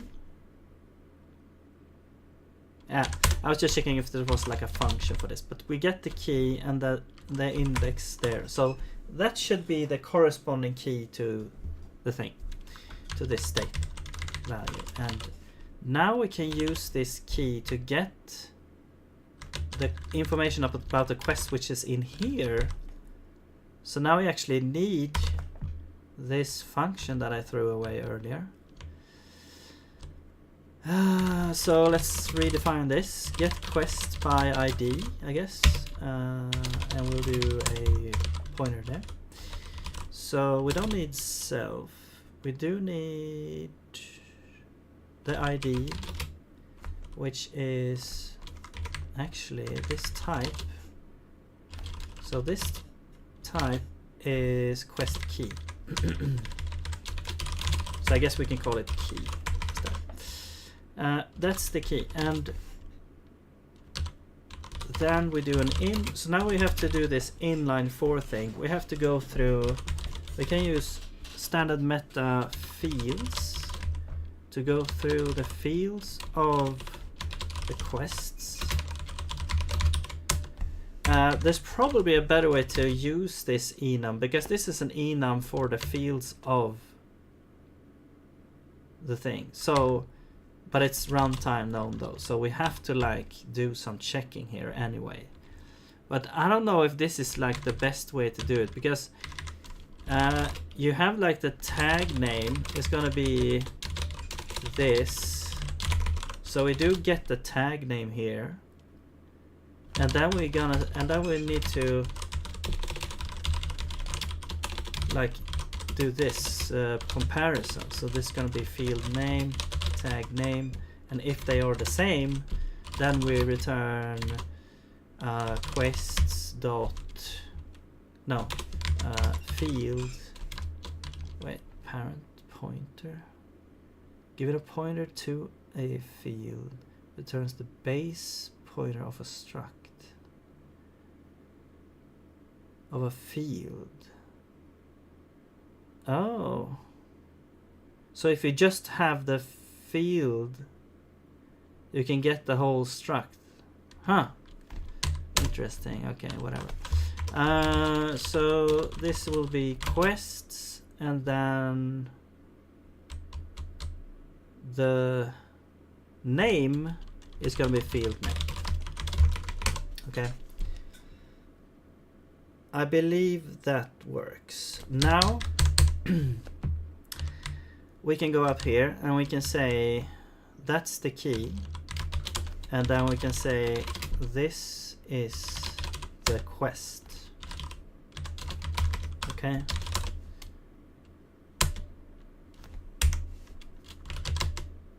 Now, right. So we got this now, and we need to also like, well, we need to do a couple of things. So we need an allocator. Should we just get the registry in here?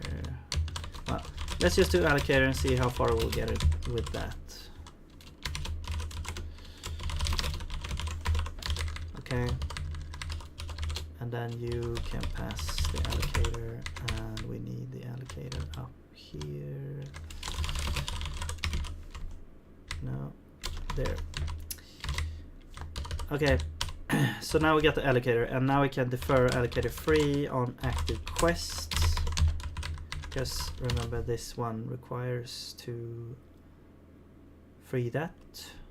Okay, and then we can also pass this in here. All right. Now, let's save that.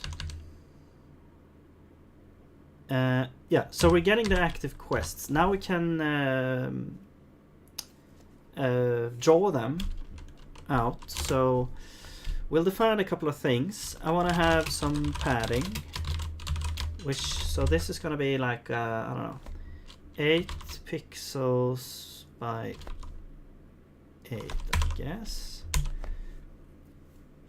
We're gonna have a item height or size, I guess, which is gonna be,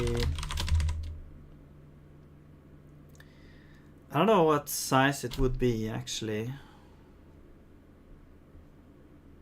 We'll hard code in something that feels, I guess 256, whatever. And the Y will be just a height of sort of the font that we're gonna use. So I'm just gonna say font size is 32, and let's do .0 to get it. So now it's like a float. Comp time float is the type there. And so we're gonna say font size, but then we want to add. Wait, that's the. So this is the size without the padding, I guess. Yeah.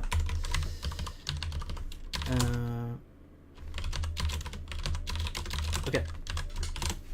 And then we also want to define where will this sort of list be. So we'll do list position or offset, I guess, better name. And well, I mean, let's just put it in the middle, I guess. So we'll just take, well, it's gonna be 0.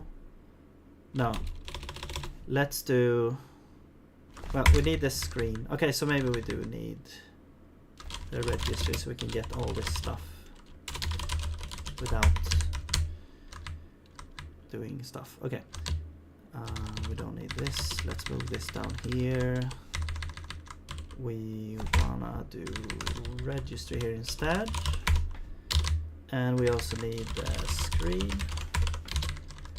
So let's do screen size. And then actually let's do half. And then I wanna the Y position, I want it to be like at the top, so we'll multiply by 0 to get that to 0. So now we've got middle of the screen in the width or the X axis, and the Y axis is at the top, so we're in the top center of the screen. Then so that's sort of the starting position, and then we want to also take negative item size, so that's like gonna be the size of this list sort of, plus the padding, and then we take only the X component of that, so we'll times it by 1 there for X, and then the Y will be cancelled or zeroed for this part. Okay, so now we have that. Now let's go through all of the active quests.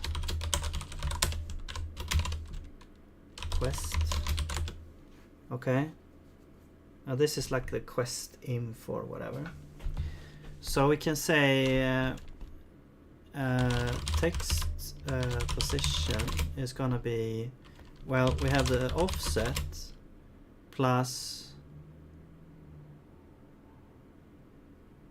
and then let's also have, let's do item height, and the item is gonna be the Y component of item size, but then also we want to include the padding, so it's gonna be plus the Y component of padding, and then this is going to be item height, but we want to times it by the floating index, so we want to keep an index here, but we want to make it into a floating number by casting it here. So now we have that. Now we have the text position. We also want to add half of the padding here. So this is going to be padding times half. Okay.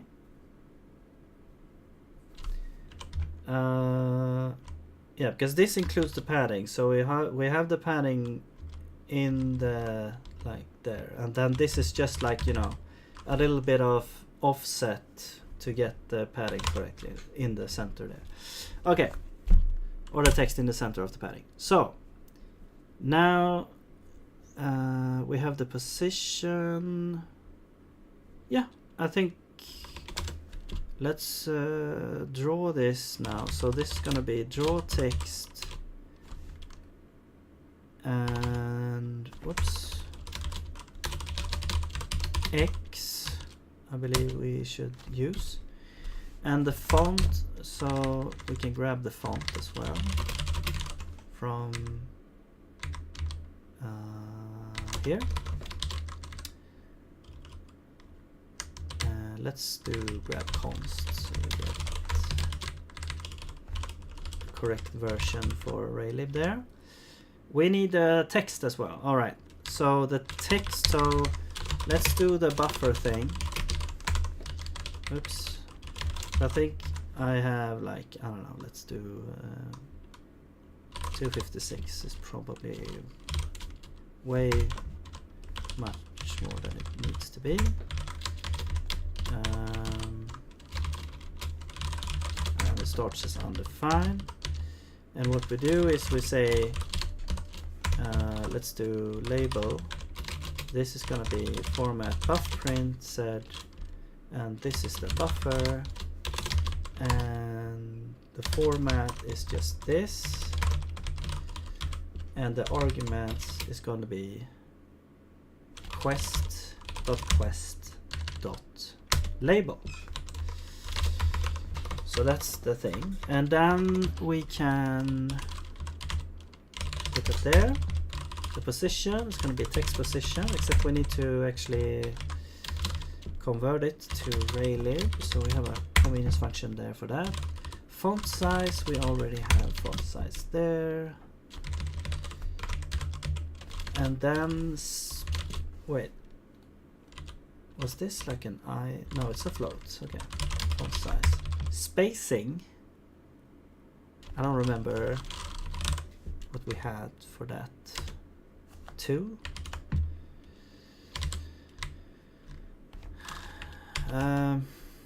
Okay. Wait, where did I go now? Menu. Okay, let's just put 2 in there, whatever. And then tint, which is like the text color. So this will be light gray, I think. Come on. Oh, color. There we go. So now we should actually print or draw the the text here in the menu. So let's actually check and see if that works. Well, it's gonna be the active quests. Well, we can test what happens when we actually don't have any quests active and see if that actually works. And we have some sort of error here. Oh, what did I try to do here? Let's forget that existed, and we will. Oh, we got a whole bunch of stuff now. Okay, so some compilation fixes here. Let's see. Okay. So here we have an issue. Wait, const quest. So this. Oh, so this needs to be a mutable. Runtime value contains reference to comp-time variable. Comp-time var pointers are not available at runtime. So, do you mean this one? So we cannot actually access this now?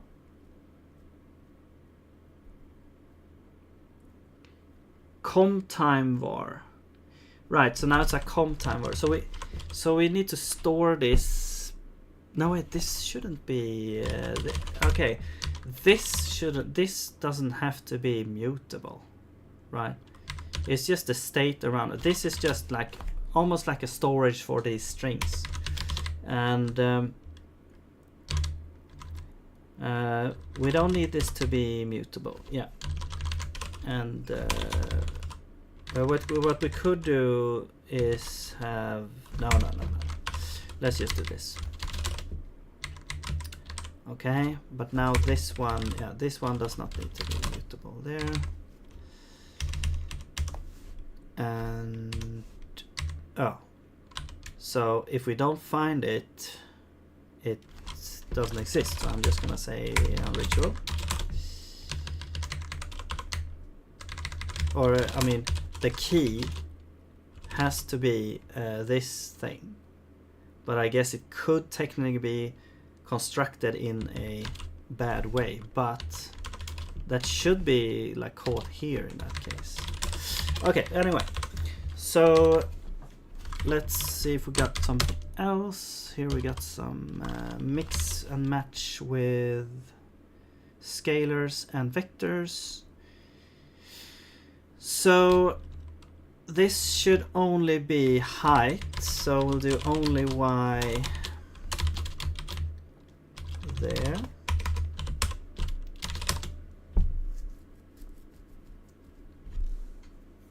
And right, this should be cache reachable. Okay, now we have no more compiler errors, so let's actually check and see what's going on. Oh, yeah.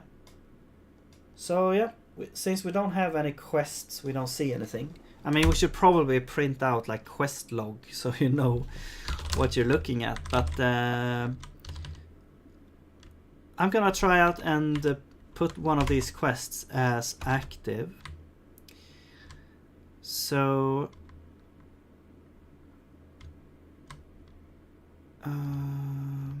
I mean, I guess what we could do is we could change this to whatever we want, but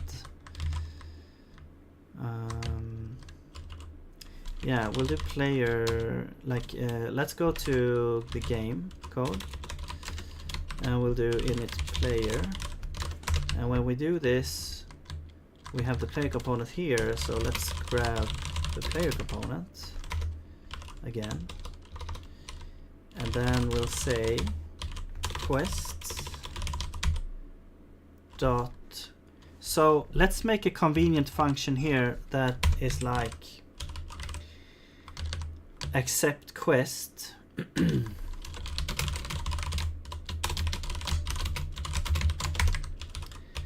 and we'll pass the key, and this will be also quest states. Alright, so we'll accept some sort of quest here, which means that we need to grab whatever quest. So we need to, yeah, so now we can say the quest, so the state, oops, is going to be self states get pointer, so we can mutate the thing, or else I'm just gonna say unreachable actually, because yeah, it's always gonna be there. Wait, actually no, it's not always gonna be there. Oh yeah, so if it doesn't exist, we want to create it and add it. So this will actually be, I think, get or put in that case. Alright, and then we catch unreachable as well. I think we also need the allocator. Yeah, so allocator. Alright, and yeah, catch unreachable. So then we'll check if we have found the thing. We want to say value is accepted is true. Else we want to say this is going to be quest state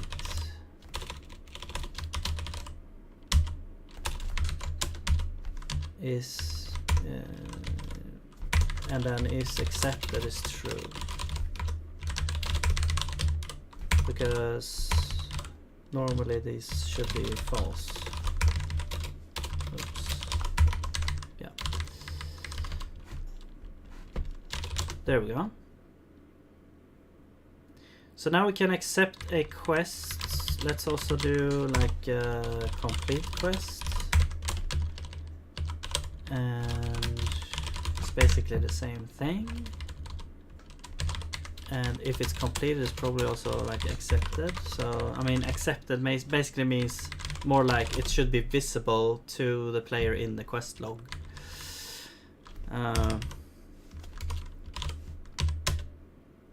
And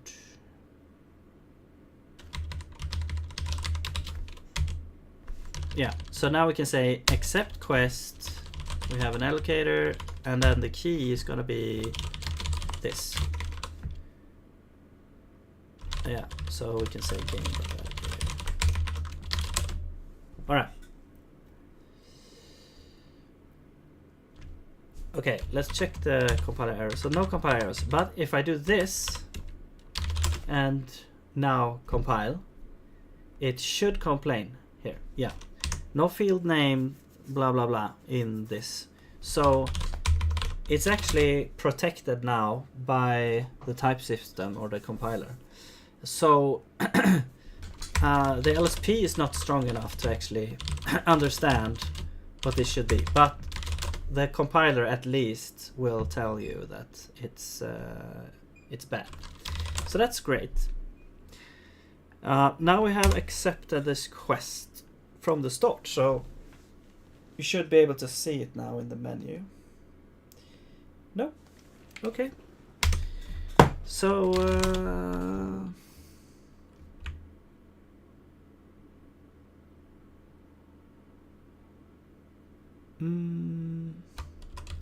let's double check here. If we found, we set it to true. If we didn't find it, we populate it. So that should be good. And then in the quests here. No, where? Well, yeah. Get active quests. We look at all the. No, we look at all the. Yeah, we look at all the states. So we should have one state now. And I will check if it's accepted and not completed, and then we add it. So that should check out.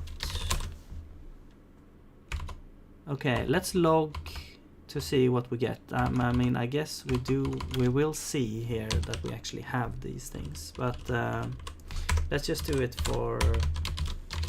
Actually, you know what? I just forgot. We probably, we need to do here screen position as well.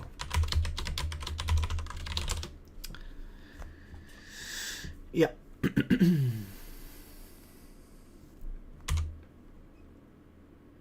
So that screen position is basically you're saying that it. Okay, if you have position, there we go. But it's in the center, so it's wrong. But if you have a position that's in the center, that's actually going to be 0, 0. So that's going to be like the 0 vector. And that's in the center. So when you use screen position, it's going to translate it to the correct coordinates for that. But this says that, I mean, I guess the sort of structure works. It's just, it looks a bit weird. I think we want to have a border around the thing. Where is that? Oh, we don't actually draw anything on the list. We could just draw a border thing around. So let's do like list size. This is going to be active quest length times.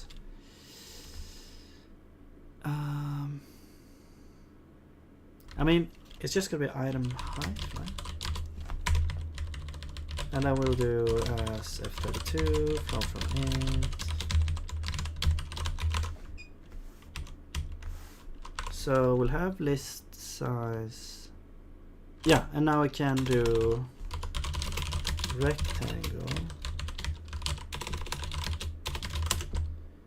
And the offset is going to be this, but it's going to be like plus. That's the top left. So we need to add half of that. And then this, and then the size is list size. Yeah. And then this is whatever. Oops. Okay. And now we can say draw system, which we don't have, so let's grab that as well. Draw rectangle, solid, and then this is going to be list rectangle. The color is going to be gray, but then we want to like, so this is like the list border thing, and then this is going to be sender. We should probably do the same thing as we had in the other one, which is dialogue. We should probably like have these like as a util thing, but I don't have that right now, so let's just copy that functionality. Okay. So we can just do now, we don't need this, and we can say draw border rect, draw system, and then also this rect. So now we should get a border around the thing.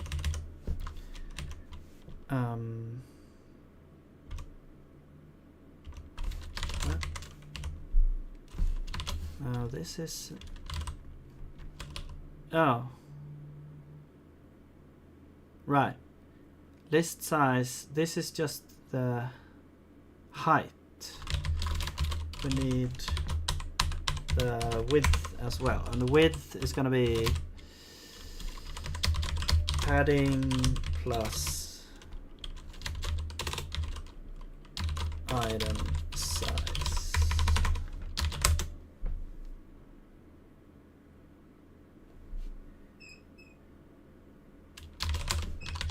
Oh, thought I was gonna sneeze there, but I didn't. Okay.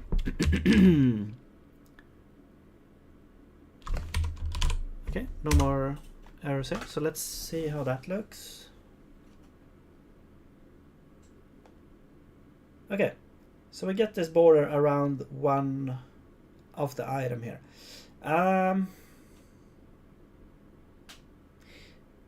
Yeah, I mean, I probably want to have it a little bit different. I probably want to have it like different, but I think I'm not gonna spend too much time on actually design this in a super good way. I just want to add a couple of things. So what I want to add is a title to the menu. So I think that will be sort of a common thing. So I'll just add another function here for that. So we're gonna have a title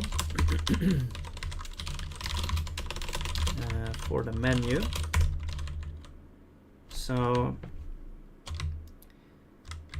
and then this title is well, we're gonna do this thing, and we're gonna have we're gonna have the buffer, we're gonna do this. Okay, so the text position is gonna be screen position. Okay, so we need the screen as well. Let's just grab this here. So this is not correct. This is gonna be, yeah. Where's the thing gonna be? So let's do. We start with 0. Actually, we'll do this. We'll do initialize. Wait. I want it to be just basically just the center top, right? So it's gonna be like y is negative half of the screen size and x is just 0. So it's gonna be only y, and then this is gonna be the screen size half, and then we should probably add like a little bit of padding. So I'll just add this is also gonna be like the y position here, and I will just add, I don't know, 8 as a padding, or maybe even 16. Because it's the title, and then we will print that there, and this one is going to be the title, and then the size is going to be like, I don't know, double the font size maybe, and then maybe we can make this white to make it stand out even more. The font, we can grab from outside, I guess. Yeah. Okay, so that's the title, and we can do, yeah, let's do the title here. Title, screen, font, quest log. I'm not sure if it's gonna be called quest log or what it's gonna be called, but yeah, and then the screen is should be get const. Okay. So now we should get a title at the top center as well. Or not.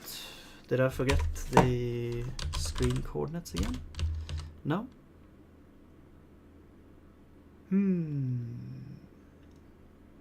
Oh, this needs to be like minus, I think.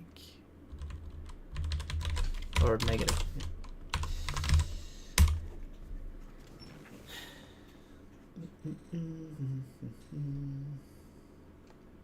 There we go.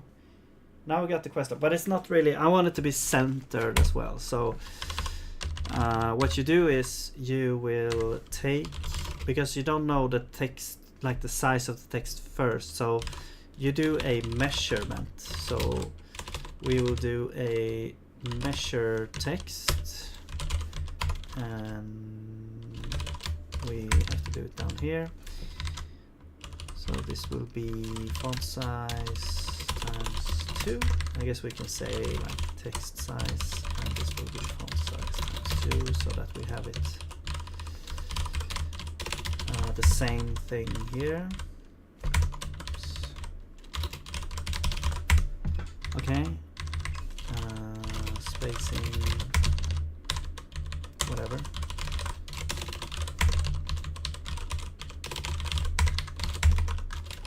Okay, so now we have a measure, and yeah, so that's so now we know how big would the text be, and now we can actually, well, the position now should be now changed a little bit. So we will take this original position and we take negative measure, but we only want to be this to be half. So let's do y, and this is gonna be like only y. So we'll take the y of the measure and we'll divide it by half, and then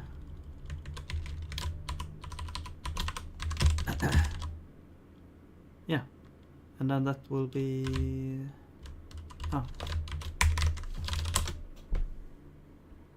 the position. So we're offsetting the text by half of its size, so now it should be centered, hopefully. No, or is it? No, it's not. Okay, no, not only y, only x, sorry, and this should be x, because the y is already good. It's like we don't want to center it on the y, we want to center it on the x only, because the y is yeah, is already good. So yeah, there we go. Now it's centered and fine and nice there. Okay, so that's the quest log. Kill, clear. Okay, now it's, I mean, it's complete. No, it's not, but for now I think it should be. Great, so we've done a whole bunch of stuff. Let's see, so we have the menus, sort of. Let's tick that. We're not pausing while in menu, so maybe we can look at that. It would be nice to have like a pause button. And we sort of have quests.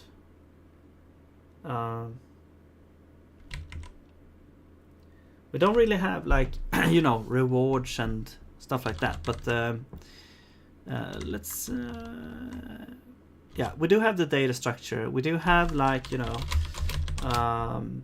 completed active states, And we still need to incorporate that into the global state, so into like, you know, states that are going to be transitioned between scenes, and also saved in a save state or a file, save file or whatever. We have question adventure log, so I mean we don't really need it. I mean, yeah, we do have a data structure for it, and we have this, and we sort of have, no, we don't have input for it, but we don't have like quest details. Yeah, we need to have quest details as well. And then maybe, you know, quest tracking. All right. So that's for a future thing. Okay, so maybe we can try to incorporate the pause thing then. So let's do this. Let's go to main, and we'll change the thing here to, I forget what it's called now.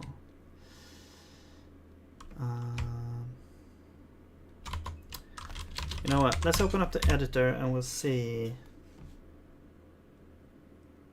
what the thing is called. So this is forest entrance, and is that in here? Yeah. So this would be forest entrance. That's right, forest entrance. Yeah.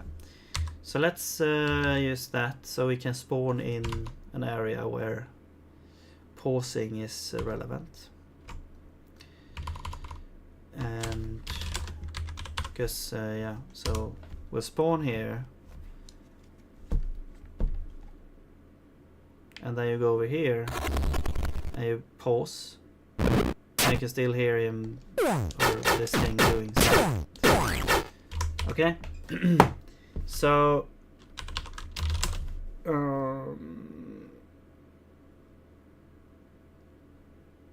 let's see. So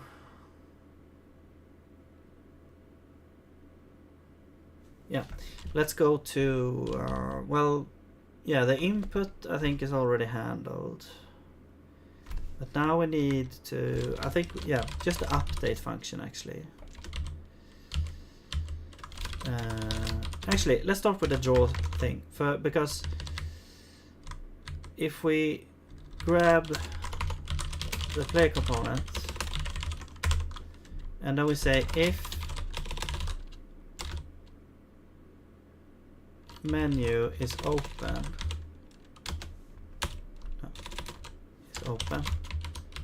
then we do menu system draw,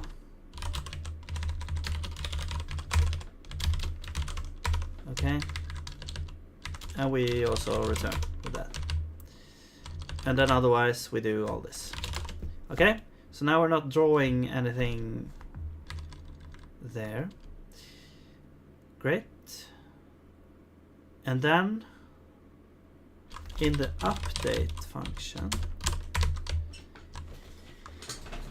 so we still want to do input, but all of this other stuff we probably don't even need to do that.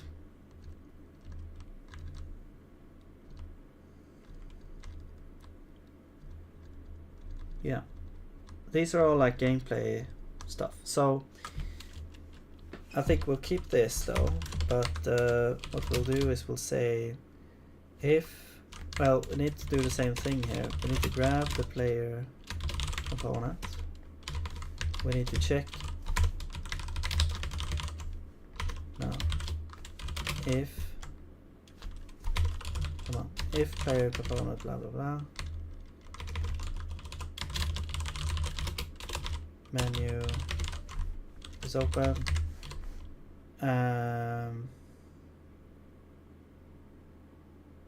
Yeah, then we just do, I think we just return game handle input.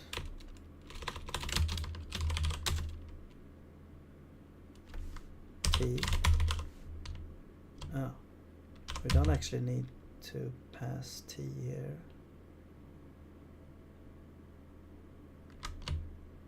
Wait, this looks very like disorderly. I changed so that game actually has t on it, so you don't actually, if you pass game, you don't need to pass t. But whatever. So anyway, this now should prevent stuff from happening when you pause.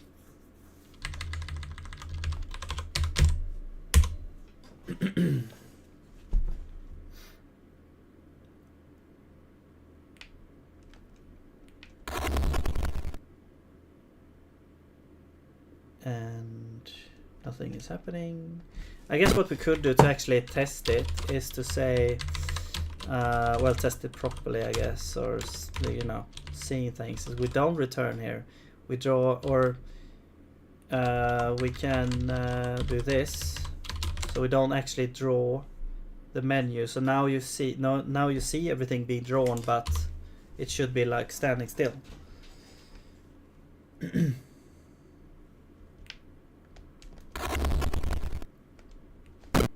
Oh, okay. So there's yeah, you saw the issue there. It's like, okay. So I don't think the issue is with the physics system in this case, but the issue is more with the animation system. It's like the animation system knows. Maybe we have to pause all animations. That's gonna be a hassle. Maybe there should be like a... how would you solve this? I was thinking maybe there should be like a global pause timer. Because right now, if I'm gonna show like how the animations work. So, this is not it. Animation instance. So this is like the main animation. This is the animation component, you could say. So it has these things, and one thing it has is pause that. So we keep track of this because when you pause an animation and then you want to restart or start the animation again, we have to calculate the next frame at...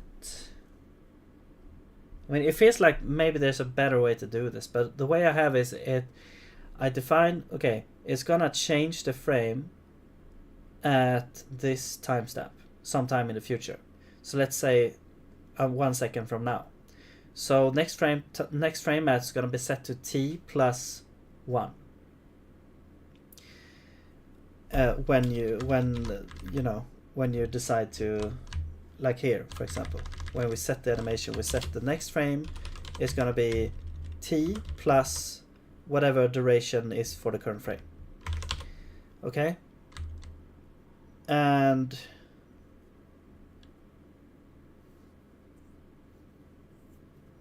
then in the update loop, when which checks, okay, is this is t smaller than this or not? If it is, then we know we're past this timer and we can update the frame to the next frame. But the issue there though is that if you like pause the animation, this isn't updated to like be kept up with the pause. So what we do is, I mean, let's say you've paused for 1 second, and now next frame at is behind 1 second, and then you start the animation again. It's gonna like play the animation very quickly, just because when we advance the frame, we don't set it to like t plus, we say plus equals. So next frame is like, yeah, it's because then it keeps like steady. The animation keeps a steady speed, but if you have unusually long frames or like if you pause it, there's going to be an issue. So if you pause it, we have to keep track of when you paused it, so that when you start it again, we can add that to the next frame at. I don't know if I'm explaining this in a good way, but we have to add it here so that next frame at is like correct the next time. It's gonna check that. So let's say you pause for like 10 seconds and then you want to play the animation again. Well, you want to start it at the same sort of state that it was from before. So you just discount all the time that you had passed and that or paused, and that way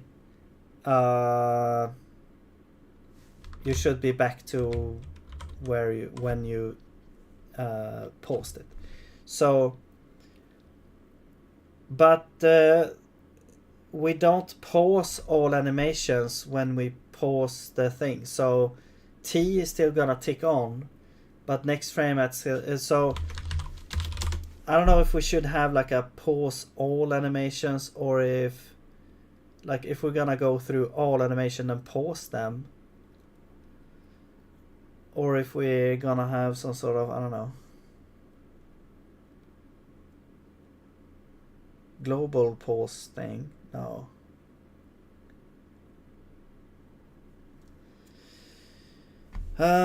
Because the thing is, yeah, I mean, sure, we could do it. I mean, it's kind of easy actually to do this, pause all animations actually. So let's do that. Let's but the issue that I'm thinking about is it's gonna be, I guess it doesn't really matter if it's gonna be lagging or not, since we're doing it synchronously anyway. Okay, whatever. Let's actually do that. So this is gonna be update when we pause the thing, which is here. We'll say game pause, and here unpause. Okay, and we'll do pause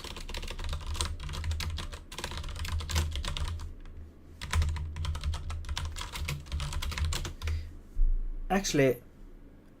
I just realized if we have animations that are paused before we pause, we need to like keep track of which animation we actually need to start again. In this case, this just feels wrong the way I'm thinking about this.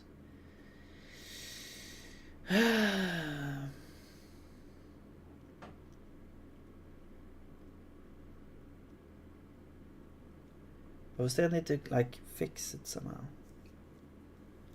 Maybe we can handle the animations in a different way though.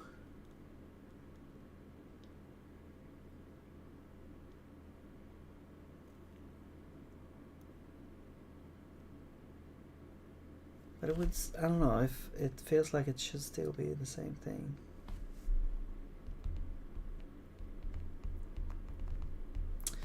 Maybe we discount this time. Maybe this time shouldn't be like, you know, real time. It should be like simulated time.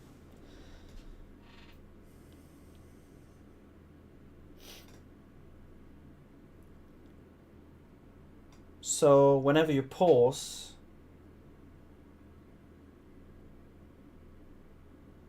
you pause the simulated time as well. And then when we send this T everywhere, we're actually gonna send the simulated time. And that's really only adding, like, you're subtracting the paused time to this. Okay, so let's say, let's go, right, here we have T, but let's also add paused time.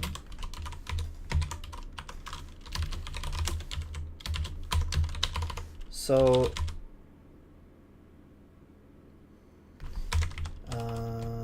yeah, we need pause time, but then we also need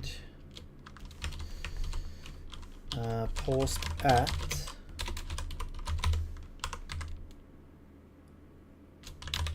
Let's set this to 0 and this to 0. Okay.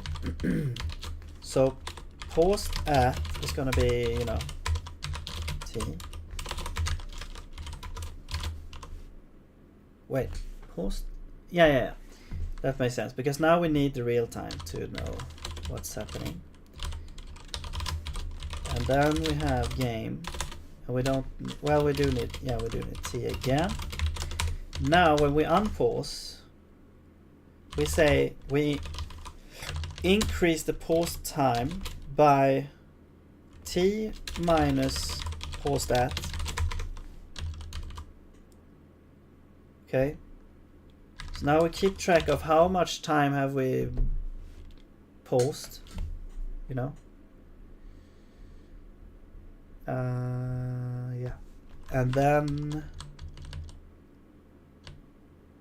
in update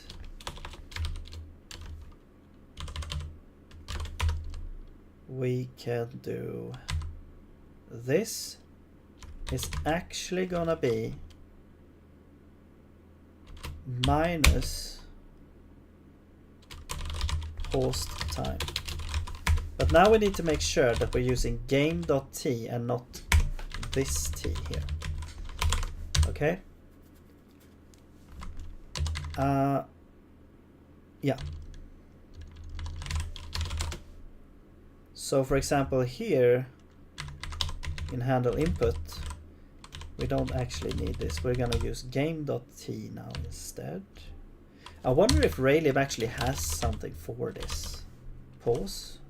No. Time. Wait time. Halt program execution. No, we don't want to do that. Okay. So we have yeah, so this one, but this one actually requires t though. So we actually need the real time here. But then yeah, so this is the real time. But then when we use the sort of simulated time, where are we doing that?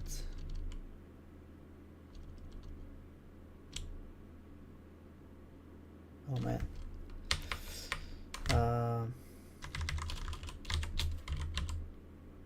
Here. So this would be game.t now instead. And same thing here. Same thing there. Alright. So that takes care of that.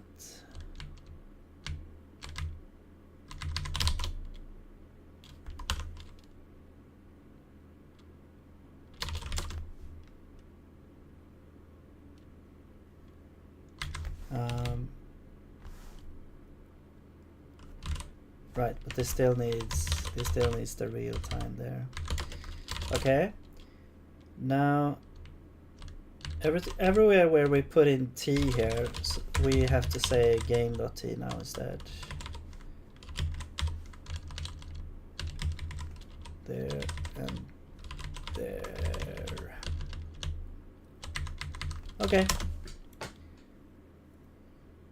Cool. Do we do this in draw as well? I don't think so. No. Alright. Let's also double check. We have, because t comes from here. Yeah. Okay. So now I guess we could try this now, because yeah.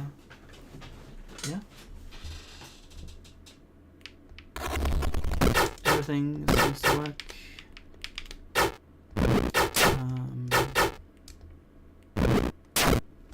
Pause, we play. Yeah, it seems to work a lot better. Cool. All right. Let's also double check. Yeah, so now we actually have pause functionality, so that's great. And you don't say anything. Let's check the elder here. I'm just gonna double check if this system works still.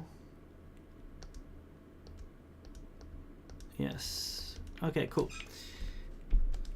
I can still. I guess one thing that we could do as well. But let's actually. Okay, one thing I wanna enable drawing the menu as well there.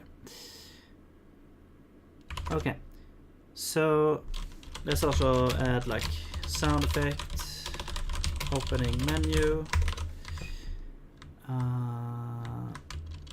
So yeah, now we're pausing. Awesome.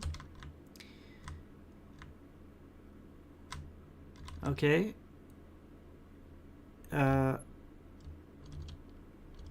What I wanted to do was, what did I want to do?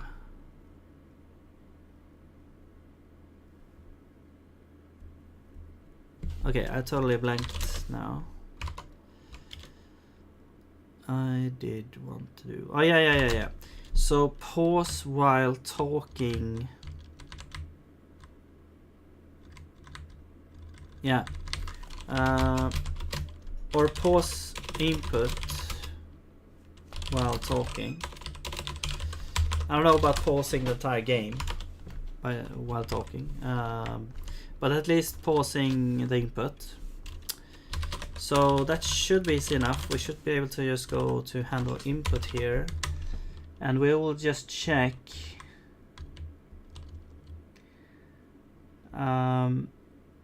Yeah, we do have handle menu input on, but we don't have like handle dialogue. That's actually done in a separate function, so it's a bit fractured right here. So what I think what we'll do is we'll just say, I think it's enough for this one to say if we are in a dialogue, or if we're wait, if this is not equal to no dialogue, then we're in a dialogue, so we can just return because the input is handled elsewhere.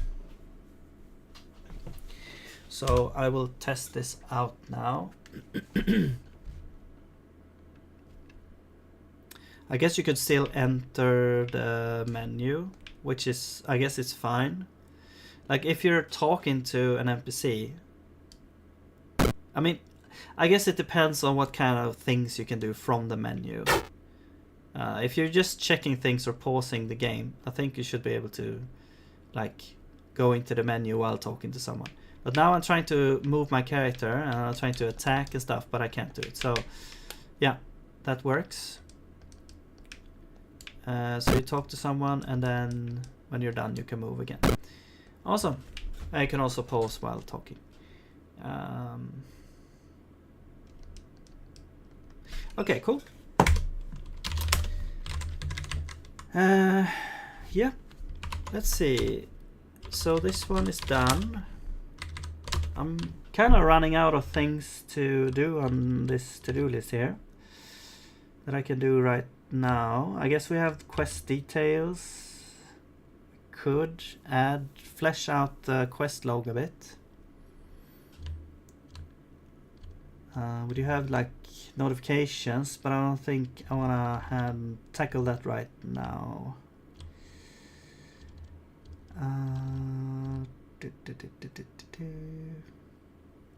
We do have like balancing the monster as well, and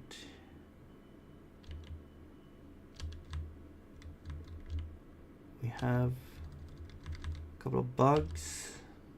Yeah, we have these double jump bugs actually. Maybe we should bug hunt a bit. So we have a couple of jump or bugs with the double jump. And I'll just show you here. Well, yeah, we have that issue as well, which I'm gonna fix off stream, but I haven't gotten to that. Okay, so the double jump, as you can see here, is like, yeah, it's just a normal double jump right now. However, there are a couple of ways you can bug it. So right now it's just normal jumping. However, if I touch the ceiling here, oops. Oh, maybe it actually wasn't the ceiling's fault. Let's see if I can touch this ceiling. Okay, so maybe that wasn't an issue, but there is an issue, and that is to do with ladders. So if you double jump, you enter this sort of animation here. If you start to climb while this animation is playing, like here, and then you jump, he will always play that animation when you exit the jump at the like apex of your jump. So whenever you go from going up to down in the jump, like right there, the thing will play again. So I think it's just a simple matter of when we start a climbing action or state, we wanna reset this jumping thing.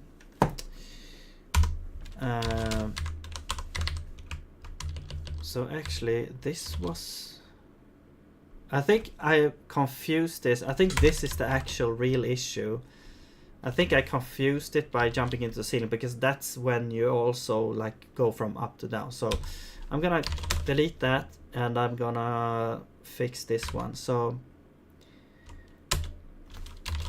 this will be, well, go to player. So we have this state here, which is, I think it's probably supposed to be this one. Because this one is like set. Yeah, basically all of these need to be reset when you climb. So I think you could do that in here actually. So we can say if we start to climb, then we reset some stuff. So then we say, I guess we could, I mean these ones, let's forget about those for now. I don't think that causes an issue yet. But this should be false.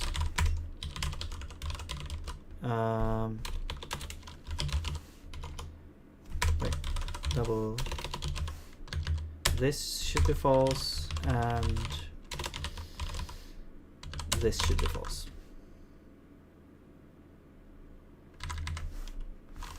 No, this needs to be semicolon. Okay.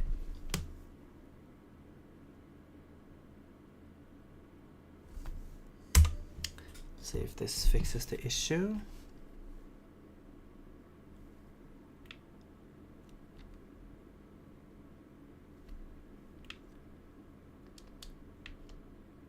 And there we go.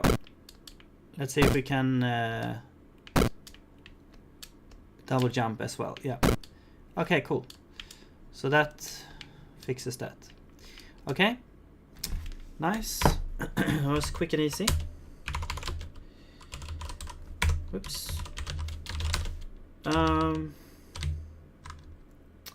One thing that I want to fix is like the ladders. It's not really a bug. It's more like a fine tuning. But I'll set it here. And this is like you can, if you stand next to a ladder, it's like the collision box of the ladder is too large. It's basically what I want to say. So I want to adjust I want to shrink the collision box. Actually, I don't even want to write this down. I just want to go and fix it. So we're gonna, let's see, I think it's like init ladder in game. Yeah. Here we have that, and we have this shape here, and the size is what we give here. And this rectangle actually, let's actually do this. Let's put in, well, it should be the same. Oh, because it's like different.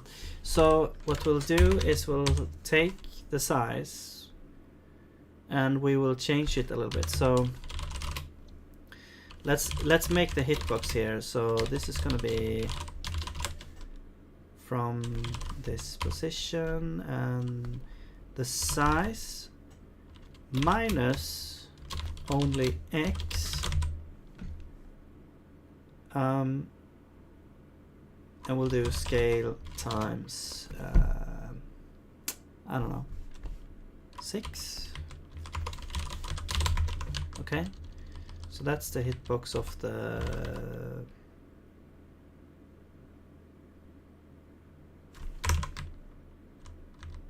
of the thing.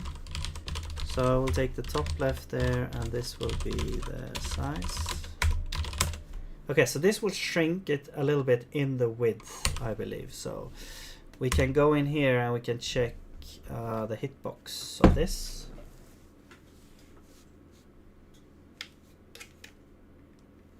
So if we enable hitboxes, oh, we don't see anything now. Okay, it totally disappeared. So maybe we shouldn't scale this then. Oh, it shouldn't be scaled. Is that the case? Okay, so I shrunk it out of existence, I think. Okay.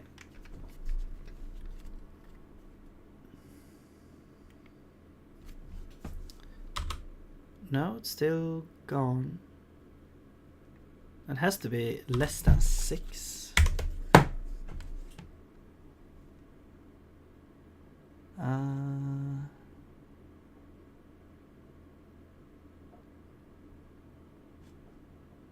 I mean, what if we just say 0? So this should be like the original size.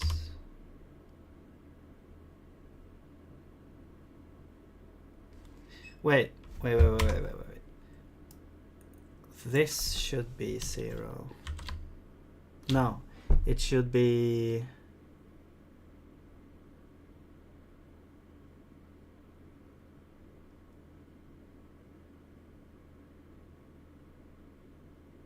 No, let's do let's no, because we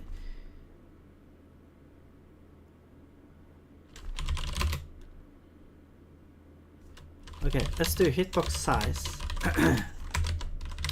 So let's do only X6. So now, yeah, this should be the correct size, but we need the position as well, and the position is gonna be like the top left. Now this one is gonna be X is 3 because it's half of this what we did here, and the Y is 0. Okay. I think earlier, yeah, I used position, which is like position in the world, but this is not like position in the world. It's position based on... Okay, there we go, except it's a little bit too wide.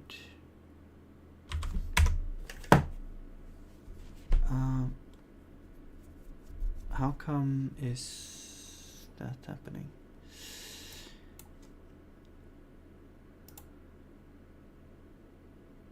Because I think this should be without scaling.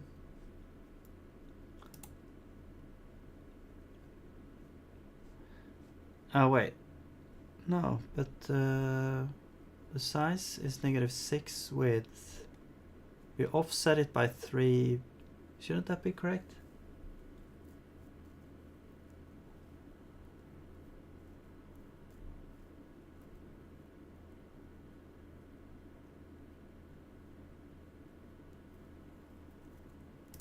Okay, I guess we can try scaling. I don't think that's correct, but we'll try it.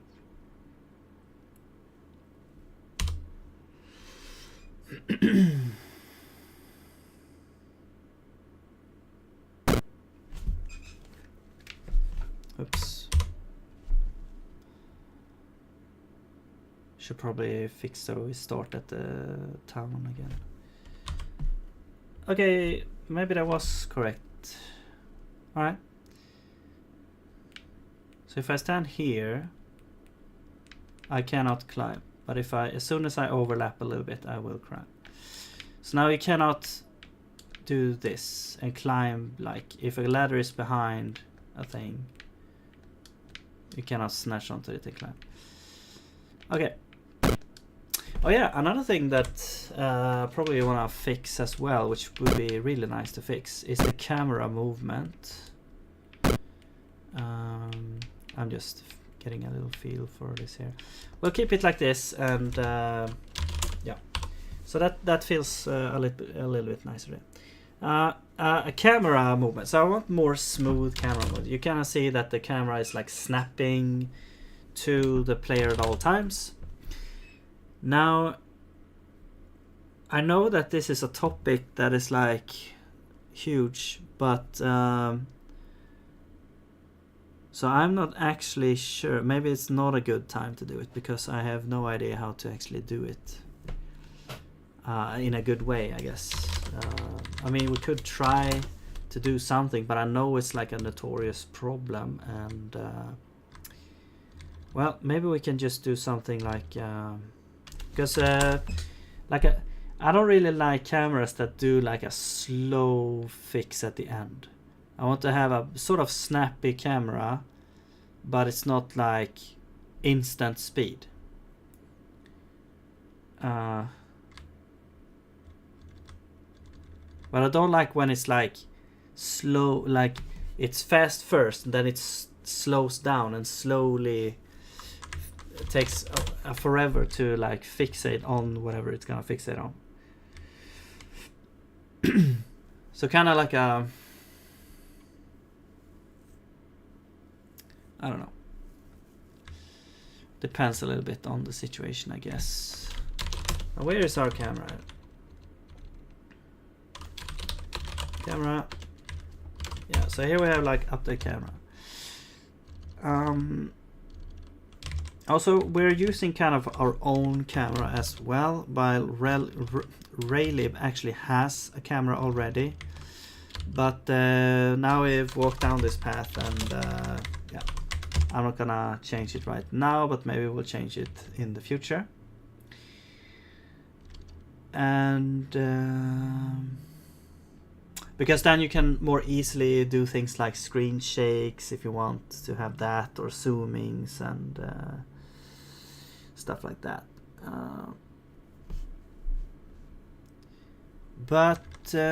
So yeah, so what we do here is we do a very simple thing. We get the camera, we get the player body, we get the camera boundary, which is like you know, if you reach the end of the level, you don't want the camera to continue over the edge of the level. You want to that's how the camera is like stopping at the end. Okay, I need to charge my controller here as well. Why is it not playing? Okay. Let's see if I can start my controller here.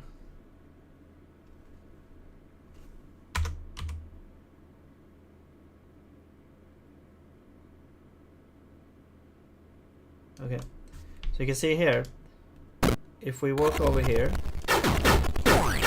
the camera starts to move, and then at the end it's gonna stick to the, because we hit the boundary of the level, and it works for vertical as well. So yeah, and what I want now is for the camera to have a more smooth panning towards the player. So I guess it's always gonna have some sort of like a target, which is gonna be like the player. And then, yeah, there's gonna be some sort of algorithm, I guess, to actually do this in a good way.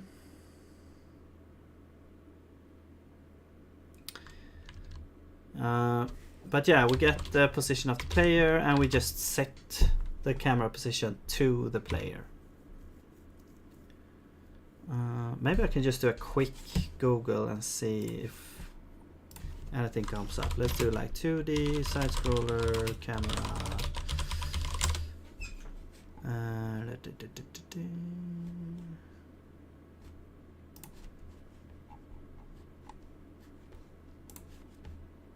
Dead sounds again.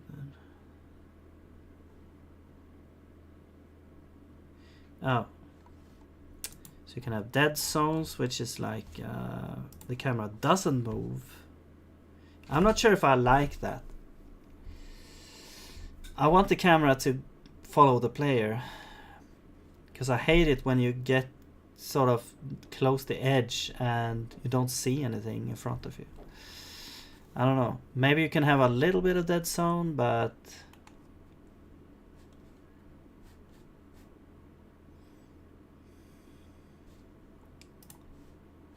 Because, yeah.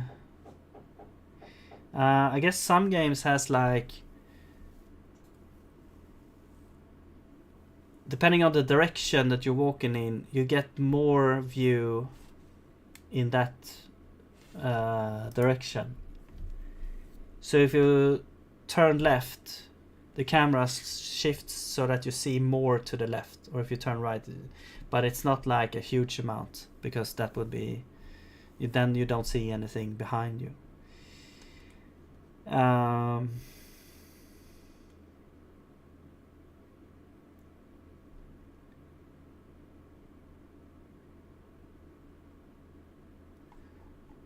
So you can have a sort of middle ground, I guess, maybe. But I just want, I think maybe for a first pass, I just want sort of a smoother panning, I guess. Okay, let's just do this. Let's just do the camera position can only move a certain speed.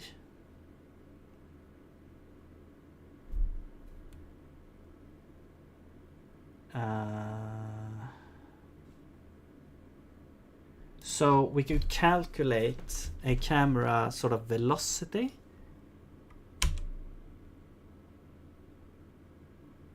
Towards the target. So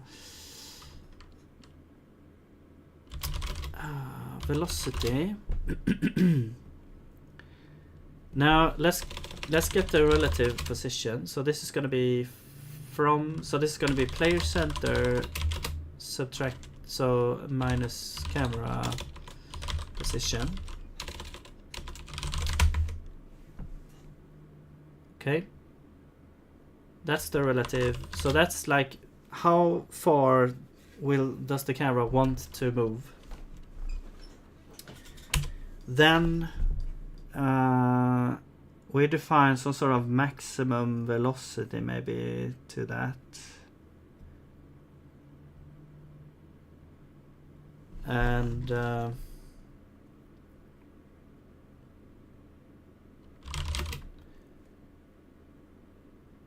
let's do max velocity. That's gonna be like an absolute or like a positive thing. Wait, max speed, that's gonna be a scalar, yeah. And so it's gonna be like the length of the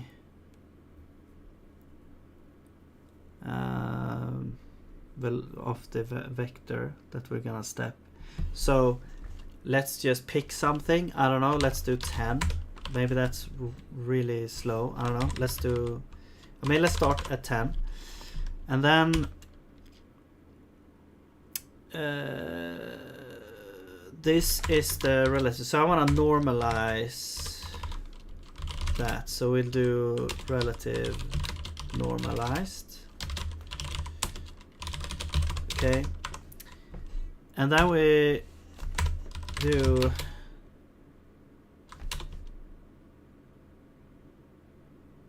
so we normalize that. Then we want to say the step that we can take, the maximum step, is going to be relative norm times, wait, it's not going to be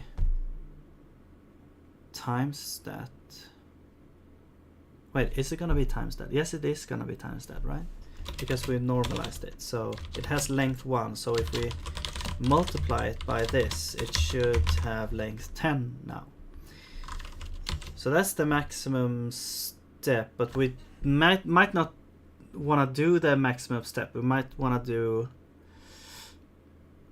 So the actual step that we want to take is going to be the minimum of Wait, it's not going to be minimum because it's a line. It could have different like directions.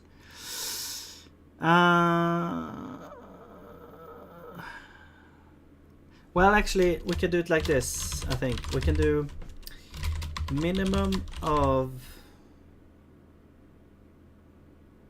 But what minimum is like... Okay, I think what we can do is we can say the absolute of max step. So we'll take minimum of these of relative, and then we do so that's now the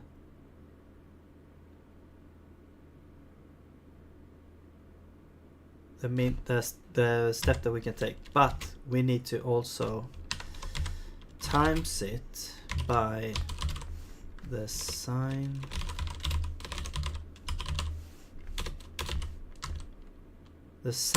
of relative. Okay, so that's the step, but then we also have the boundary. So but then this is gonna be added. Wait, oh yeah, so we do camera position plus step instead of that.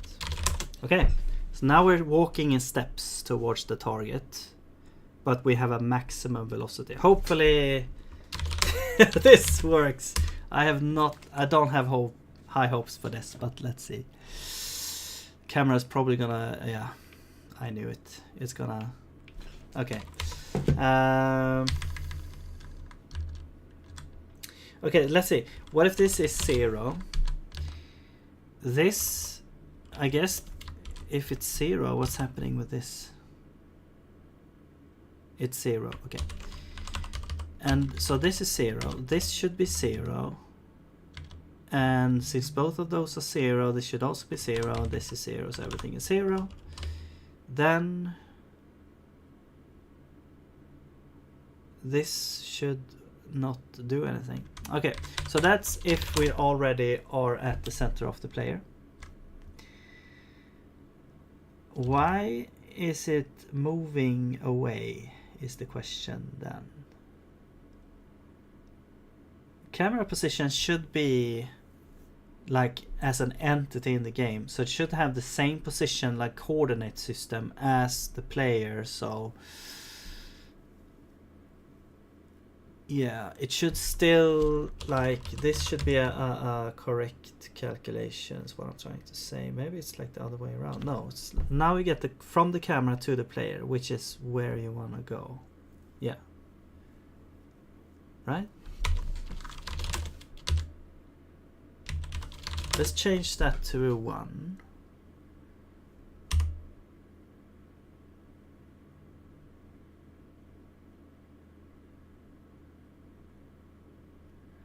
So it's going like to the left for some reason. And here it's going like to the top right.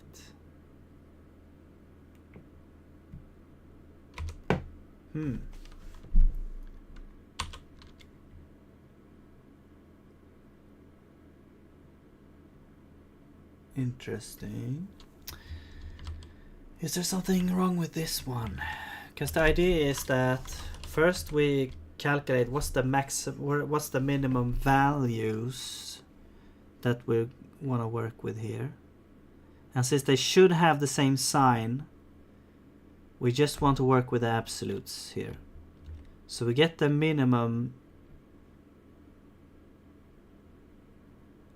of the absolutes, right? Isn't that correct? And then we times it by the sign. So we should get back the correct sign again.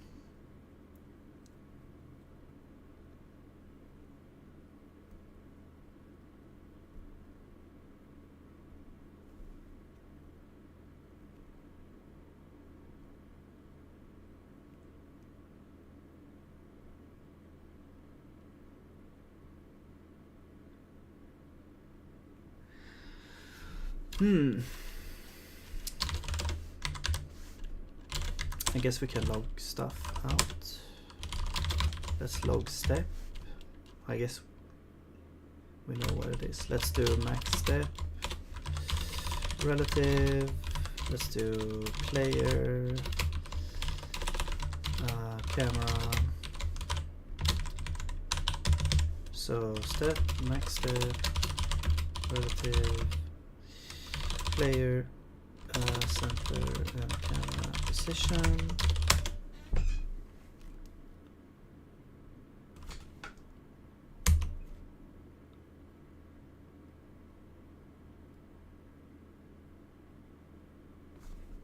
Okay. So we should get a bunch of logs in here.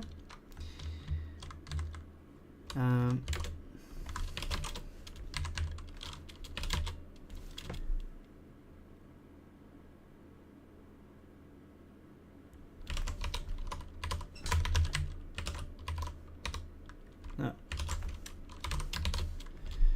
So step is 1, so it's going to the left, but this is saying to the right actually. Oh,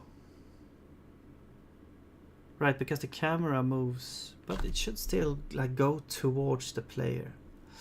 Yeah, I guess, but it's kind of mirrored as well because we're taking like the camera coordinates like minus, I think, and that's what we're gonna draw. The camera is 0, and then it's moving. Yeah. And it's trying to reach this.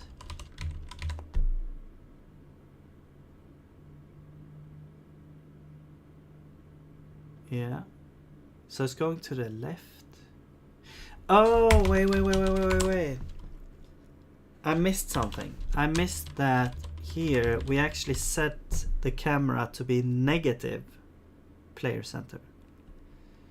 So we don't want to move towards the player center. We want to move towards the negative of the player center.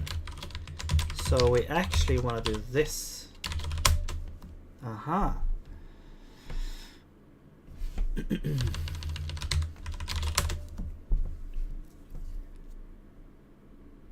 Yeah. Well, that makes sense. Okay. So it started at like 0, 0, and then it's like slowly going towards the player. It should probably, like on scene transition or whatever, it should just start on the player. But that sort of works as I was thinking there. So it's not like, yeah, it should probably increase max velocity the farther away you are from the player, and then we'll have some sort of threshold. So I think maybe we can even do something here. So we'll say it should be max 1, and then we need to figure out a formula here. So we could take the length of the relative. Let's just do squared, fine. And that's not the maximum velocity. We need to like, well, it's gotta be the square of the length. So we probably need to like, no, we cannot use the square. It's gonna be too much, I think. Let's do like, I don't know, over 10.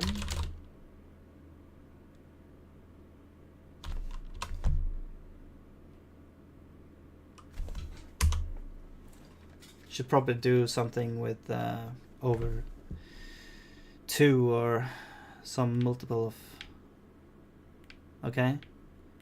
So that looks way too strong. Let's do like 16.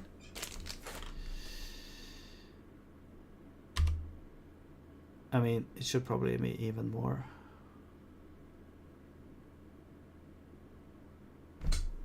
Yeah. Wait, it crashed? That's interesting. Seg fault. What? Okay. That's weird. Okay, that's a bit worrying. I've never seen that.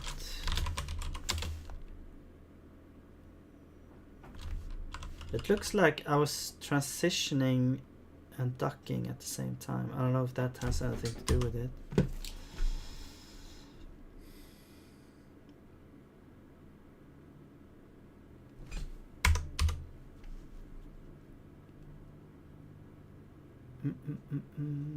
Come on.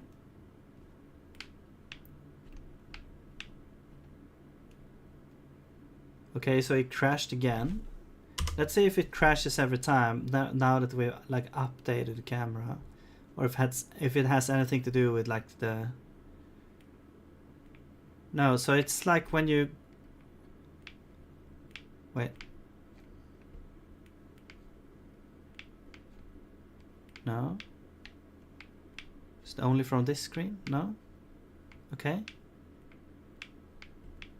Okay, that was really strange. I have no idea. But that's worrying. That might be some sort of weird race condition happening. I have to write that down here. Let's see. Strange crash on transition. Only when ducking.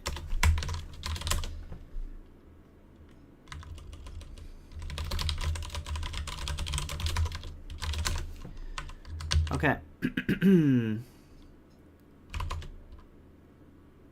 But anyway, back to the camera.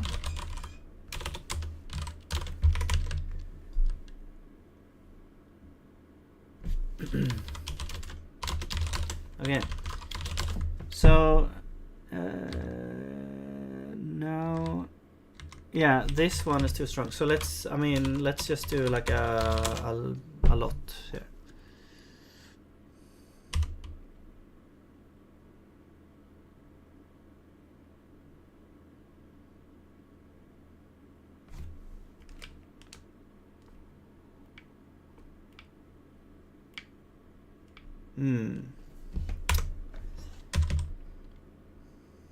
It's almost like it needs what's it called? Motion blur or something. But anyway, let's do even more. Maybe let's do like 512. I don't know.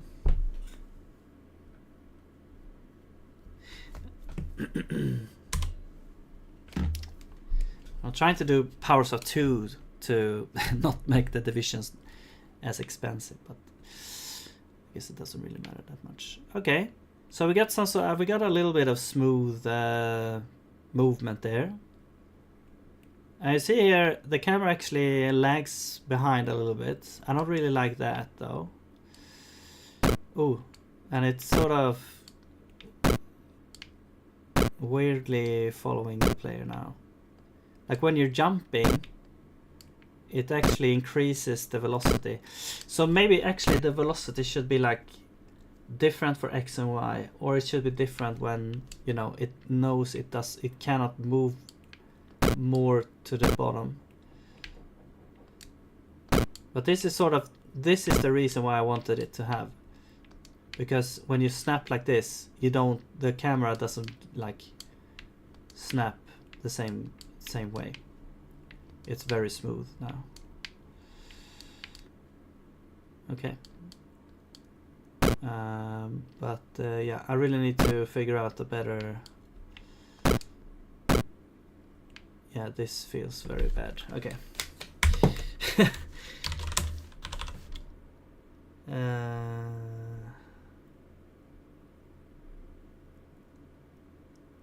So I feel like when we're like very close, should almost snap to the player better.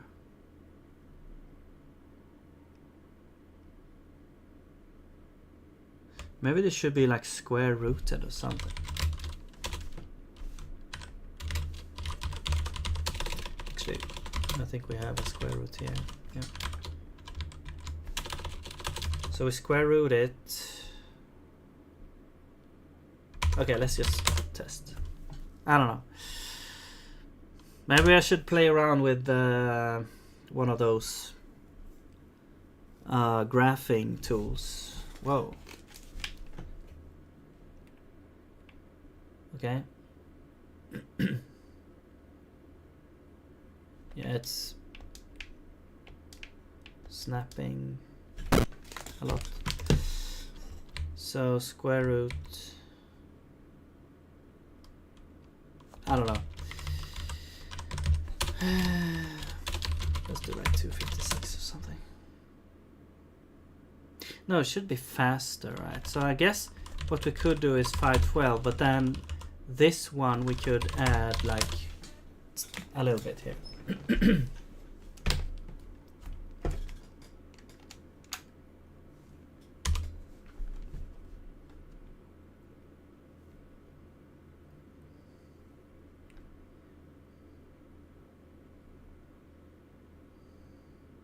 Yeah, so now it's snapping pretty good.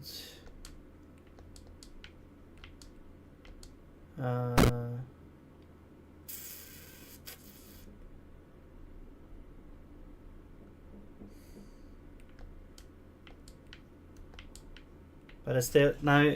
I mean, we're back to the problem again.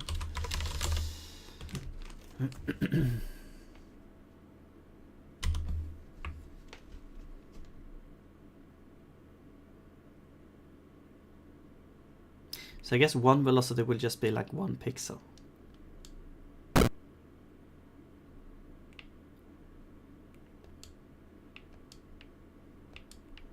Yeah, it's still like snapping very much there. Okay. It feels a little bit less though, but yeah. Okay, I think I can sit here and try to experiment for a long time, but I think really this... I mean, maybe that's what you have to do though, to actually get a good sort of feel for the camera. I think one thing is like when you're at the bottom or... Yeah, this having one felt good in some ways, but not others. I mean, let's try 2, I guess.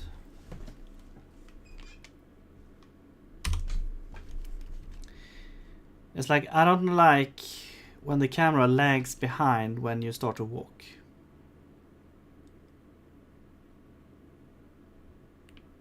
See there, it lags a little bit behind. It shouldn't do that when it's already like snapped to the player. But if for the player, if we're doing something like this, it still snaps.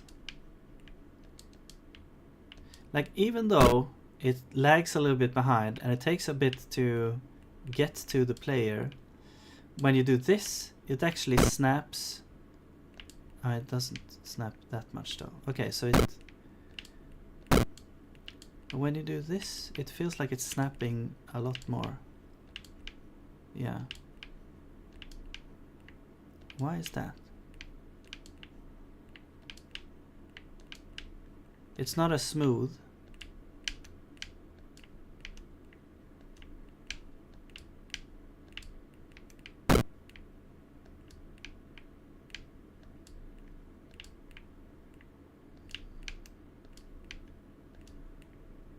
Or is it just my brain thinking that it's... No, it definitely feels like it's snapping. Let's check over here. Okay, that feels more smooth. We do this. That definitely snaps.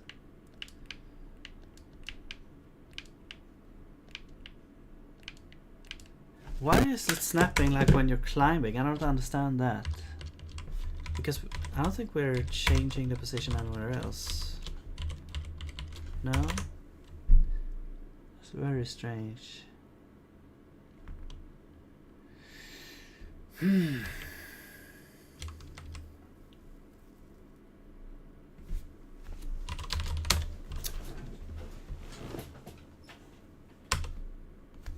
I'm just gonna see how much this snaps here.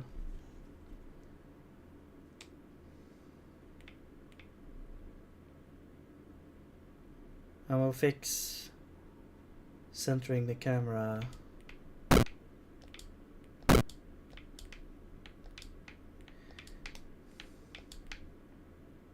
Is it because we're out of the boundary?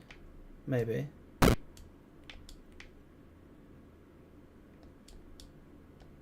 Yeah, see here. Now the camera acts like this weird way, but once we're out of the boundary, it almost feels like it's changing to snap always.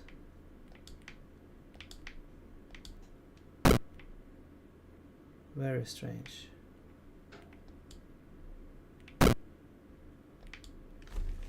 Okay.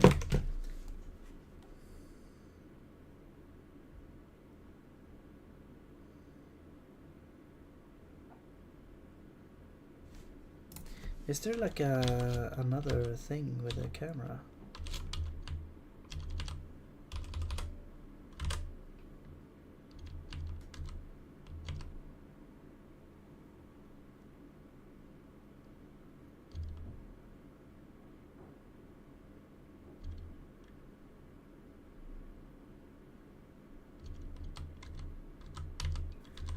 No? Feels like it's entering like another mode or something here.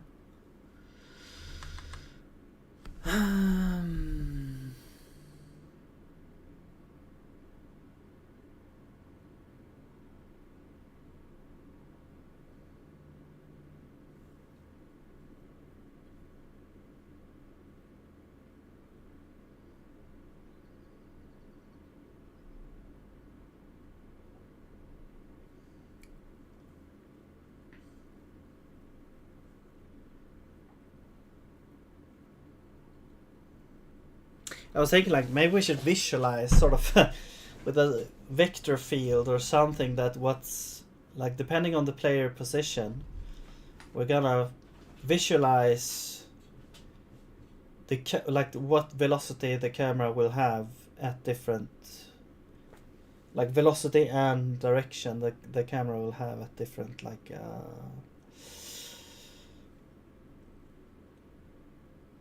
points. If the camera is like, yeah, depending on the camera position, I guess.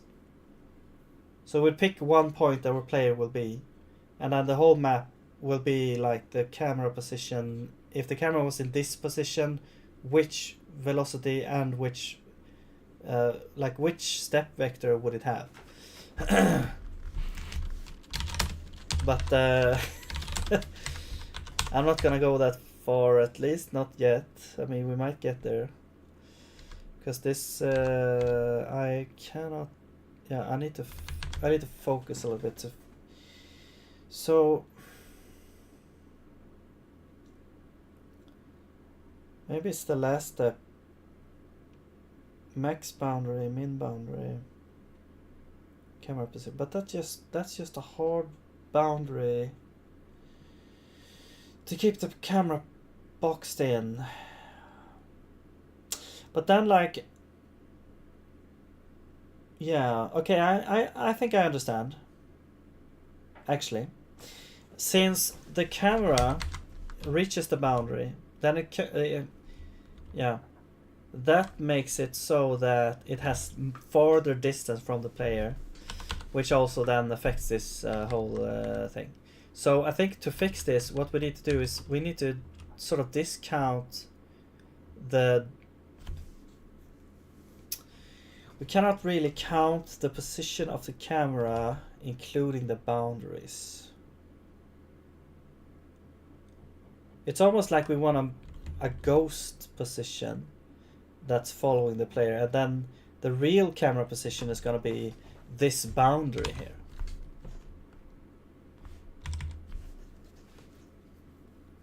What we could do is move this calculation down to move the boundary stuff down to where we actually need to look at the camera position. So, but here we have like transform V, so maybe we should add the camera boundary into the camera itself. Like set camera boundary, and then it would calculate the position itself. We could do that. So we could, the boundary is just A, B, B. So we could just do, oh, but this is not our thing right now.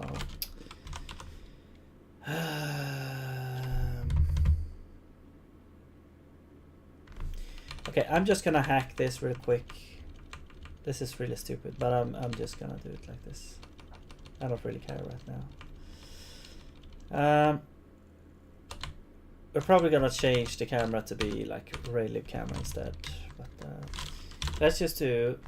So we do have. I think we have camera somewhere. No, we don't. Okay. But let's do like camera position, and this is a vector. And let's set it to 0. Now we will set this camera position to be, okay, we will set game camera position. We'll set this position to be game camera position plus stop. Okay, whoops. And then we'll take this one and we'll just set this to game camera position, but with the boundaries calculated.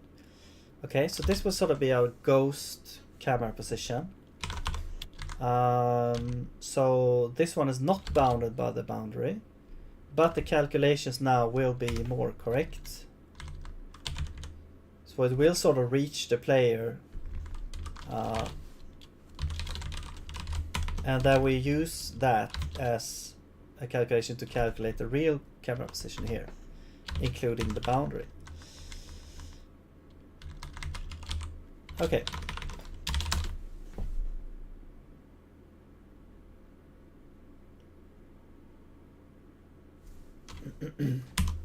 Okay, now we should get a more accurate simulation or thing happening with the camera here. So you can see, now it should be more snappy at all times, not just when you're at the bottom of the screen or something. So now we can adjust that more properly here. So maybe, this one is absolutely too much then, I believe. So let's, I guess we can do 0.1. And maybe we can do this even more. Let's try.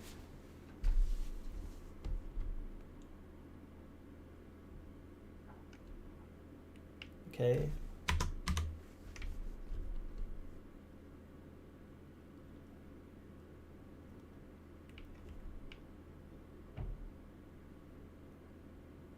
Yeah. Whoa. What happened?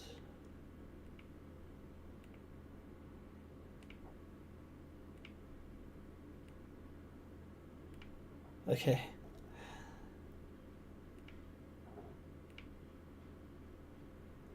Can I outrun the camera? No. We get to a certain point and then it stops. Okay. Yeah, this yeah, that doesn't feel good at all. But at least it doesn't snap now here.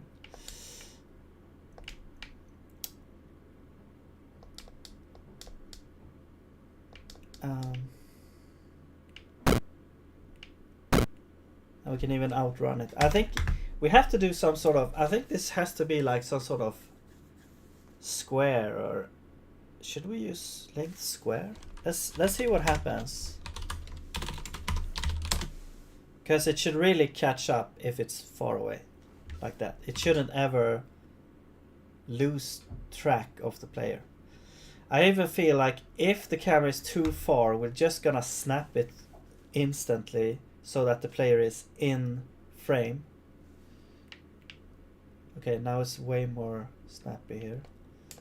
So it's just a case of the...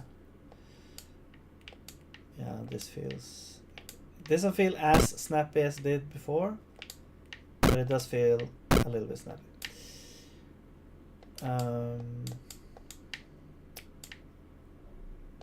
So that I mean, it feels way better though. Now using like the square length, so it barely gets out of the reach of the camera now.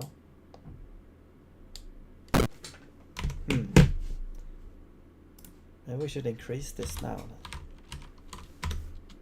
We have to like square that thing.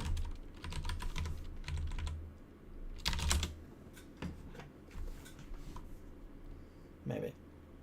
No. I think then maybe we get back to where we were. I don't know.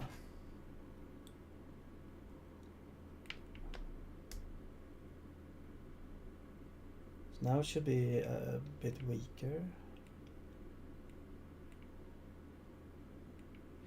You can really feel it coming into that slow approach at the end.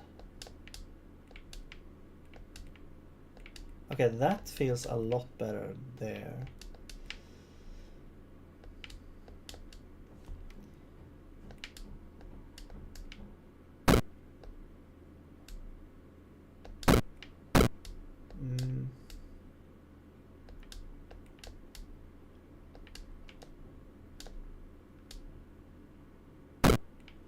Yeah, I mean, it definitely does not allow the player to go outside of the camera now.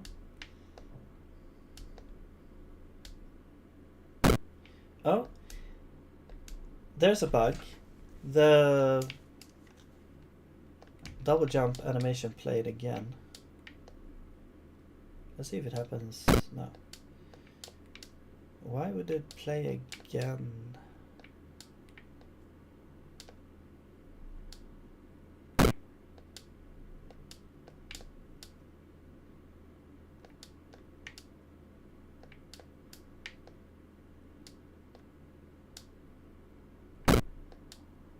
Okay, let me try this one more time. What I'm thinking is maybe it's restarting for some reason. I shouldn't restart though.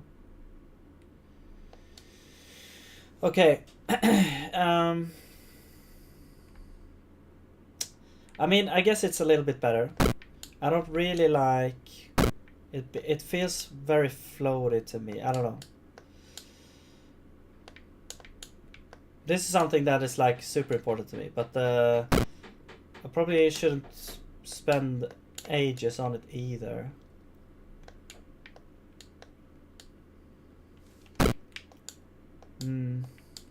Like this feels weird. Like when you're jumping, it's like changing the velocity based on the distance. And that makes sense. But it also doesn't make sense because it's stuck at the bottom, so it shouldn't actually do that. Maybe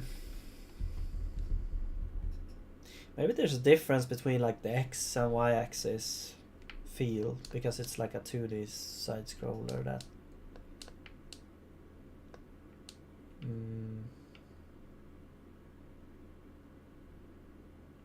like what I'm thinking is maybe there should be a difference, like the the Y position snaps more than the X position. Maybe the Y position always snaps and the X position is the one that like is not snapping. I don't know.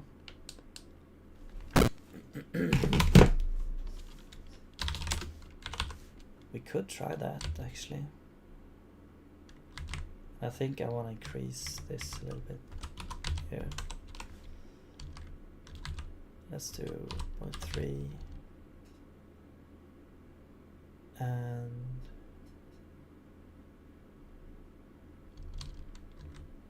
we'll add step. But I think the Y position should actually always be the thing. So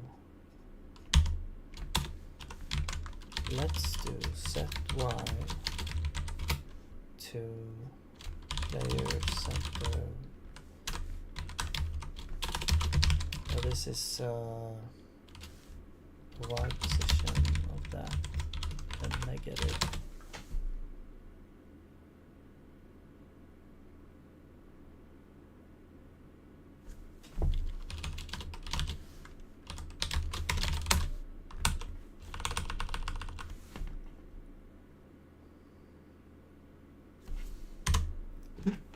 Okay.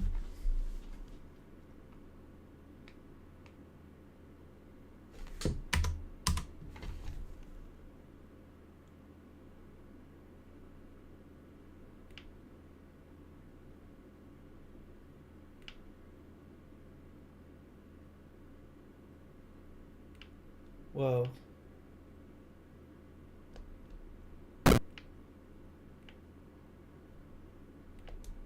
It feels like you can outrun the camera and then it like catches up to you. I don't like that. I think maybe we should say, I don't know.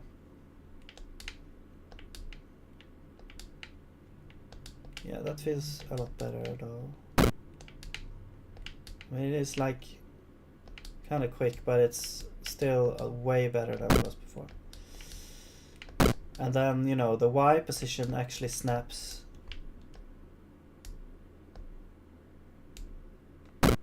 Which I guess is pretty good.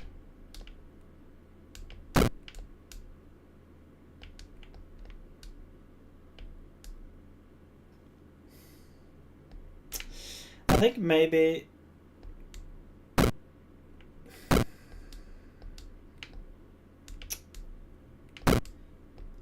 like we're gonna have to see like when it comes to like platforming, like I'll just show the other end of this.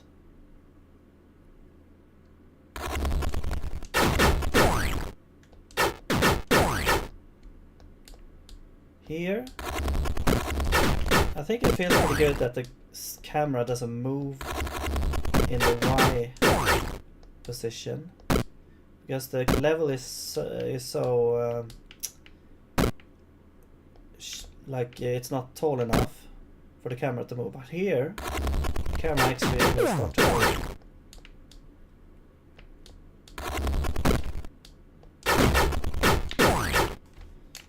So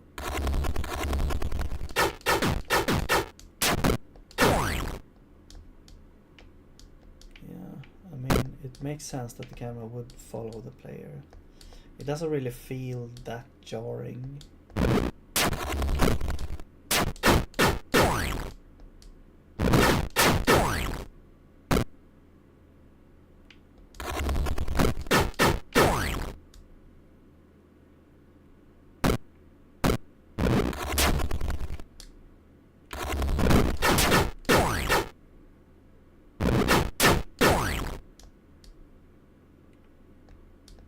Yeah, I really don't like that slow approach at the end.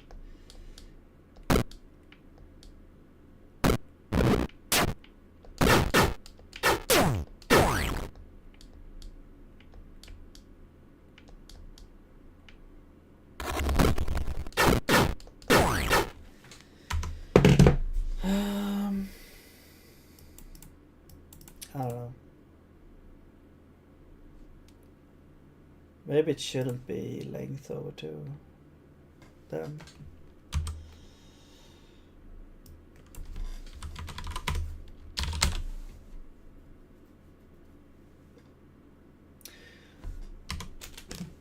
Alright, we try a couple of more things and then I have to get going here. I have to reset sort of the camera also to when you do a scene transition, so that the camera will be at the player so it doesn't do that weird pan thing. Okay, so that feels a lot better. And then when we do this weird jump down, we are it's sort of gliding in place, or sliding in place, like that. It feels like you shouldn't be able to like outrun the camera like this.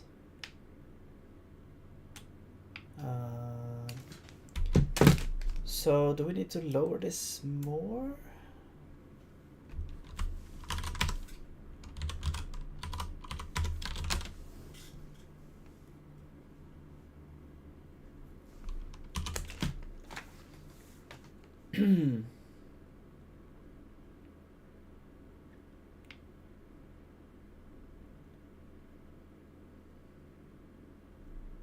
We still can outrun the camera.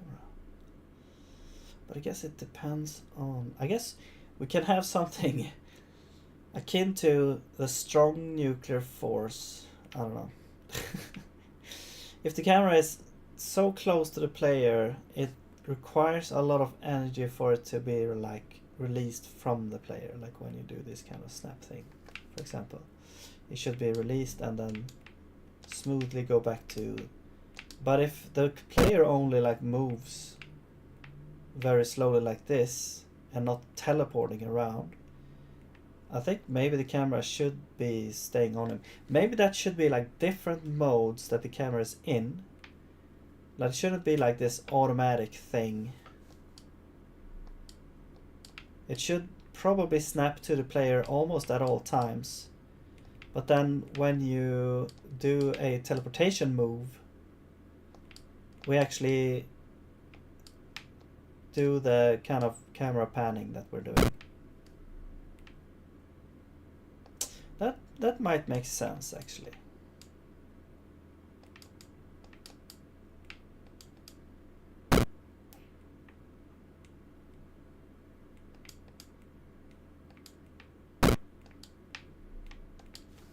Yeah.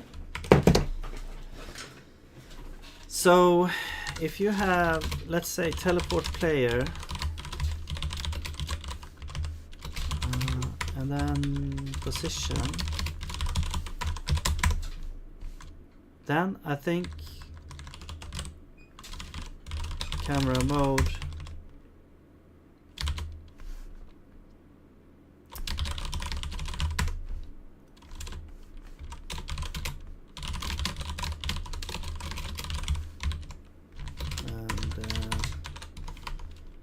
let's do snapped or detached. Whoops. Well, it's not detached, it's gonna be attached. And we need to move this down here. Okay. So then we'll do like if you do here, switch camera mode. If the camera mode is attached, then we do something. If it's detached, then we do this. Okay. Whoops.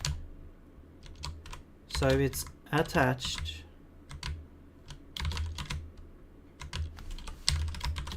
we are simply gonna say this is equal to player center. This is negative player center. We don't do this, and then this will be the same thing, except yeah, we can actually just do this at the end. It's gonna be the same for both things, and then otherwise we do this sort of thing. And I guess once we've reached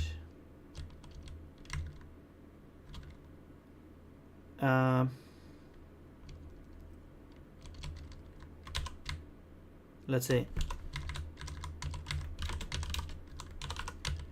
Well,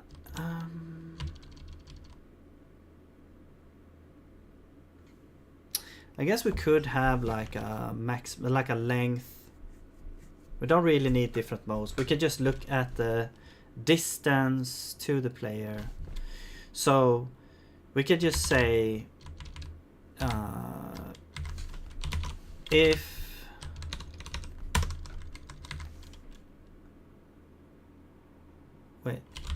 this is distance to player, so that's gonna be length of relative, and yeah, let's remove this stuff. Okay, so if the distance is more than, I don't know, 3, which is like in pixels, then we do this thing. Let's say if it's like less than or equal to 3, then we do this, and then we do that. Okay, then we do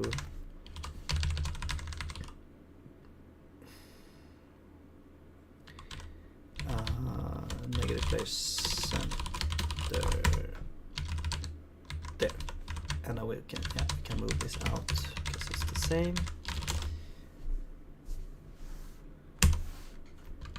And teleport player, we don't really need teleport player.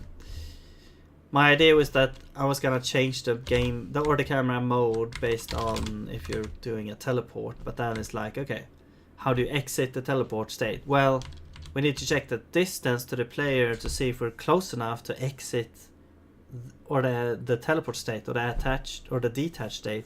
But then why can't we just check that every time and see, okay, is the player close enough? Then we should just snap it. If it's not close enough, then we should do the smooth thing. But we'll see how this will look here.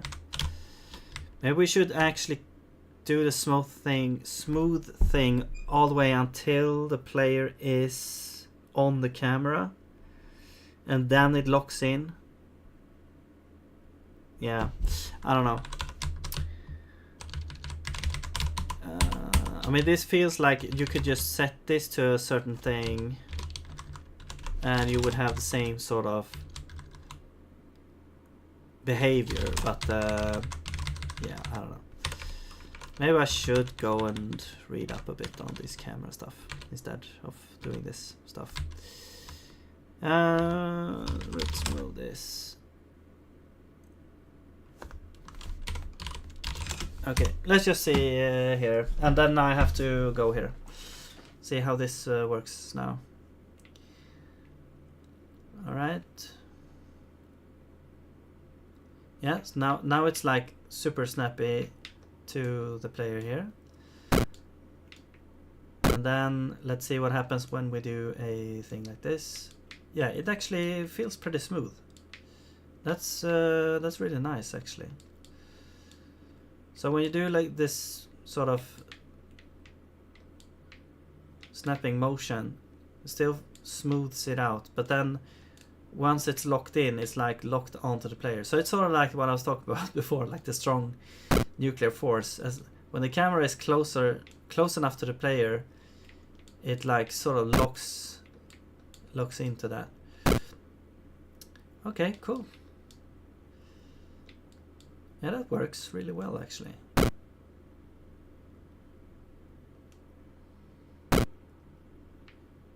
And also there's like, I know there's some behavior in some games, like for example Super Mario World, where if you're at a level like this, where you have this whole thing sort of how we say ground beneath you, like a flat ground like this, the camera will actually stay.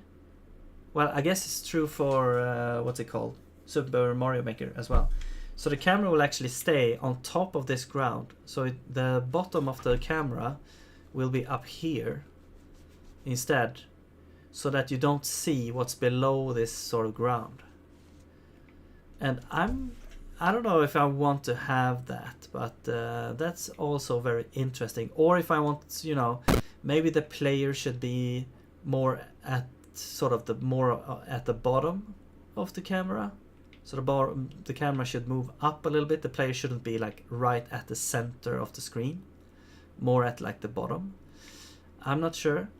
Also, another thing which I see is like sort of different from other games is like the sprite is kind of small if you compare to the rest of the screen is real estate. I mean, that could be just, maybe I should just limit how far you can see so that it becomes more, I don't know. But maybe, yeah, I'm not sure actually about that. Maybe this is good. And yeah. But yeah, that's gonna be it for this time. So yeah, we got a lot of things done, so that's nice. Got a little extra time here today to do a bunch of stuff. So thanks for everyone that tuned in and watched and chatted, and hope you have a great day, and I'll see you later.